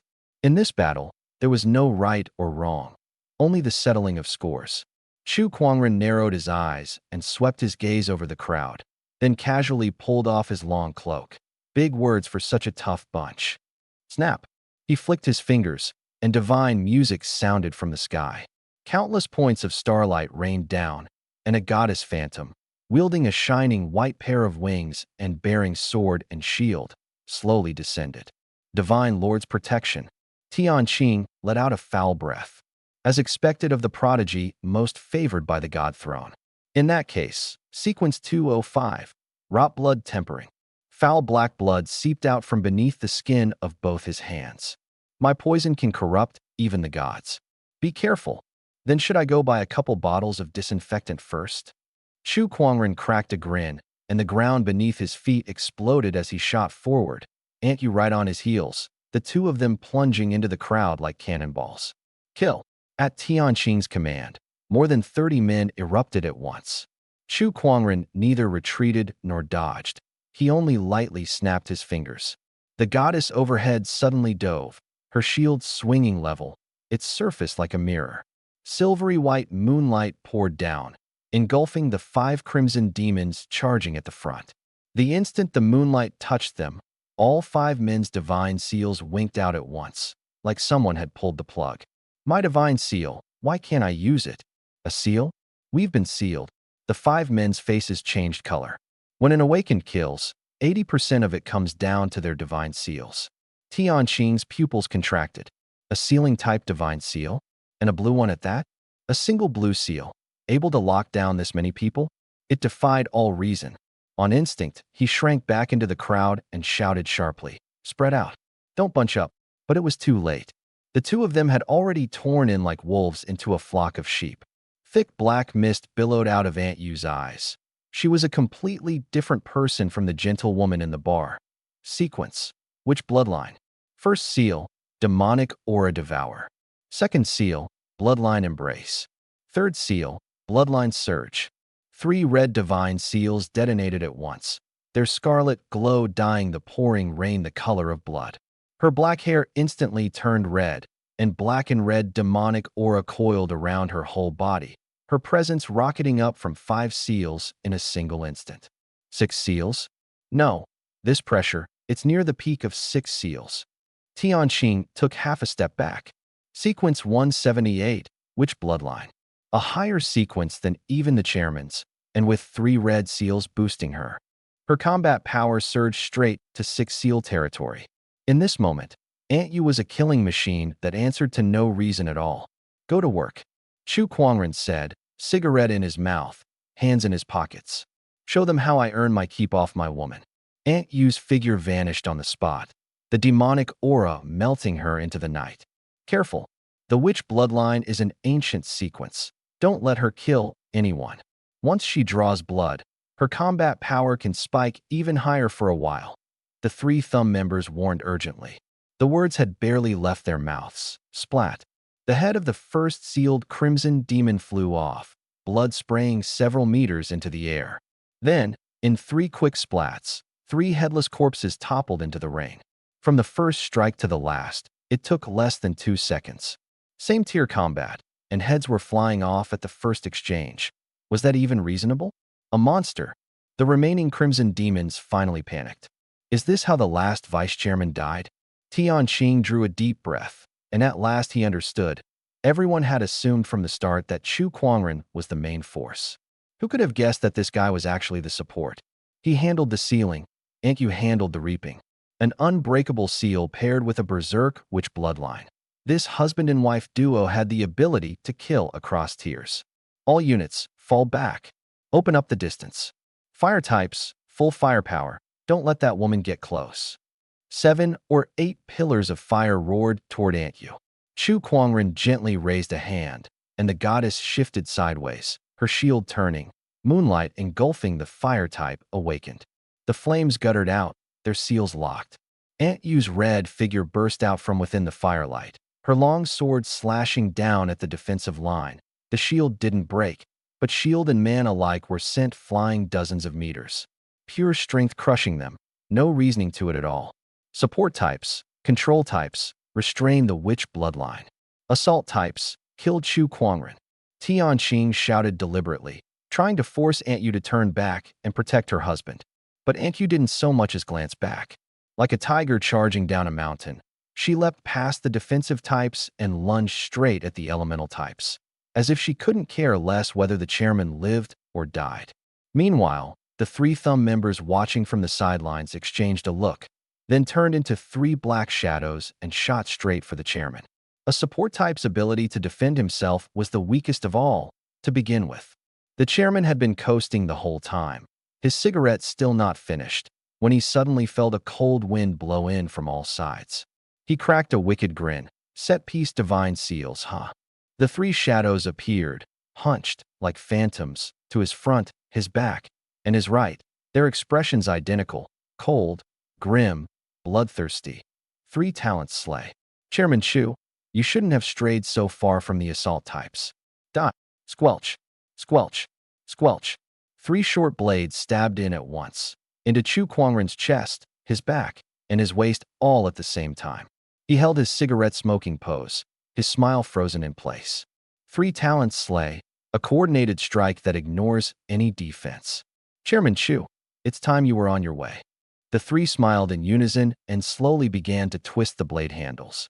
Chu Kuangren's gaze shifted from playful to furious. I'm just saying, stab me if you must, but don't stab my kidney. Grab. He seized the head of the man on his right, his enormous hand crushing down until the man's skull crackled. Though he was gravely wounded, though he was a support type, all three men could clearly feel it. His chi was surging wildly. Holy crap, help me. This bastard's grip is insane. Who the hell said I could only play support? His second seal lit up, blue light shining across three terrified faces. Second seal, heart link. Boom. Blood blossomed at once from the goddess phantom's waist, chest, and back, in the exact same spots where the chairman had been wounded. Damage transfer? Is that supposed to be something a blue seal can do? Thumbs number 55 stared, eyes wide. Then the chairman clamped his hand down over the face of number 97 on his right and charged wildly forward, dragging the man's cheeks scraping across the ground and leaving a gruesome, blood-soaked trail. Meanwhile, number 55 and number 73 chased after the chairman, hacking away. And so a truly maddening scene unfolded. The chairman's back was a bloody mess. Yet he grew more energetic the more they fought, the dozen-plus wounds on his body not shedding a single drop of blood. Meanwhile, the goddess in the air was gushing blood, her solemn face gradually twisting into a grimace. She was bearing every bit of the damage. Would you act like a goddamn human being? You really not afraid we'll wreck your divine lord's protection? Number 55 roared, seething with frustration. Getting stuck with you as its master is a real curse for the divine lord's protection. Number 73 fumed, at his wit's end. Do you dare fight us in a fair, straight-up match? The chairman suddenly stopped in his tracks and gave a mysterious smile. You said it. The next second, the goddess in the sky let out an ear-piercing wail. Her divine light flared, then collapsed into a beam of gold that poured straight into the chairman's body. His skin looked like it had been dipped in gold. His energy surged up to the seventh seal. He blazed with light, so bright it stung the eyes, like a god descending to earth. Aren't you curious? The chairman said with a sleazy grin. The guardian of the divine lord ranks near 200th in her sequence, so why does the divine hall care about her so much? Because the moment the person she protects takes a fatal wound, she flips from defense to offense and boosts my power by 300%. This effect was only ever meant to be used at the brink of death, to take an enemy down with you. But it seems I've dumped all my damage onto her. The three of them were completely dumbfounded. So this whole time, everything they'd done was just handing Chu the madman a buff? He'd let himself get stabbed on purpose? Have some goddamn decency. Does the divine hall know you treat the goddess like a work meal? You're shameless. Even the three assassins couldn't stomach it. Bam! The chairman went all out. One punch slammed into number 55's chest. A headbutt sent number 73 flying. Then he lifted his foot toward number 97's skull. Crack! A bolt of lightning lit up his savage face. Bam! Number 97's head was crushed flat like a watermelon under his heel. When I play support, every support in the world steps aside. When I go on the attack, every attacker in the world bows their head. The chairman laughed and lit up his third divine seal. God descends. One punch, and 100 meters of roadway shattered all at once. Every awakened standing along it was blasted off their feet. 7th Seal Power. Tianqing's pupils shrank hard. At last he understood why the previous 6th Seal vice chairman had gotten his head stomped in. The one who'd done it wasn't Annie Yu at all. It was Chairman Chu. And what made it even more hopeless? This guy had fought all the way to now and had only opened 3 seals. On paper he was a 5th seal, but he was clearly hiding at least 2 more cards, and he just couldn't be bothered to use them. The Red Demon crew was thoroughly rattled. A witch-blooded woman at the peak of the 6th seal, and a 6-way monster with 7th seal power, God descends, and a goddess soaking up all his damage. This married couple could solo half the Red Demon guild by themselves. Just as Tianqing was at his wit's end, SHHK. From atop a distant high-rise, a silver-white spear tore across the sky, hurtling straight at Chu the madman. That single thrust lit up the area for miles around, like a falling star. Wherever it passed, the ground split open, trees were ripped out by their roots, and low buildings crumbled to sand. The overwhelming energy made Tianqing instinctively throw his arms over his head. By pure luck, the target of that spear was Chu the madman. In that moment, Auntie Yu sensed the chairman was in danger. The churning black aura in her eyes cleared. Terrified, she shook off the awakens surrounding her and leapt up, both hands clamping down on the spearhead. But the terrifying force dragged her hundreds of meters through the air without slowing at all. "Madman, get out of the way." The chairman turned, but the first thing he looked toward was the top of that high-rise. A figure stood proudly in the moonlight, silver armor, white robe, 7 divine seals glowing on his body with terrifying brilliance. Beneath him, a black horse with eyes of fire. On his chest, a holy totem gleaming. Smack! At the same instant, number 73 and number 55 threw their arms around Chu the madman's body, grinning like madmen as the silver spear bore down. "Even if it kills us, the mission has to be completed." That night, while I was climbing onto number 99's beat-up bicycle and racing toward the bar, on another street a life-and-death showdown was unfolding, one I'd never dare let myself remember for the rest of my life. It was only later that I pieced together what happened that night. The chairman and Auntie Yu were riding their motorcycle home. The moment they entered the residential district, they knew something was wrong. The streets, usually bustling and full of life, were eerily empty that night. Not even a single person out for an evening stroll. They knew this turf like the back of their hands, every blade of grass, every tree. But that night, it had all become a killing ground for an ambush. 30 or 40 red demon assassins in raincoats appeared out of nowhere. A few fireballs blew the motorcycle straight into the air. But the chairman and Auntie Yu charged out of the flames without a scratch. The one leading them was the Red Demon's new vice chairman, a man named Tianqing, curly-haired, refined, polite in his speech. But the dozens of people behind him? The weakest were 4th seals, and more than half were 5th seals. Standing off to the side were a few with a big thumb totem tattooed on their chests. That was number 99's guild, the Thumbs, professionals who killed for money. I'd always thought the chairman was the backbone of Demon Fong, and that Auntie Yu was just a gentle assistant. That night, I learned I'd had it all wrong. Auntie Yu pointed her long sword, and all 5 seals lit up at once. 3 red, 2 blue. In all these years, she'd never once fought in front of anyone. Who could have guessed that she was the strongest one in all of Demon Fong? Tianqing bowed deeply. "My guild brothers died a terrible death. If I don't settle this, I fail the brothers I once fought beside. Today, I've already made my peace with dying. So please, the 2 of you come die." The dozens behind him roared as one. "The 2 of you come die." There wasn't a trace of fear in their eyes, only the fury of vengeance. This fight had no right or wrong. It came down to 2 words, bad blood. The chairman took off his cloak and snapped his fingers. Starlight rained down from the sky, and a goddess with beating white wings, holding a sword and shield, slowly descended. That was the guardian of the Divine Lord. And so the slaughter began. The chairman's game was sealing. The goddess turned her shield, moonlight poured down, and whoever it touched had their divine seals snuffed out on the spot, like someone had yanked the plug. Auntie Yu's game was reaping. The moment her witch bloodline activated, her black hair turned red in an instant. Her aura surging to the peak of the 6th seal, and she became an unstoppable killing machine. Anyone whose seals were sealed didn't even get a chance to fight back. One exchange, and their head parted from their body. 2 seconds, for heads on the ground.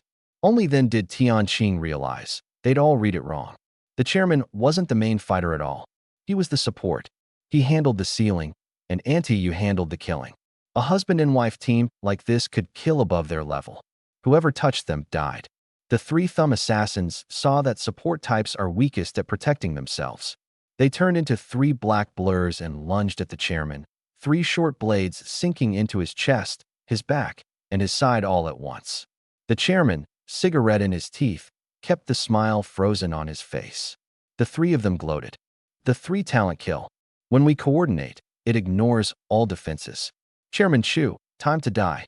The chairman frowned and muttered, "You can stab me, fine. But don't stab me in the kidney." The next second, a second blue divine seal lit up, shared bond. Every wound on his body transferred straight to the goddess in the sky. She bled like a fountain, while the chairman didn't lose a single drop and only fought harder. Only then did the three of them understand. All that effort they'd put in, and all they'd done was heal the chairman and pump up his power. He'd let them stab him on purpose, so the goddess would take all the damage. And once the goddess was pushed to her limit, a beam of gold poured into the chairman's body and shot him straight up to the seventh seal. God descends. One kick, and he stomped an assassin's head into a watermelon. The chairman threw his head back and roared with laughter. When I play support, every support in the world steps aside. When I go on the attack, every attacker in the world bows their head. One punch, and 100 meters of concrete road blew apart. The Red Demon crew was thoroughly rattled. A witch at the peak of the sixth seal, and a six-way monster with 7 seal power, God descends, and the ability to fling his damage onto a goddess. This married couple could solo half of the Red Demon by themselves. Tianqing was out of ideas. And it was at that moment, from a distant high-rise, a silver-white spear tore through the air, headed straight for the chairman. That single thrust lit up the area for miles around, like a falling star. The ground split open, trees were torn out by their roots, low buildings crumbled to sand. For the first time, fear showed on the chairman's face. "You, get out of the way." But Yu didn't dodge. She sensed the chairman was in danger, leapt up, and clamped both hands down on the spearhead. The force behind it was absurdly overwhelming, dragging her backward hundreds of meters without stopping. Her feet gouged a deep trench in the ground, the soles of her shoes worn clean through, blood pooling everywhere, but she didn't give an inch. The chairman cried. This man, usually so careless and never serious about anything, felt the tears come pouring out. He screamed at the top of his lungs, "I don't need you to save me. You can't stop Suze's spear. Get out of the way." Yu didn't dodge. Half a meter from the chairman, she finally came to a stop. Then the spear spent the last of its force and, with a soft sound, punched clean through her body. "Madman." Yu turned her head, smiling, her eyes brimming with tears. I saved you." A 5th seal body, 6 seal power, taking a full-strength 7th seal spear head-on. She'd given it everything she had. But that spear shattered the chairman's heart too. She looked at that rough, unkempt face, the face she'd loved her whole life, and smiled the way she had the first time they met. "This time, I'll go be reborn first. Next life, I'll come find you again. Next life, I'll definitely give you a child. Next life, you have to give me a proper title. And now that I'm dead, you're not allowed to fool around with other women. I'll get jealous." The Red Demon crew closed in. But Tianqing raised a hand and stopped them all. They could all see it. The chairman's heart had already died. He was no longer a threat. "Madman, I'm so cold." The next second, the chairman threw himself forward, letting the spear run him through as well, and held Yu tight against his chest. His scalding blood warmed her back. You fool," Yu wept. "You could have gotten away." With the chairman's skill, as long as he wasn't ambushed, cutting his way out would have been more than easy. But this reckless man insisted on telling her, this way, exactly how much he loved her. "Get away to where?" The chairman stroked her face, gentle in a way that wasn't like him at all. "Without you, wherever I go is a wasteland. A dead winter. A hell." Under the gaze of every enemy they had, the two of them slowly slumped to the ground. The chairman, who wanted to die, Didn't even call on the goddess to save his own life again. Tianqing lit 3 cigarettes and silently stuck them in the ground. He looked at the two of them, barely clinging to life, and let out a soft sigh. The dead settle all debts. Chew the madman. You and I are square. With that, he walked away without looking back. The 3 thumb assassins sheathed their blades too, lifted up their fallen comrade, and vanished, forlorn, into the rain. Madman, I think I see the old crew coming to bring us home. Old Chu came too. The chairman rested his chin on her shoulder. The kid's not there, right? He didn't come. Good. That's good. The man in silver armor and a silver mask, riding the black horse, approached to the sound of hoofbeats. His voice was crisp. Captain Chu. Long time no see. The chairman couldn't be bothered to spare him a glance, focused only on Auntie Yu. You, I want to hear you sing. That song you used to flirt with me the first time we met. You got it, my wife. The chairman's eyes were full of tenderness. As if no one else existed, he began to hum. A breeze passed by. Auntie Yu slowly closed her eyes, and at that very same moment, the chairman's head drooped down too. The man in silver armor sneered. Cheap trick. I don't know whether I was lucky or unlucky. Because when all of this was happening, I was still riding on number 99's junkie bicycle, complaining the whole way about how a real assassin couldn't even spring for a car. You go out on a job on a bicycle? Isn't that a little embarrassing? I griped. On TV, when assassins head out, they either drive or fly. Number 99 pedaled along calmly. That's TV. We thumbs don't get much income from our work. Every month, after paying guild dues and going up the tower a few times, whatever's left is just enough for me to sponsor a few kids who dropped out of school. He paused. Kid, you sure you want to go back to the bar? When the fighting starts later, I really will kill you. I'll kill you too, I said with a shrug. 2 people who were about to fight to the death, and yet at that moment we were talking like old friends. We both understood we weren't enemies. We just happened to stand in different places. But the closer we got to the bar, the more anxious I felt. By the time we actually reached the door, my whole body went rigid. The bar's front door was wide open. The sign had shattered into pieces on the ground, gleaming after being soaked in rain. Those blood-red words, Demon Fong, looking like they were bleeding out. Inside it was pitch black. Even from far away, the stench of blood rushed into my nose. I stood at the door, trembling all over. I lifted my foot to step in several times, but I just couldn't do it. I was afraid. I was afraid of seeing the elders who were always laughing and joking turned into something I couldn't bear to look at. Number 99 stood where he was, then plopped back down onto his bicycle and said nothing. Finally, I stepped inside. Broken glass crunched under my feet. The air still carried that cheap liquor smell, but the teasing, the roughhousing, it was all gone. On a chair by the door sat a man with a demon tattoo on his chest, a blade run clean through him. His head hung down, a blood-soaked cigarette still pinched between his fingers, a faint, relieved smile at the corner of his mouth. Kneeling at his feet was a raincoat-clad assassin, a hatchet buried in his forehead. They'd taken each other down. Uncle, Zhong. Tears welled up in my eyes. This man was one of the few who came back to set off fireworks with me after I got bullied at school. He liked his drink, and when he'd had too much he'd start bragging. He had no children of his own his whole life, but every time he came back from a job, he'd bring us little ones some small gift. A few steps farther in, another man was slumped in front of the bar counter, his chest smashed straight through. His eyes were still open, fixed on the door, as if waiting for someone to come back, or afraid someone would. Uncle Zhou. I dropped to my knees, my voice cracking. This man was the one who ordered my birthday cake that day. He was in his 40s, always going on about how he'd marry his daughter to me once she grew up. Uncle, I'm back. Strange as it sounds, the moment I said those words, old Zhou's wide open eyes slowly closed. I looked around. A dozen or so people, some sitting, some lying down, all frozen in the poses they'd died in.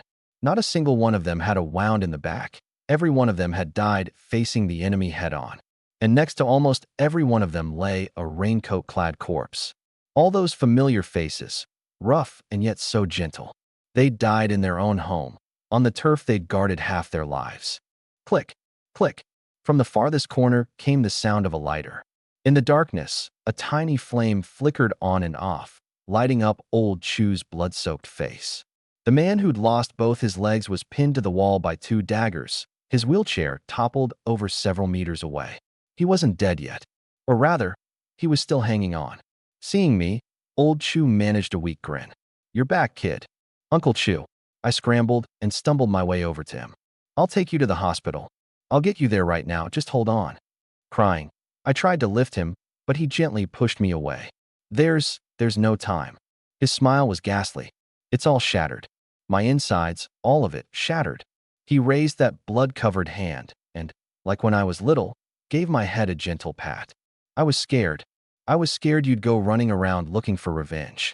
Scared hatred would blind you and someone would use you. That's why I didn't dare die.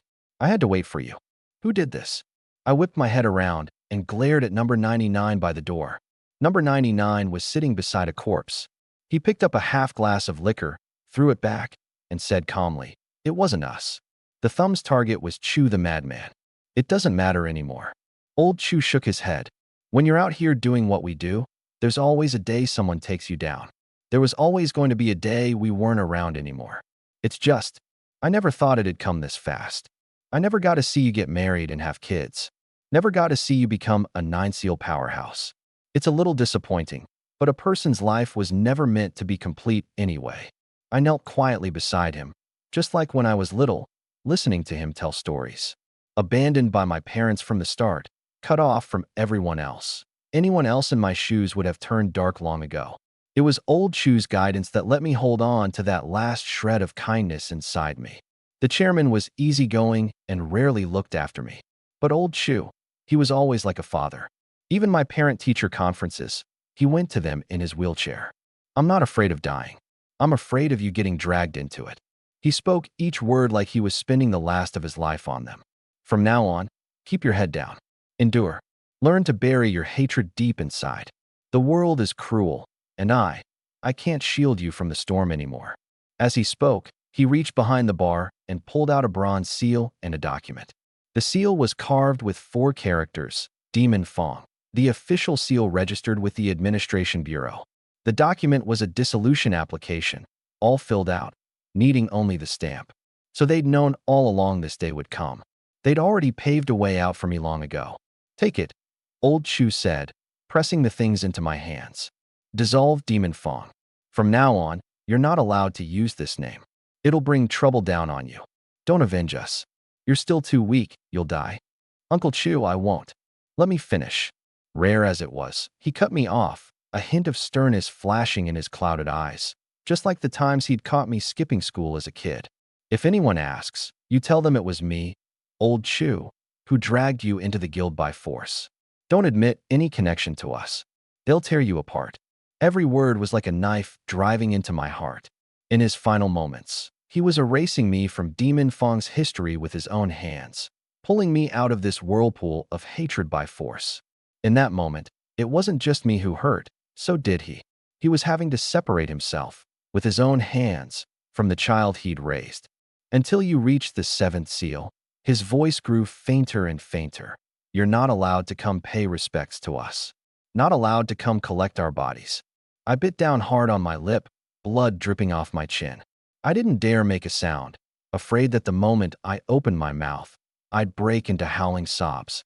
Old Chu was like a father about to leave on a long trip, standing in the doorway, telling his child again and again, "Take your keys, put on more layers when it's cold, don't get into fights, eat properly." Except this time, he was never coming back. When you reached the 9th seal, the corner of his mouth slowly curled up, that smile exactly like the one in the family photo. "Bring a bottle of liquor and come see me again." Finally, with a trembling hand, he pulled out a business card. On it was the number of Lu Ming, the official special envoy from the tournament. "If you run into trouble, find him. Make good use of your fame." His hand fell. The cigarette slipped from between his fingers, rolled twice in the pool of blood, and went out. The bar fell completely silent. I knelt there, forehead pressed against old Chu's knee, shoulders shaking violently, but I didn't make a sound. I didn't dare cry out loud, as if I were afraid of waking a whole room of elders who had fallen asleep. Beep, beep, beep. Number 99's phone rang. A hoarse voice on the other end. "Number 97 is dead. Mission complete. Pull out." He was silent for 2 seconds. Understood. He hung up, tilted his head back, drained the liquor in his glass, frowned, and glanced at me sprawled on the ground. Maybe it was because, tonight, we'd both lost the people beside us. He stood, pushed his stool back into place, and walked toward the door without looking back. At the threshold, his steps paused. Listen to your uncle. He wasn't lying to you. That group of people, they're more than you can handle. His footsteps faded away, vanishing into the rain. In the bar, only one living person was left, me, and 13 corpses. I don't know how long I knelt there. The pool of blood beneath my knees went cold, and the downpour outside softened into a drizzle. Then, slowly, I stood up. I tucked the family photo into my shirt and put away the seal and the document. That family photo was Demon Fong's best memory. The chairman stood dead center with a cigarette in his mouth, one arm around Auntie Yu. Old Chu didn't have a beard back then, laughing so hard his eyes disappeared. Uncle Zhou held up a liquor bottle, and Uncle Zhang had his arm slung around Old Fong's neck. 40-some people crammed into the doorway, every face wearing the same message: we're number one in the world. That year I was only 7, hoisted up on the chairman's shoulders, grinning with a missing front tooth. In my ears, it was as if those gruff but achingly warm cheers rang out again. Congratulations to the little bastard for getting expelled from school. A warm welcome to classmate Wang Beixiao for becoming a normal person. Ha! Demon Fong finally raised one normal kid. As long as us old-timers aren't dead, nobody gets to climb up on your neck and dump on you. Anyone who dares bully our guild's kid, I'll be the first one to say no.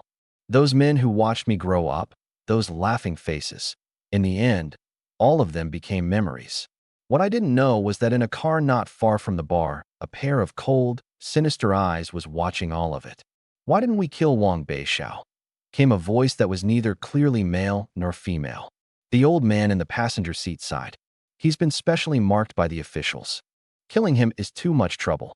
He's got Fong Lai backing him from above, and we were told not to provoke them. The old man let out a cold laugh. But this kid made me lose face. He has to die? I've already arranged a death trap for him. The words had barely left his mouth when a gust of wind swept through the bar, and a badge tumbled off a table, pure gold, round, bearing the image of a wild beast wreathed head to toe in flames. The next day, Jiuzhong City. Inside the rundown bar, that ear-splitting heavy metal music started up again. It was their favorite music. I didn't want this place to lose even a trace of their scent at the very end. Outside the door, a crowd had gathered to gawk. Word that Demon Fong had been wiped out in a bloodbath had already spread across the whole city. The chairman, Old Chu, and the others were the faces of the East District. For big shots like them to all be gone overnight, that was enough to shake the entire city 3 times over. The shattered furniture had been cleared away. A dozen or so coffins were lined up in a row. Draped in white cloth, my back to the door, I knelt and burned paper offerings. My eyes were bloodshot, but not a single tear would fall. TSK, Old Chu was such a good man. How could he just be gone like that? No kidding. Last year my husband got kidnapped outside the city, and it was Demon Fong that stepped in and got him back. I heard they crossed some heavy hitter you don't want to mess with. Look, not a soul dares come pay their respects. I heard every word the neighbors said. Demon Fong may have been the local power in the East District, but they never bullied ordinary folks, and their reputation had always been good. I stared at the golden badge with the flaming beast sitting in front of Old Chu's memorial portrait. I'd already figured it out. It was the totem of the Red Demon.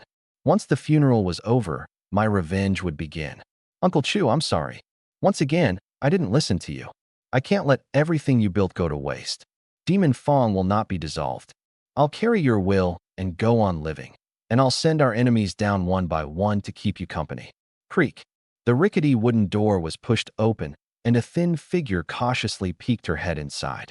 Black athletic wear, a little backpack on her shoulders, hair tied up in 2 little buns. I didn't turn around. At a time like this, no one would dare come see them off. When the tea goes cold once the guest is gone, that's exactly what this was. But the one who came didn't care about any of that. She quietly stepped forward, lit 3 sticks of incense, kowtowed, paid her respects, then knelt down beside me and tossed paper money into the fire bin. She didn't say a word. She let her actions alone declare which side she stood on. I turned to look and froze. The first person to come pay respects was, of all people, that timid girl from the tournament, Yin Shasha. Her baseball cap was pulled down low, and she looked awful. You shouldn't have come. I glanced at the crowd behind me. So many unfamiliar faces, some eyeing our turf, some here to feel us out, and maybe even some of the enemy's spies. You said it yourself. We're teammates. She pressed her lips together and shook her head stubbornly. Teammates shoulder things together. You have to be honest with your friends. I never had any friends growing up. You're my first one. It's dangerous. I'm not afraid. You said it. No matter who comes after you, I'll face them with you. The words had barely left her mouth when a line of luxury cars screeched to a halt outside the door. Leading the way was a fat man in a mouse suit, his hair thinning, an official badge hanging on his chest. He strode in briskly, offered incense, gave a bow, then pulled out his credentials. The name's Huangzhou, Guild Administration Committee, head of Jiuzhong City. This was the official body that oversaw all the guilds, in theory, our superiors. But they'd always stayed out of the feuds between guilds. For him to suddenly show up now, my heart dropped. The family isn't going to return the courtesy?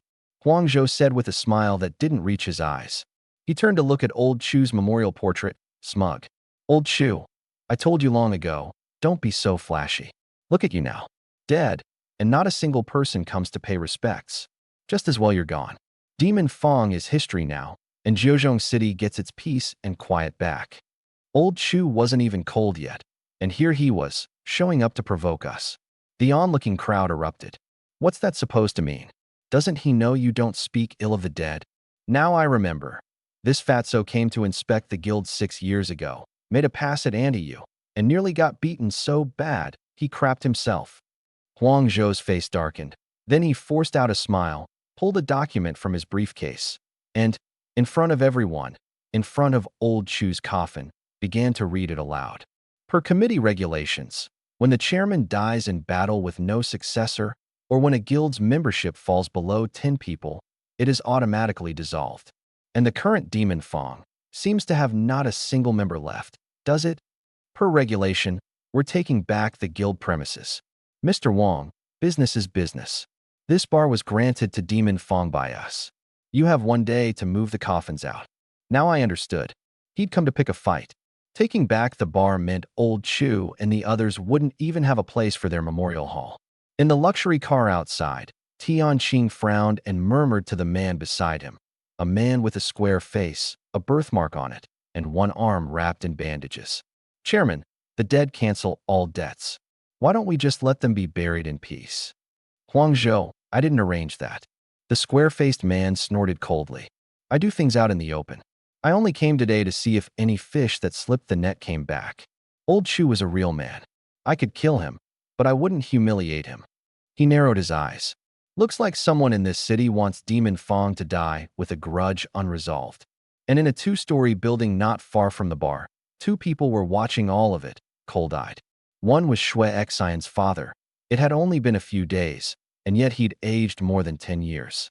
The other was the mystic hand from the tournament. Why send Huangzhou to do this? Why not just send someone to kill Wang Beixiao and be done with it? Shui's father rasped. What's the rush? The mystic hand toyed with the badge in his hand, an eerie smile on his face. Kill the man, but crush his heart first, get it? The harder we push him, the more he'll hate the red demon. And once he goes after the red demon for revenge, we can borrow their blade to do the killing for us. He tossed the flaming beast badge onto the table, identical to the one I'd found in the bar. The poison we slipped old Chu and the others yesterday. Can we really keep that from the red demon? So what if they find out? The mystic hand sneered. That red demon chairman is a proud, aloof man. Even if he knows someone poisoned them, he'll take the blame for killing old Chu himself. He won't stoop to explaining. In a way, we even did him a favor. Otherwise, old Chu really would have detonated his divine seals, and the chairman would have taken damage too. Back in the bar, every eye was on me, waiting for me to make my stand. They were operating under the banner of business is business, following official procedure. I couldn't find any fault with it. Yin Shasha was so angry her little face flushed red, and she started forward to argue, but I threw out an arm and stopped her. Who says Demon Fong has no one left? My face cold. I walked over to Old Chu's altar, threw the dissolution document into the fire bin, and picked up the guild seal. In front of every onlooker, in front of Tian Qing in the distance, in front of Huang Zhou, I slammed the seal down against my own neck. The next second, black light burst out in all directions. Countless waves of black energy poured wildly from the seal into my body. Sounds like the wailing of ghosts and howling of wolves exploded out. A sinister wind surged.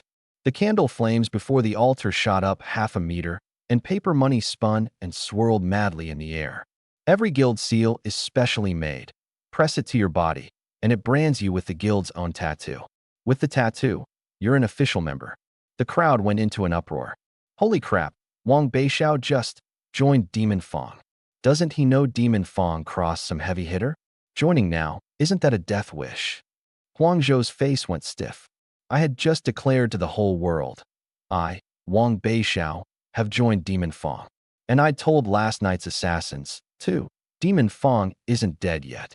Black energy spread beneath my skin, accompanied by a sizzling, searing sound, slowly forming a hideous demon face. Dark visage, bared fangs, blood-red eyes. I, Wang Beixiao, hereby swear an oath. I held the seal high, as if hoisting the full weight of the entire guild.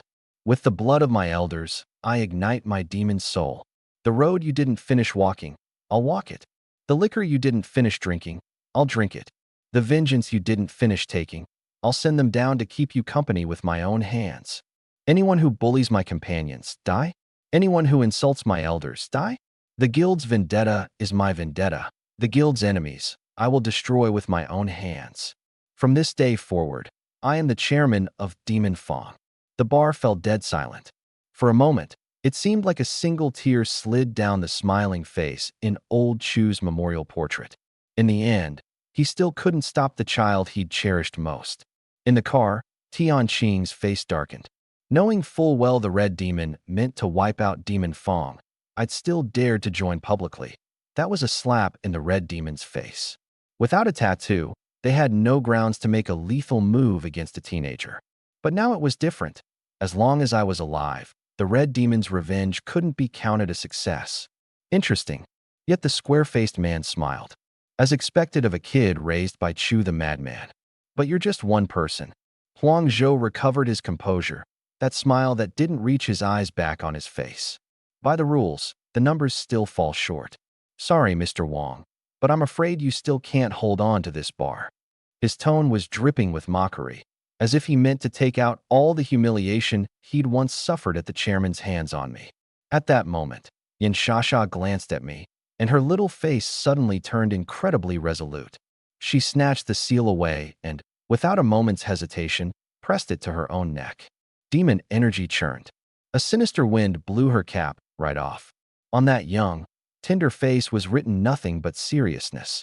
I, Yin Shasha, from this day on, join Demon Fong. In life, I am Demon Fong. In death, I am its demon soul. The guild's enemies are all my enemies. The guild's people are all my companions, and I'll protect them with my life. Anyone who bullies my Demon Fong, I will cut them down. If my joining was an impulse of the moment, then hers was something no one saw coming. Everyone had seen what she could do at the tournament. Inside that body hid a 5-seal powerhouse. Bullying me, a mere 2-seal, was one thing. But making a move on her, that took some careful thinking. Huang Zhou instinctively turned his head, looking toward that 2-story building, his brow nodding up. Per administrative regulation, with both a chairman and a vice-chairman present, we have 6 months to recruit members. I shot Yin Shasha a grateful glance and, step by step, walked toward Huang Zhou. She gripped her ball bat tight and followed close behind me. The sinister wind blew past, our hems snapping and fluttering. My eyes glowed red, and with every step I took, the black energy on me thickened a little more. Huang Zhou shuddered all over and, without meaning to, began backing away. I forced the fat man back step by step, all the way out of the bar, until sunlight hit his body, and only then did he let out a long breath. Seeing the contemptuous looks from the people around him, Huang Zhou sneered in humiliated rage. Everyone knows Demon Fong crossed someone they never should have. Except this stupid girl, nobody will dare join you. 6 months from now, I'll take over this bar, and turn it into a toilet. You're welcome to come back and reminisce anytime. With that, he hurried off on the arm of his subordinate, terrified that one moment's delay might get his head smashed in by me.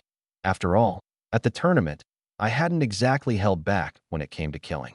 But he hadn't even taken 2 steps when a big hand clamped down hard on his shoulder. Did I say you could leave? My voice sounded like it was drifting up from hell. His body stiffened. He turned around and saw me, my right hand holding the claw hammer that had bashed Shwe Xin to death, staring coldly at him. Since you came to pay respects, you can't leave without a few kowtows. I ignored his whole group of subordinates, my voice hoarse. Kneel. Kowtow to my Uncle Chu. Are you insane? You think I won't? I believe you would. I cut him off, then flipped it around. But do you believe that if you don't kneel today, you won't be walking off this street? With a clatter, several committee subordinates whipped out their weapons and surrounded me on all sides. On the other side, Yin Shasha's ball bat cracked open with a snap, revealing the blade hidden inside. She shielded my flank and leveled the long blade. Nobody moved. Wang Beixiao, have you lost your mind? Do you know who I am? Huang Zhou panicked. His position wouldn't allow him to back down here, but if he didn't back down, I absolutely wasn't going to let him leave. After all, he was the one who came looking for trouble. And do you know who I am? I stepped right up to him, my burly frame a full head taller than his. I loomed over him, leaning in close to his face. Today is my Uncle Chu's funeral. Anyone who comes here to cause trouble doesn't get to walk away clean. I'm going to count to 3. Don't kneel, and I'll hammer you to death. I slowly raised the claw hammer, tiger stripes racing up my entire arm in an instant. In the sunlight, the bloodstains on the hammer looked especially vivid. You wouldn't dare. I'm the tournament champion. Kill you. And the worst that happens is the officials take me in and train me up. I paid no mind at all to the phones being raised around me and said calmly, Today, I'm going to use this one kneel of yours to tell everyone. Demon Fong's fangs are still here. The blade hasn't rusted yet. And we are not some stray cats and dogs anybody can push around. 1. The hammer's handle creaked in my sizzling grip. Huang Zhou looked pleadingly at the few awakens beside him. He was just a paper pusher, no match at all for these guild members. Seeing those subordinates itching to move, Yin Shasha's gaze turned icy, and she murmured under her breath, Sis, help him. Ability, possession. Boom. A terrifying 5-seal aura burst out, a fierce killing intent sweeping outward. That harmless-looking little girl had, in an instant, become a cold, detached killer. Her long blade lashed across the ground. Whoosh! 100-meter blade scar split the road in front of the bar clean in two. The 2 and 3-seal so-called experts beside Huang Zhou felt the killing intent lingering in the air and went cold all over. Don't move. Move, and you die. Yin Shasha's voice held not a shred of emotion. She shot me a cold glance. You owe me a favor. 2. I let out a roar, my 2-seal energy erupting fully. My lapels lifted though there was no wind, black energy churning on the hammer. Huang Zhou's face went white in an instant. His only leverage was his status as a committee official, but he'd forgotten that in this world, it's fists that do the talking. I was dead set on killing him, and no status could protect him. A kid raised by Demon Fong never stops to weigh the pros and cons with you. I can't kneel. Mr. Wang, I'll give you a 3-year extension. How about that? Huang Zhou felt my hand pressing down harder and harder on his shoulder, and he was shaking uncontrollably. If he knelt today, this position of his was gone. He represented the committee, and this one kneel would be the committee losing face. 3. The claw hammer came crashing down, not a moment's hesitation, straight for his face. At that hair's breadth instant, Huang Zhou's reaction was somehow faster than mine. His knees buckled, and he dropped to the ground with a thud. The hammer grazed past his scalp, the fierce gust of wind leaving his ears ringing. Just that little bit, and he'd have become a second Shwe Xin. Pampered and privileged all his life, Huang Zhou had never faced a moment on the razor's edge between life and death. After that brush with death, his crotch went wet. Holy crap!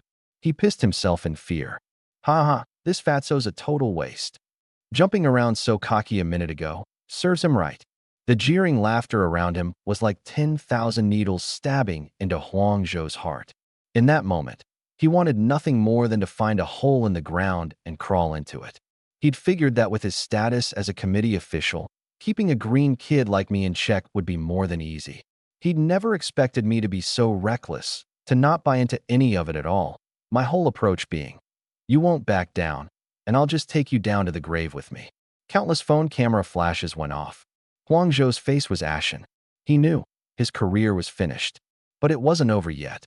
In front of all those lenses, I slowly lifted my foot and stepped on the back of his skull, killing intent flickering in my eyes. I said, kowtow. Bam! I bore down with my foot, forcing his head straight to the ground, his forehead cracking against the floor. You remember this. Even dead, Uncle Chu is not someone you get to insult. Again, this time I didn't have to lift a finger. Huang Zhou was already scared out of his wits. He raised his head and kowtowed 3 times toward the memorial hall. "CH Chairman Wang, can I go now? I want to change my pants." Not a shred of arrogance left in him. He begged in a groveling, submissive tone. "I give up, okay? Keep going." I lifted the hammer, my voice utterly devoid of warmth. "Kowtow until my Uncle Chu speaks up and forgives you." A dead man. How can he speak up? His voice was shaking. "If my Uncle Chu can't speak up, then you keep kowtowing." I bent down, grabbed a fistful of his hair, and slammed it into the ground. Blood sprayed. "Kowtow until he comes back to life." "No, Chairman Wang, I was wrong." Smack. "Please, I was wrong." Smack. 3 times, and Huang Zhou's face was already covered in blood, unrecognizable. Still expressionless, I gripped his hair and lowered my voice. "Who sent you?" "And nobody sent me." Smack. 2 front teeth embedded themselves in the floor. "Nobody. Really nobody," he screamed in terror. Bam. His nose bent to one side, his face studded with bits of grit. "You really think I don't know a thing?" My belly full of rage, I didn't listen to his explanations at all. "The Shui family sent you, didn't they?" Huang Zhou visibly froze, his eyes filled with disbelief. That look seeming to say, "You reckless brute, how could you possibly know?" The reasoning here is actually pretty simple. Sure, Demons Fong had plenty of enemies, but whenever those people wanted revenge, they'd grab a blade and come smash up the bar themselves. They'd never stoop to something this dirty. Look at how Red Demon operates. They'd rather pay good money to hire assassins than ever think about pulling official strings. Why? Pride. 2 kids get into a fight. Do you go running to the teacher?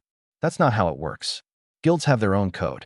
This kind of sneaky, loophole-exploiting garbage was absolutely not something they'd do. The second you walked through that door, I knew exactly who was behind this.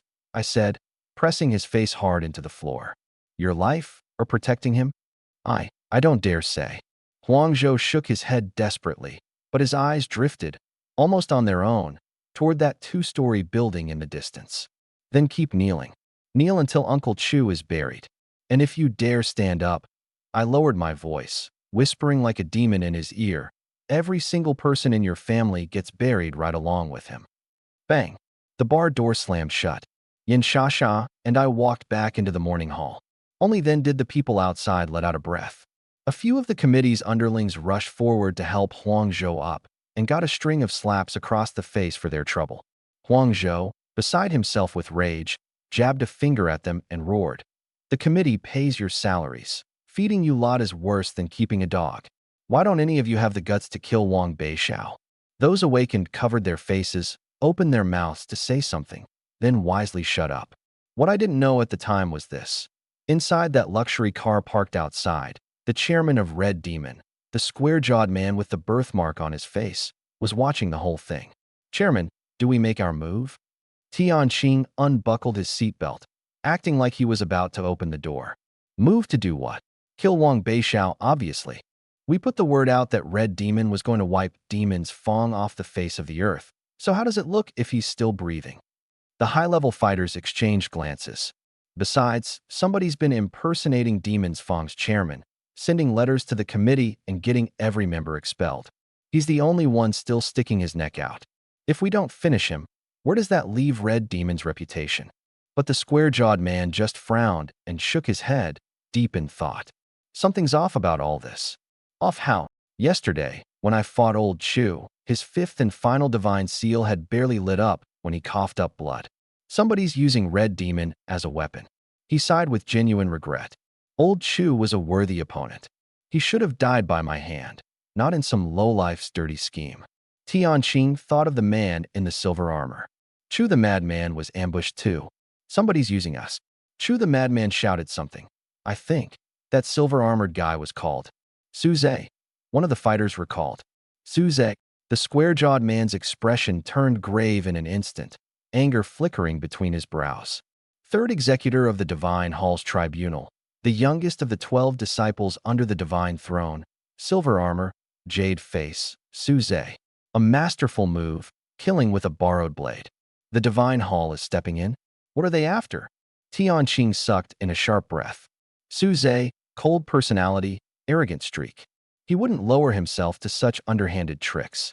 The square-jawed man calmly lit a cigarette. So, the Divine Hall was after Chu the madman. Whoever tripped up old Chu is a different bunch. So who the hell is hiding in the shadows pulling the strings? Tianqing slapped his thigh. Hiding in the dark and using Red Demon as a pawn. Nobody could stomach that. When I got out of the car a minute ago, I took a look. In front of old Chu's memorial photo, there's one of our guild's badges. But it doesn't belong to any of the brothers. Somebody planted it there, terrified that Wang Beixiao wouldn't come after us for revenge.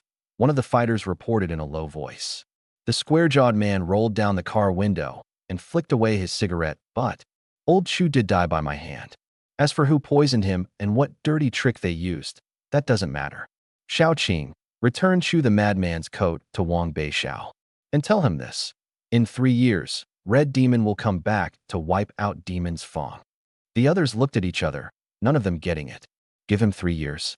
What was that supposed to mean? Old Chu was a real man. If he hadn't been ambushed, he never would have gone down that fast. The square-jawed man grinned. These 3 years are my way of making it up to old Chu. Since I couldn't beat him fair and square, then I'll beat his kid fair and square instead. I can lose a fight, but I'll never lose my honor. Meanwhile, in a 2-story building not far from the bar, the true mastermind was coldly watching it all unfold. One of them was Shui Xian's father. I hadn't seen him in a few days, and he looked a decade older. The other was that mysterious hand from the tournament. Why send Huangzhou out? Why not just have someone kill Wang Beixiao and be done with it? Shui's father asked hoarsely. What's the rush? The mysterious man toyed with the badge in his hand, smiling sinisterly. Kill the man, break his spirit, get it? The harder we push him, the more he'll hate Red Demon. Once he goes after them for revenge, we can kill him with a borrowed blade. All of this, I only pieced together much later. At the time, I was still kneeling before the coffin, completely unaware that I'd already become a pawn on someone else's chessboard. In the morning hall, every pair of eyes was fixed on me. But I couldn't deal with any of that right now. My fists clenched so hard they crackled. The light of the fire basin reflected in my eyes. The killing intent held back, but not gone. Beside me, Yin Shasha stole a glance at my back and called out softly. Chairman. Thank you, I said, not turning around. Everyone else had abandoned me. Everyone else was giving me a wide berth. And yet this girl stood firmly by my side. That kind of loyalty, I'd remember it. Once I find enough guild members, you should quit, I said, staring at that pure gold badge. This is between me and it. I didn't want to drag her down. I had no idea what kind of retaliation today's events would bring. Maybe my enemies were watching from nearby at this very moment. Who could say? Chairman, you said it yourself. We're teammates forever. To my surprise, Yin Shasha shook her head without a second's hesitation. You're the first person who ever told me you can do it. The first person who didn't look down on me. I want to join Demon's Fang. I want to fight by your side, always. No matter who your enemy is, I'll take them on with you. As she spoke, she timidly raised the blade in her hand. I've already set my first divine seal. My opponents are strong, I said, still trying to talk her out of it. Bang! The morning hall door was kicked open again. This time, the one who walked in was, of all people, number 99.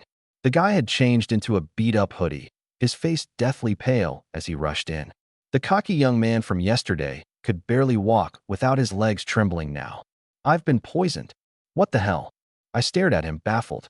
Yesterday I drank half a glass at this dump of a bar, and I got home poisoned as hell. The second I activate a divine seal, my insides burn like they're on fire. Quick, think. Who exactly killed Chu Chioha yesterday? What are you getting at?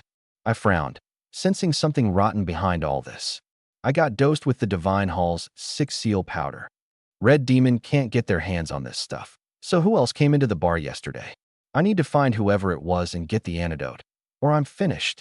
Poisoned. My heart sank. I was certain of one thing. Demon's Fong people never used poison and wouldn't lower themselves to it either. Led by the chairman, this crew was famous for worshipping raw, extreme violence. They sneered at poison. What's 6-seal powder? Yin Shasha blinked her big eyes, staring at number 99's ghostly white face, then thoughtfully dragged over a chair for him. It was the first time number 99 had seen Yin Shasha. The girl had a demon tattoo on her neck, yet she was adorable. Her round baby fat cheeks paired with 2 little pigtails made her dazzlingly youthful. That clean, blank slate innocence stirred something in number 99, and he squeezed out a smile. Thanks, little sis. You've got way more sense than that punk Wang Beishao. Got a boyfriend? Even if you do, no worries. Puppy love never survives graduation. Watch your mouth. I shot back, rolling my eyes. What kind of time was this for him to be hitting on girls? The work we do at Thumb is depressing as hell. So what if I've got a little hobby? He said with a straight face. No joke, chatting with little sis here. I feel like half the poison's cured already. Little sis, you really are my medicine. Seeing my face grow darker by the second, hammer in hand as I stepped closer, number 99 finally dropped the sleazy act. Ahem, where was I? 6-seal powder. It's a drug the Divine Hall specifically developed to capture awakened. Once you drink it down, every time you activate a divine seal you suffer pain like 10,000 insects tearing at your flesh. There's no cure for anyone below 6 seals. That's why it's called 6-seal powder. He held out his wrist. The divine seal there was dull and gray, as if sealed shut by some invisible force. Anyone dosed with 6-seal powder has pink blood, and it's thick. As he spoke, he drew his blade and slashed his palm. Sure enough, mixed into the blood were pink crystals, sticky like melted ice cream. If number 73 hadn't pointed out yesterday that I was pissing blood, I still wouldn't have been sure. Then, as if suddenly realizing something, he quickly turned to explain to Yin Shasha. Don't get the wrong idea, little sis. I didn't catch anything nasty. I'm famous for being clean living. I even disinfect with alcohol when I visit the working girls. Shut up. I had no patience for his rambling. I strode quickly over to the dried bloodstain old Chu had left behind. It had been too dark yesterday for me to notice the trick hidden in it. I dabbed the crusted blood with my fingers and rubbed gently.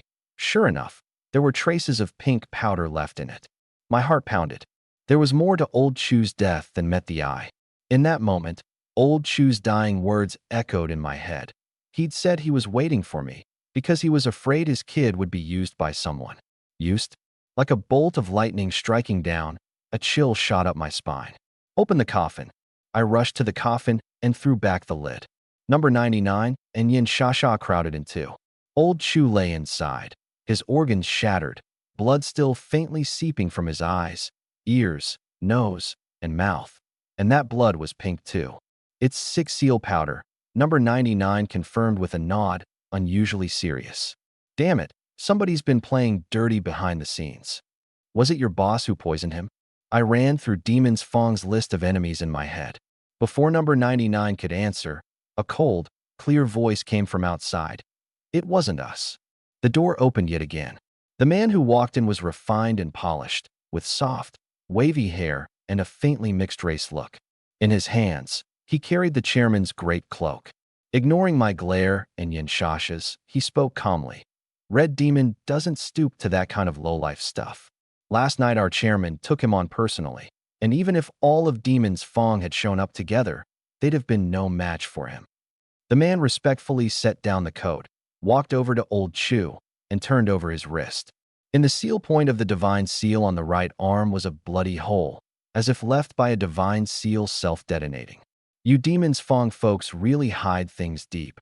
Chu Chioha was secretly holding a 5th divine seal. But the moment he activated that 5th seal, he suddenly spat blood. When he finished, he made himself right at home, lighting 3 sticks of incense, bowing and burning paper offerings, all in one smooth motion. And you are? I'd already guessed. I am the vice chairman of Red Demon, Tion. Before he could finish, my hammer came crashing down.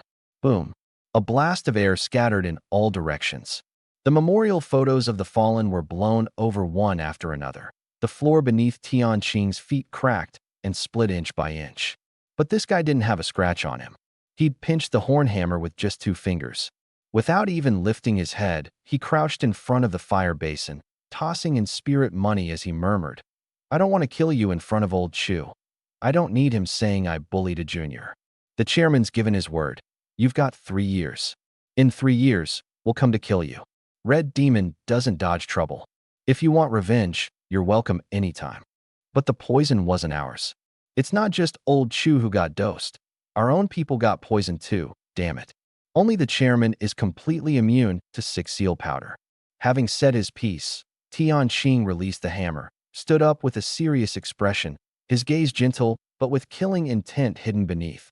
Wang Beishao, I originally didn't want to spare you. You living is an insult to Red Demon. It's the chairman who feels that not killing old Chu fairly and squarely was a hollow victory. So he's giving you 3 years to grow. In these 3 years, no one will come after you. 3 years from now, come to Red Demon yourself to accept your death. Don't make us come hunt you down. The horn hammer crackled in my grip as black energy seeped out from my skin bit by bit. The extreme rage was slowly triggering my divine seal, and I could faintly feel the demon transformation coming on. I know you want to kill me.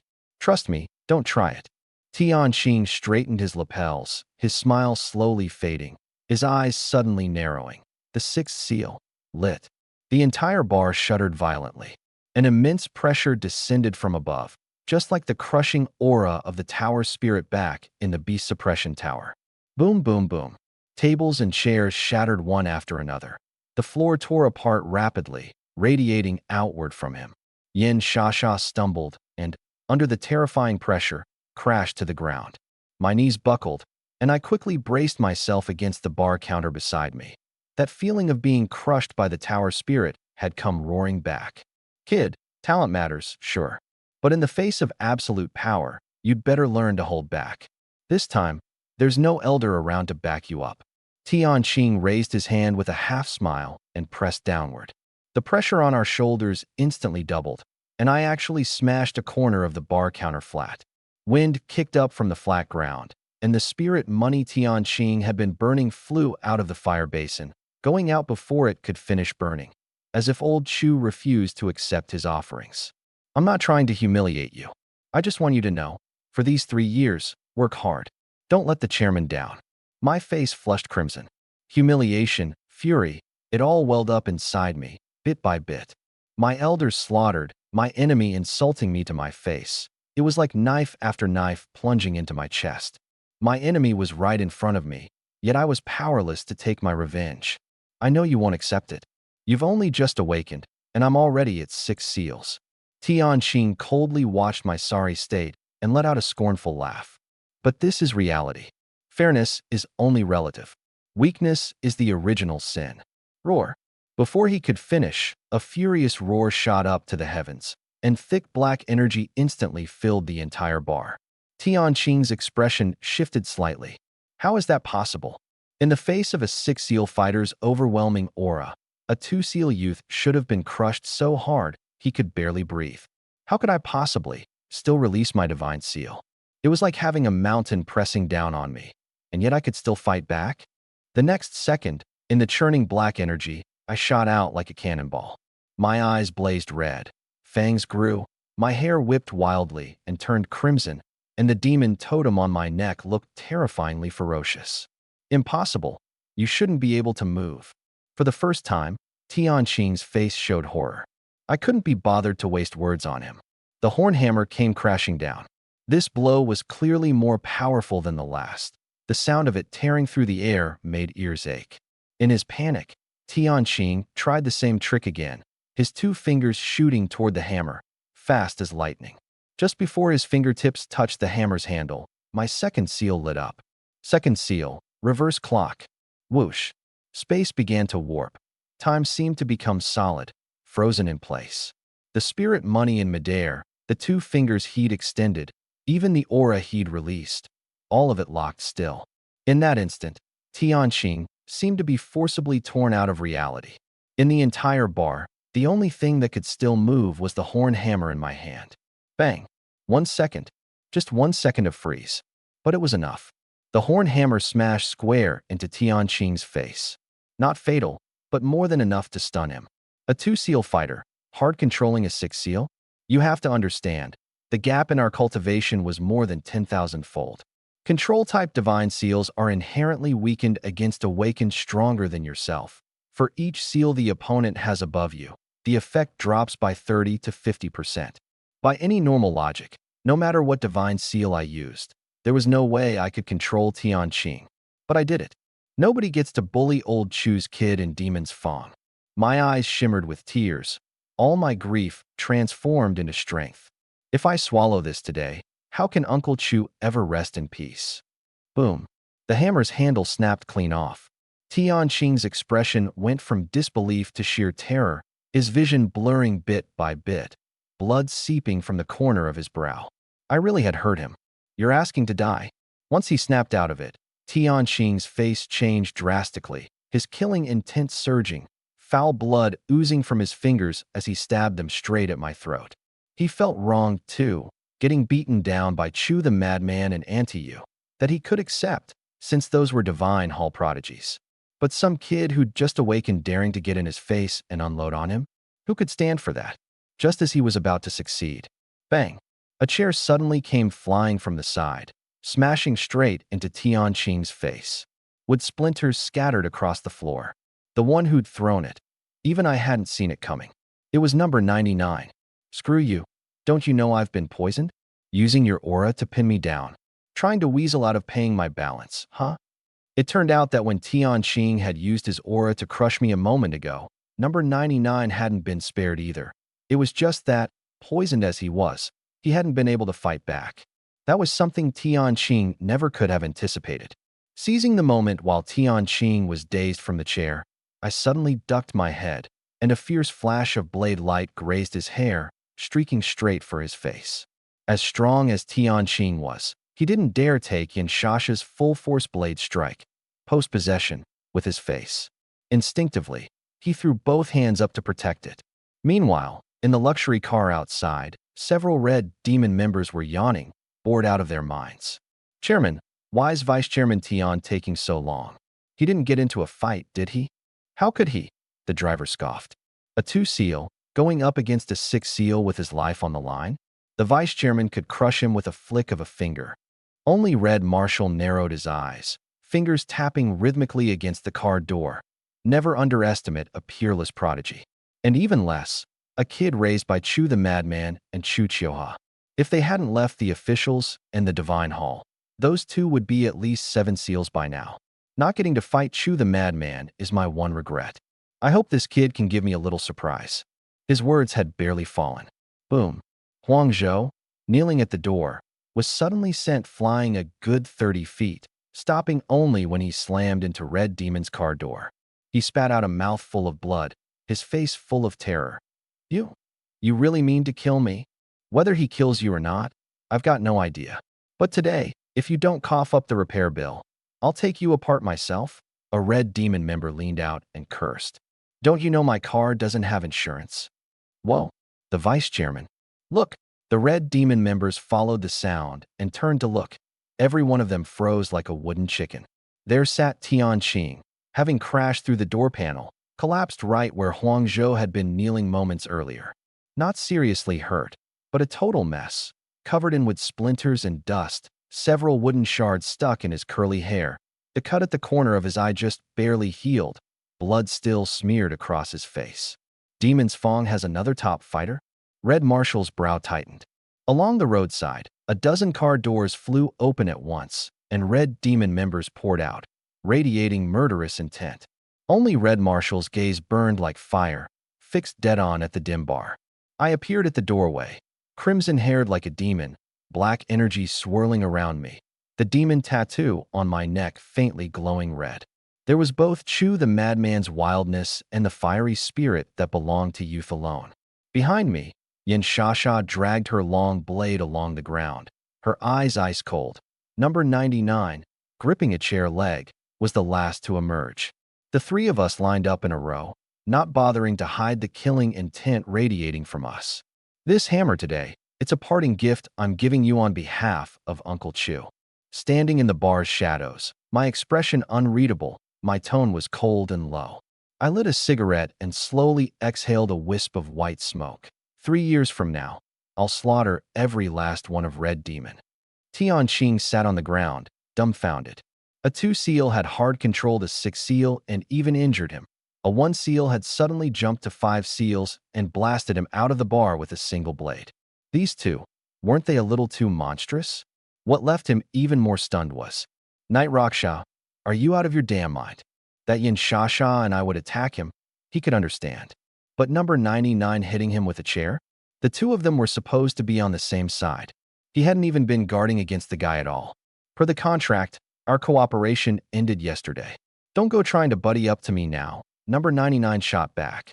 Damn it, using your aura to crush me. Once I get this poison cured, next time anyone takes a contract on you Red Demon lot, I'll give them 50% off. Across the street, seeing Tianqing beaten down, the Red Demon members all drew their blades at once, ready to charge in without another word. The onlookers scattered in fright. Huang Zhou, weeping tears of blood, sprawled under the car and cursed. Damn it, the fortune teller was right. I should have stayed home today. Quick, get me to a hospital. I'm pissing blood. The words had barely left his mouth when the car door opened. Caught off guard, Red Marshal stepped right onto one of Huang Zhou's broken ribs. Huang Zhou grimaced in pain, baring his teeth, but didn't dare fight back. What's wrong with you? Lying under my car, trying to fake an accident and shake me down. Red Marshal shot him a disgusted glare, then bellowed toward the distance. Stop. The dozen or so men who'd rushed to the bar's doorway all halted at once and turned back.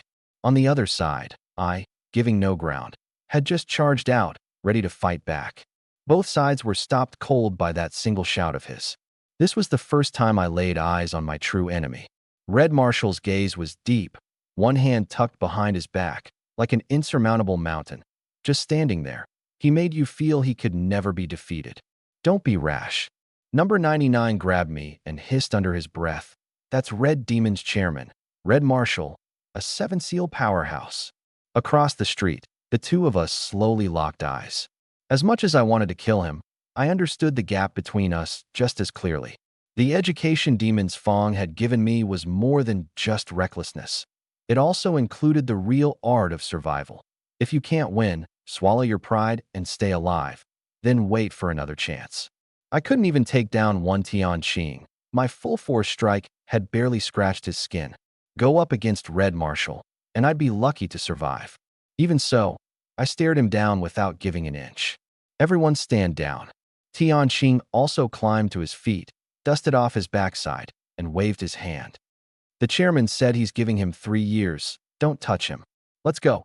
Having eaten his fill of humiliation, Tianqing had no face left to stick around.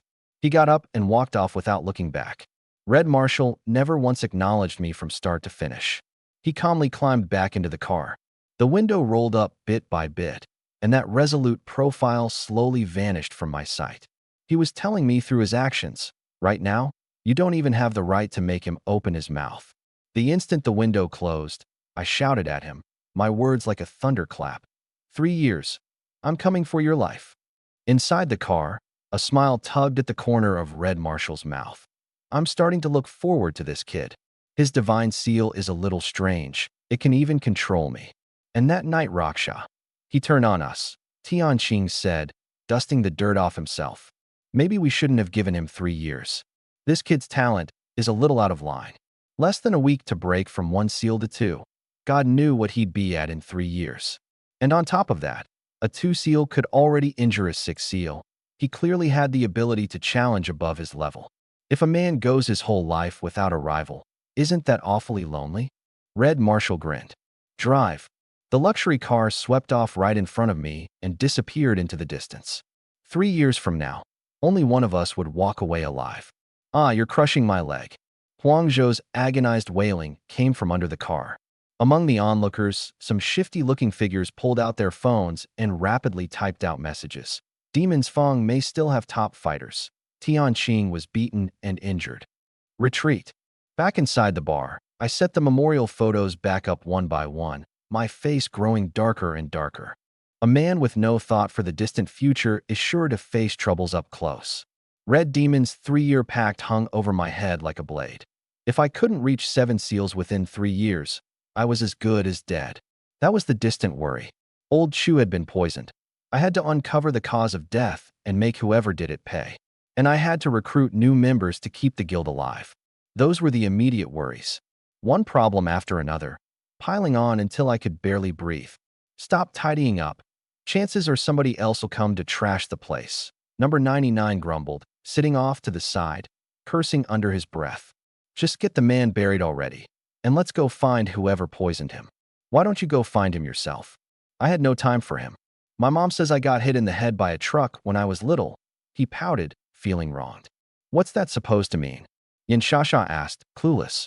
It means his brain doesn't work right. He can't figure this stuff out, I said, not sparing him an ounce of face. At least you've got some self-awareness. But that doesn't affect the next generation, you know. Number 99 said meaningfully, aiming it at Yanshasha, then whipped his head back at me. Hey, hurry up and investigate. You find them. I get the antidote. You get your revenge. Then we each go home to our mommies. I relit the incense and candles. The flames danced in my eyes as the fire of vengeance slowly kindled inside me. How about we go to the apprehension division? Yanshasha asked innocently. In a student's mind, if you're in trouble, you go to the apprehension division, but that logic didn't work on guilds. I stuck the incense into the burner, my gaze deep as I watched the car carrying Huang Zhou drive off into the distance. Then I slowly picked up the chairman's coat and draped it over myself. Putting on the chairman's clothes felt like a declaration to the world. From this day forward, I would carry on his will. Investigating cases isn't our strong suit. We need a professional. Who? That night, in a VIP ward of a private hospital in Nine Bells City, Huang Zhou lay haggard on the bed, both legs in casts, his chest wrapped up tight. If you asked who had the worst luck today, it was hands down him. He'd taken money to go stir up trouble, only to get forced to his knees by some green behind-the-ears punk, then turned around and got run over by Red Demon's car. Worst of all, he didn't even dare go after them for the medical bills. He was choking on the injustice of it all. A bunch of bastards, every last one of them a bastard. In the ward, a beautiful woman in her early 30s looked at him with tear-filled eyes, wiping away tears with one hand while peeling an apple with the other. That bastard Schwelly took 100 grand off me and nearly got me killed. When I'm better, I'm shaking him down hard. And that Wang Beixiao, damn it, he dared hit me with a hammer. Huang Zhou cursed and grumbled, then turned to take a bite of the fruit his wife fed him, mumbling with his mouth full, "Whatever you do, don't tell our daughter I got hurt. I don't want her worrying. Our daughter kept asking about you all day, saying you promised to take her to the amusement park," the woman said gently, wiping the drool from the corner of his mouth. At the mention of his daughter, all the ferocity vanished from Huang Zhou's face, replaced by a knowing, tender smile. "Tell her I'm away on business. 2 weeks at most, and I'll take her to the amusement park in Wind Spirit City. And you don't need to stay and watch over me. Go home and be with our daughter. She's never been apart from me since she was little. I'm afraid she won't dare sleep at night." "Oh, then you." "I'm fine. I'm a branch director of the guild management committee. After all, who'd dare touch me?" The two lingered together tenderly for a while before the woman finally left, reluctant to go. Watching his wife's retreating figure, Huang Zhou's eyes were full of adoration. With a wife like this, what more could a man ask for? The next second, the door was pushed open again. "Why'd you come back?" Huang Zhou squeezed out a smile, thinking his wife couldn't bear to leave him. The next second, his smile froze. There I was, a brand new horn hammer in one hand and a bag of rotting, blackened fruit in the other, with Yanshasha and number 99 standing beside me. The three of us squeezed out smiles uglier than a good cry. "Director Huang, we've come to visit you.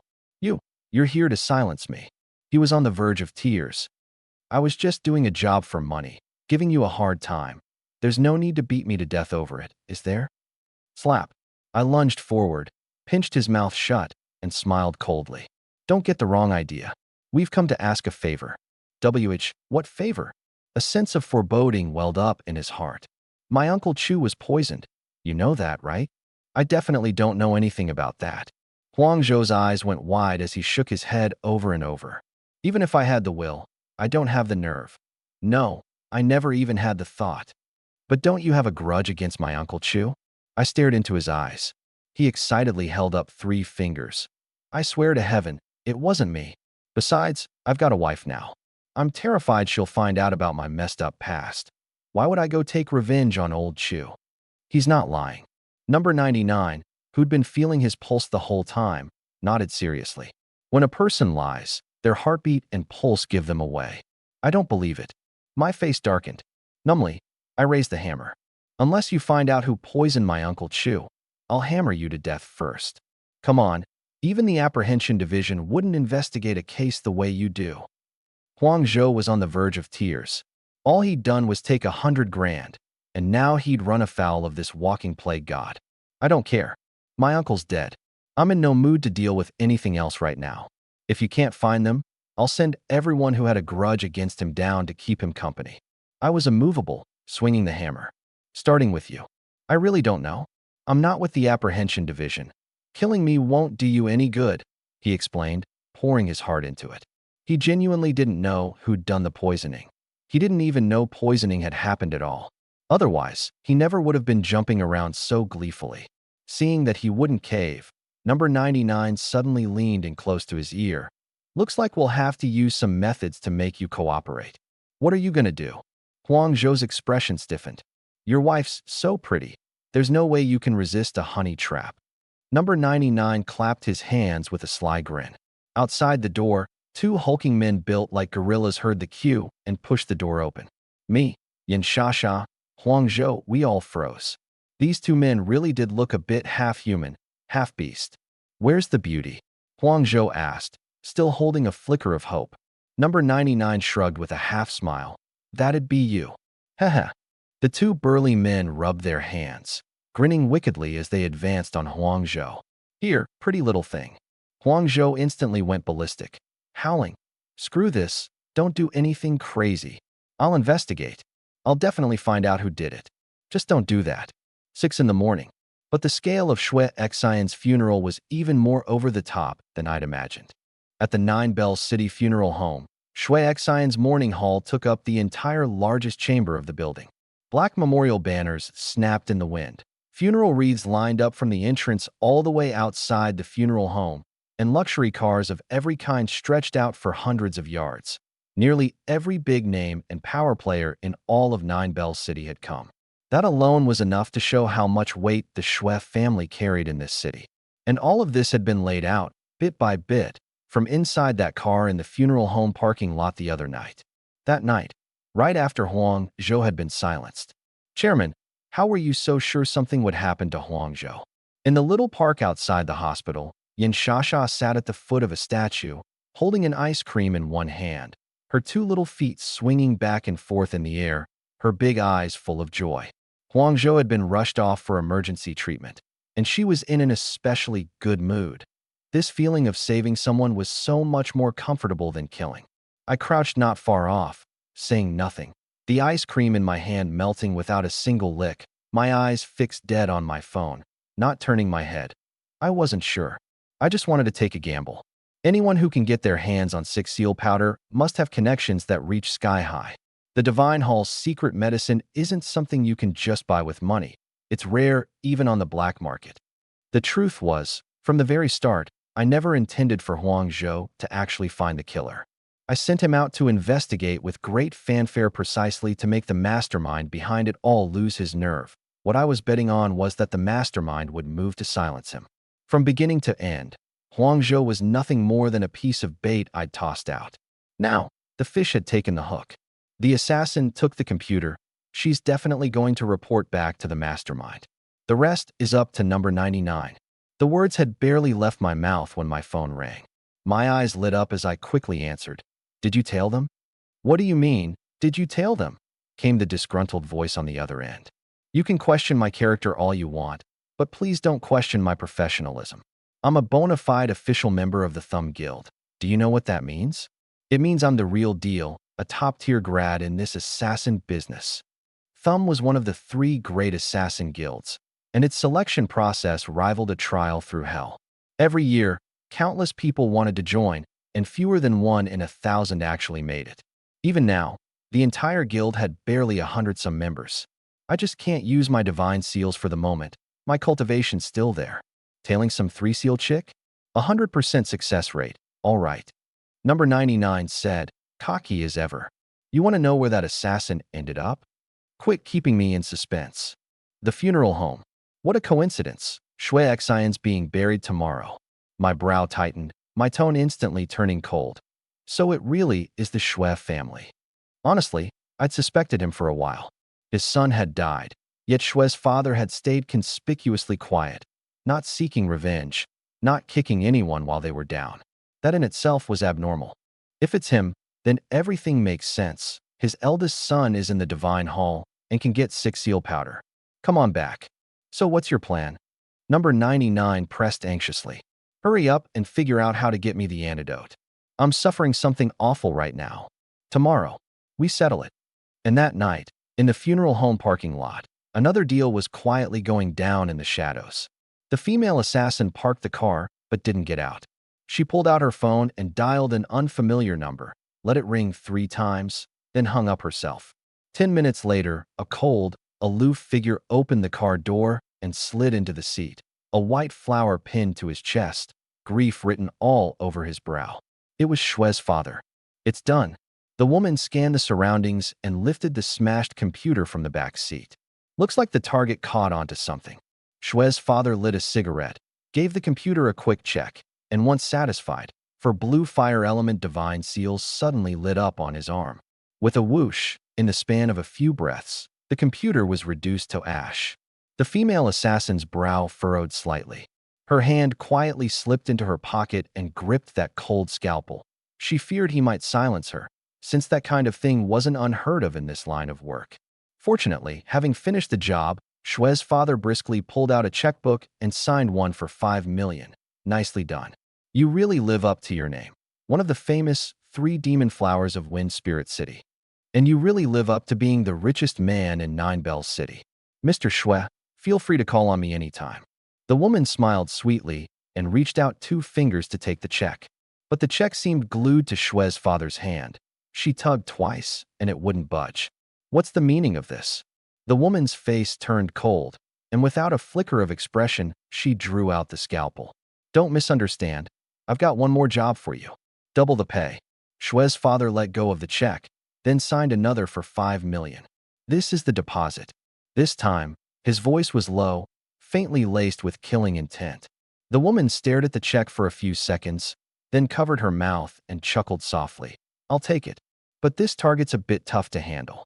Shui's father pulled a photo from his pocket and handed it over, gravely warning.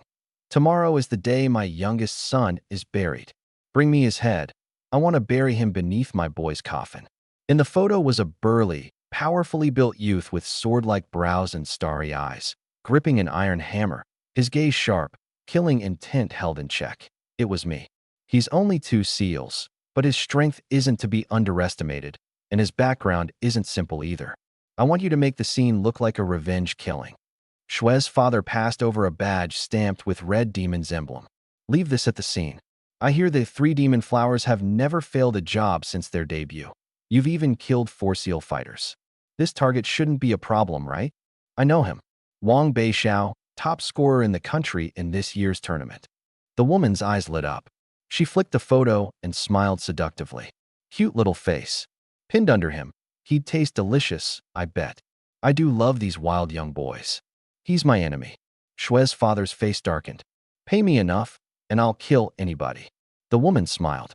Just wait. It won't delay your son's burial tomorrow. The words had barely left her lips when Shui's father's phone suddenly rang. He glanced down, and the caller ID showed. Of all people, Huangzhou. Isn't he dead? Shui's father frowned in disbelief. After a moment's hesitation, he answered anyway, but didn't say a word. After a few seconds of silence, a low, hoarse voice, carrying a trace of youthful edge, came through the phone. Uncle Shui. It was me. Shui's father's eyes went wide in an instant. He'd recognized my voice, yet still he said nothing.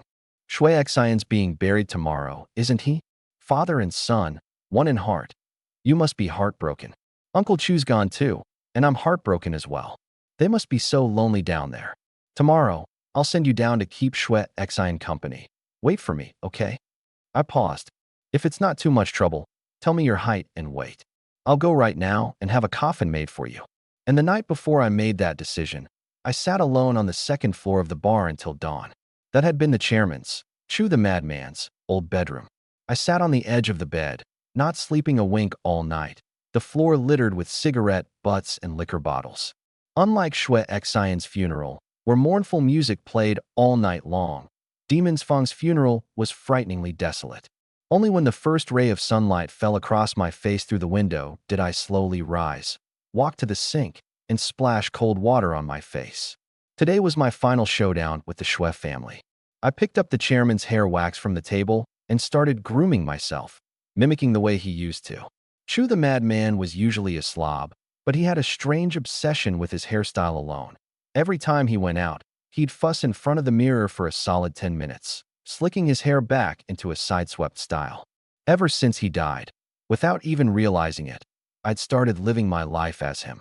Before long, the face in the mirror was no longer boyish. It carried a few traces of Chu the madman in his youth. My elders were gone, so I would live as they had. This was my way of carrying on for them, of letting them keep on living. Finally, I put on that cigarette-smelling great cloak and tucked the horn hammer into the hidden pocket sewn on the inside. Looking at myself in the mirror, in a daze, I heard once again the old sounds of roughhousing that used to fill the bar. You little bastard, remember to lock the door when you go out. Don't get into fights with people. You lose, you shame the guild. Even if you win, it's shameful. What kind of skill is it for a demon's Fong brat to be brawling with people? And remember to bring back 2 bottles of liquor when you come home. In the span of just a few days, the chairman and Auntie Yu had fallen in battle. Old Chu had fallen in battle, and the others had vanished without a trace. It was as if I'd grown up overnight. Touching the demon tattoo I'd once longed for so badly, all that was left in my heart was bitter sorrow. Knock, knock, knock. Someone rapped at the door. I pulled it open. Number 99 leaned against the hallway wall, his face still deathly pale, but he'd changed into a clean black hoodie, an unlit cigarette dangling from his lips, without a shred of pre-battle tension. His eyes lingered on the great cloak for a second, and he gave a teasing whistle. Got a bit of Chu the madman about you now. Yin Shasha stood behind him, her bat slung across her back, her 2 little pigtails poking out from either side of her cap, her small face pulled taut, trying hard to look fierce. The 3 of us stood in the hallway, and no one said a word. This, perhaps, was the calm before the storm. None of us could guarantee we'd make it back alive today. Number 99 broke the silence first, stretching dramatically. Let me say this up front. I'm going to get the antidote, not to help you fight. I ignored him, my gaze falling squarely on Yin Shasha. She could have stayed completely out of this. She could have gone off to a decent college and never had to wade into this muddy water. Shasha, you don't have to come. This is my business. I'm a member of Demon's Fong too. She gripped her bat tight, her little face solemn. I'm your teammate forever. Demon's Fong doesn't abandon its own. Even I never expected that one act of kindness long ago could make this girl follow me through life and death. Chairman, I joined for real, not to repay a debt. I love what Demon's Fong stands for. I was always alone before. I longed for companions, for teammates. I want to build Demon's Fong up together with you. She pumped her little fist resolutely. I'll work hard to keep up with your pace. Since she'd said all that, I nodded, moved. From now on, you're the vice chairman. Let's move out. The bar door swung open. Demon's Fong, the SSS rank guild that would strike terror into hearts for generations to come, and its 3 founding pillars greeted their first battle. At that very moment, over at the funeral home, that grand drama was officially getting underway.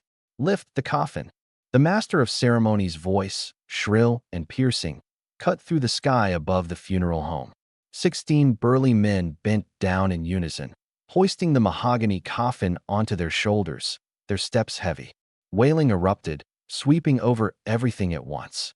A few hired mourning women knelt on the ground, beating their chests and stamping their feet, faces smeared with tears and snot, more invested than the boy's own mother. Spirit money rained down from above the mourning hall, and the low moan of the Swono wept on. The entire funeral home shrouded in a pall of death. Shweli stood at the very front of the funeral procession, the female assassin, now changed into a black dress, at his side. The instant the coffin was carried out of the mourning hall, Shweli's eyes finally reddened. No matter how he strutted and schemed out in the world, the one lying in that coffin was, after all, the child he'd watched grow up. In this moment, he was simply a father. A single tear slid down his cheek and fell onto the white flower at his chest. Such a shame about young Xin. Cross a bunch of lunatics like demons Fong. And what good end could you expect? The surrounding guests murmured in hushed voices, their eyes on Shweli's back, some with sympathy, some with malicious glee. Shweli heard every word clearly, but had no heart to respond, only staring blankly at that coffin, slowly raising his arm. On your way. The master of ceremonies drew out the final syllable. Shweli suddenly flung out a handful of spirit money and roared hysterically. My son, watch closely from up above.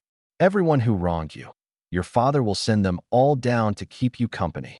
Those words weren't only spoken to the dead. Everyone present caught the deeper meaning. The 100-some awakened of the Shwe family all gripped their weapons at once, killing intent spreading silently through the funeral procession. Looks like once the burial's done, old Shwe's going after his revenge. If you ask me, Wang Beishao probably won't live to see tomorrow. With Chu the madman gone, who's going to care about 1-2 seal? The words had barely fallen. Vroom. An ear-splitting engine roar came blasting in from outside the funeral home. Everyone's footsteps stopped. Shweli, like a bloodthirsty lion, whipped his head up. The other guests turned to look as well, and once they saw who was coming, their jaws dropped one after another. Boom. The iron gate at the funeral home's main entrance was smashed a good 30 feet away. A truck, beat up beyond recognition, came barreling recklessly into the plaza, its body stamped with a demon design, belching thick black smoke. It's Wang Beishao. Whoa, he actually came. Is he insane? There's over 100 people here. The crowd erupted in an instant, the funeral procession thrown into chaos.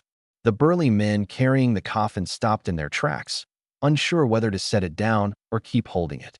In the driver's seat, number 99 had the gas pedal welded to the floor, squinting through the cracked windshield at the panicked crowd ahead, grinning wickedly. Move it, out of the way. Get hit, and I'm not paying. This thing's got no insurance. In the passenger seat, Yin Shasha's little face was pulled tight, both hands clenched around her bat. Her lips pressed into a thin line, nervous, but with no trace of fear. The truck carved out an arc, its tires crushing over the wreaths and banners strewn across the ground. After an ear-splitting screech of brakes, it came to a stop at an angle, directly in front of the funeral procession. The truck bed was empty, save for a single coffin. But the most shocking thing of all was the figure standing on top of the truck. Side-swept hair, not a strand disturbed by the wind.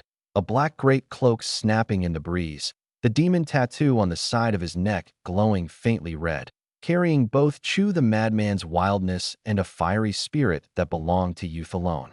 It was me, silently gripping the horn hammer. I looked down from on high, scanning the entire scene. The clamor across the plaza fell silent in an instant. Even the big shots from every faction, men who'd seen every kind of storm, couldn't help but sink into silence. What I was doing was no different from walking to my death. But I had the nerve. The tear tracks on Shweli's face hadn't even dried, yet his eyes bloomed with wild delight. I'd come to attack him of my own accord, which meant even if he killed me out in the open, the officials couldn't do a thing about it. He slowly turned around. The two of us locked eyes across 60 feet, each reading the killing intent in the other's gaze. Wang Beishao. Shweli's breathing quickened. There's a road to heaven you won't take, yet you come knocking at hell's gates that have no door. I'm a son of demons. I come from hell itself. I leapt down from the truck roof, my great cloak billowing without any wind, roaring with the same wild arrogance as Chu the madman. Demons Fong. Here for vengeance. All of you, watch the show if you like. But anyone who dares interfere, don't blame me for cutting you down along with them. Whoosh. The 100-some awakened of the Shwe family surged forward all at once, surrounding the truck tightly. The female assassin watched me with keen interest and laughed softly. A real man. Pity he's about to die. Number 99 climbed out of the car unhurriedly, stretched, showing not a shred of fear. Yo, that's a lot of people. Everybody hold off, or I'm calling the cops. Shweli sneered dismissively and was about to fire back, but the female assassin's face darkened, and she warned him in a low voice. He's with Thumb. Number 99. Night Raksha. Shweli, wild with delight a moment ago, froze instantly. Thumb was no demon's fawn. They were a bona fide S-rank guild that walked the elite path. Their weakest member was at least 4 seals. Cross Demon's Fong, and at worst you go to war. But cross Thumb, and that pack of stubborn maniacs would genuinely wipe out the entire Shwe family in a single night. Are you sure you saw right? Shweli lowered his voice, clinging to a shred of hope. Could you have the wrong man?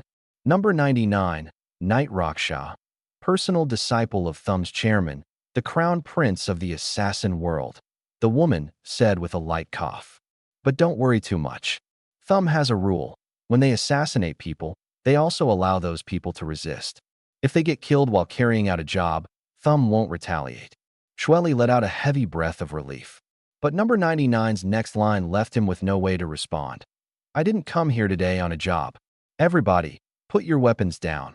If a single hair on my head gets touched today, every one of you pays with your life. Shweli knew there was no dodging this. But with so many people watching, he couldn't lose face, so he had no choice but to steel himself and step forward. Ahem. May I ask, sir? Crashing into my son's funeral procession, what is the meaning of this? My boy never wronged you, did he? My boy, my mutt, whatever. Did you have a kid with a dog? Number 99 was still bitter about the poisoning and wasn't showing him one bit of courtesy. I came here today for one thing. Hand over the antidote. Once I take it, I turn around and leave. But if you keep running your mouth, I promise someone in your family dies today. Yin Shasha and I graciously stepped aside, letting him take care of his own business first. What antidote? Shweli was utterly baffled. Thumb's man was demanding an antidote from him. Give him 100 times the guts, and he still wouldn't have dared poison this pack of demons. What antidote? Number 99's face turned black. He slammed a palm onto the truck's hood and snarled. Screw you. You've got the nerve to poison people, but not to own up to it? I've already figured it all out. The one who poisoned old Chu at Demon's Fong was you. You put 6 seal powder in the liquor, didn't you? I drank that poison booze too. Now hand over the antidote. Otherwise I'll pick up the phone and tattle, and if my old man comes down here himself, he'll dig your son out of the grave to use as a medicine ingredient. You believe me? Number 99 was feeling wrong too. From a certain angle, he and the Shwe family were practically allies, both wanting to deal with Demon's Fong. Yet not only had number 97 died, he himself had gotten poisoned. Damn it. It was something he couldn't even bring himself to tell his own comrades. Otherwise he never would have had to temporarily team up with me. Poisoning. Old Shwe poisoned old Chu. I knew it. No matter what, Chu Chioha wouldn't have been taken out that easily. 6 seal powder? Isn't that the Divine Hall's drug? The crowd instantly boiled over. Once the Divine Hall got dragged into it, the whole nature of the thing changed. Even Lu Ming, who'd been sitting in his car watching the show off to the side, couldn't resist getting out, lighting a cigarette, and settling in with great interest to enjoy the gossip. Shweli, who moments ago had been fierce and menacing, itching to wipe me out in one clean sweep, was instantly caught in a bind. Admit it and hand over the antidote. That was as good as confessing to the poisoning. A ruined reputation was the small matter. The charge of stealing the Divine Hall's exclusive poison was the big one. 6 seal powder was a Divine Hall forbidden drug. The moment word reached the Divine Hall, the tribunal would come knocking within minutes. But refuse to admit it to the death, and he'd offend Thumb. 100-some top assassins watching you 24 hours a day. You'd have to sleep with your eyes open.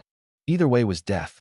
But Shweli was, after all, a big shot in his own right, sly as a fox, and he immediately declared, Sir, I know nothing about any 6 seal powder.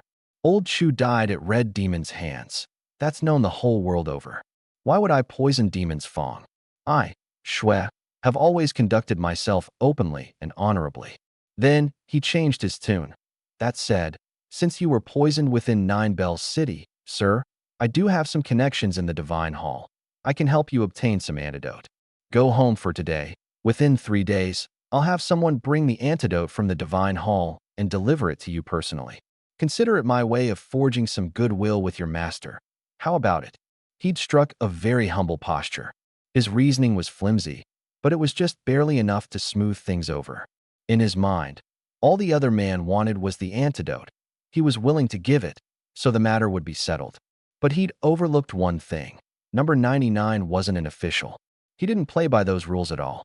You poison him and then refuse to own up to it? Then there was nothing left to discuss.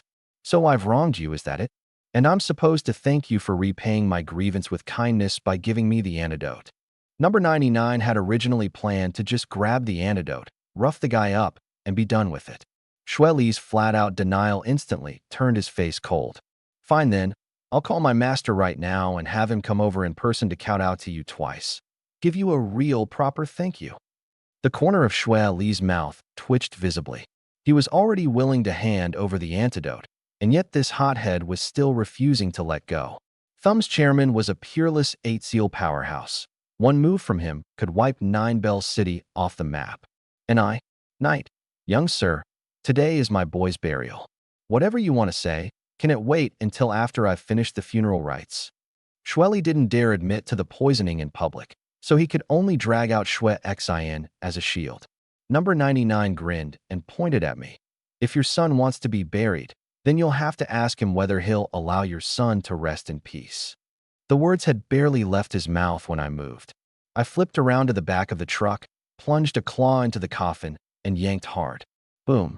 The coffin I'd brought shot straight out, sweeping horizontally toward the funeral procession, knocking a dozen people aside. Quick-eyed and quick-handed, Shueli lunged in a single bound to block the path in front of Shue Xin's coffin, shattering my coffin with one palm, the aura of a peak 4-seal fighter erupting all at once. He fixed his cold sneer on me. "This coffin, you'll be needing it. Today, someone has to lie down in it. If not you, then me." I'd come into this fight already resolved to die, never planning to walk away in one piece. The divine seal at my brow lit up abruptly, black energy surging up all over my body, the black great cloak paired with the rolling black smoke, eerie and domineering. "One-on-one." I pointed at Shueli with one hand. "Heh, one-on-one with me? You think this is playing house?" Shueli swept his big hand through the air. Shing, shing, shing. The 100-some awakened drew their blades all at once, their killing intent condensing into something almost solid. Even the wind seemed to freeze. "Yeah, you're just banking on the fact that his elders are gone." Number 99 leaned against the car, took a drag of his cigarette, and cursed with contempt. "When Chu the madman and the others were around, would you have dared act this arrogant? Back when all of Demon's Fong was gathered, the Shue family wouldn't have dared surround me like this. But Shueli couldn't have cared less. I'm avenging my son. Even if Chu the madman were standing right here, I'd kill him all the same." "Oh yeah, the Shue family's really grown a fat pair, huh? A few days without a beating, and you're up tearing the tiles off the roof? You really think Wang Beixiao's some orphan you can push around?" Boom. The words had barely fallen when, outside the funeral home, a figure smashed through the surrounding wall and came racing in.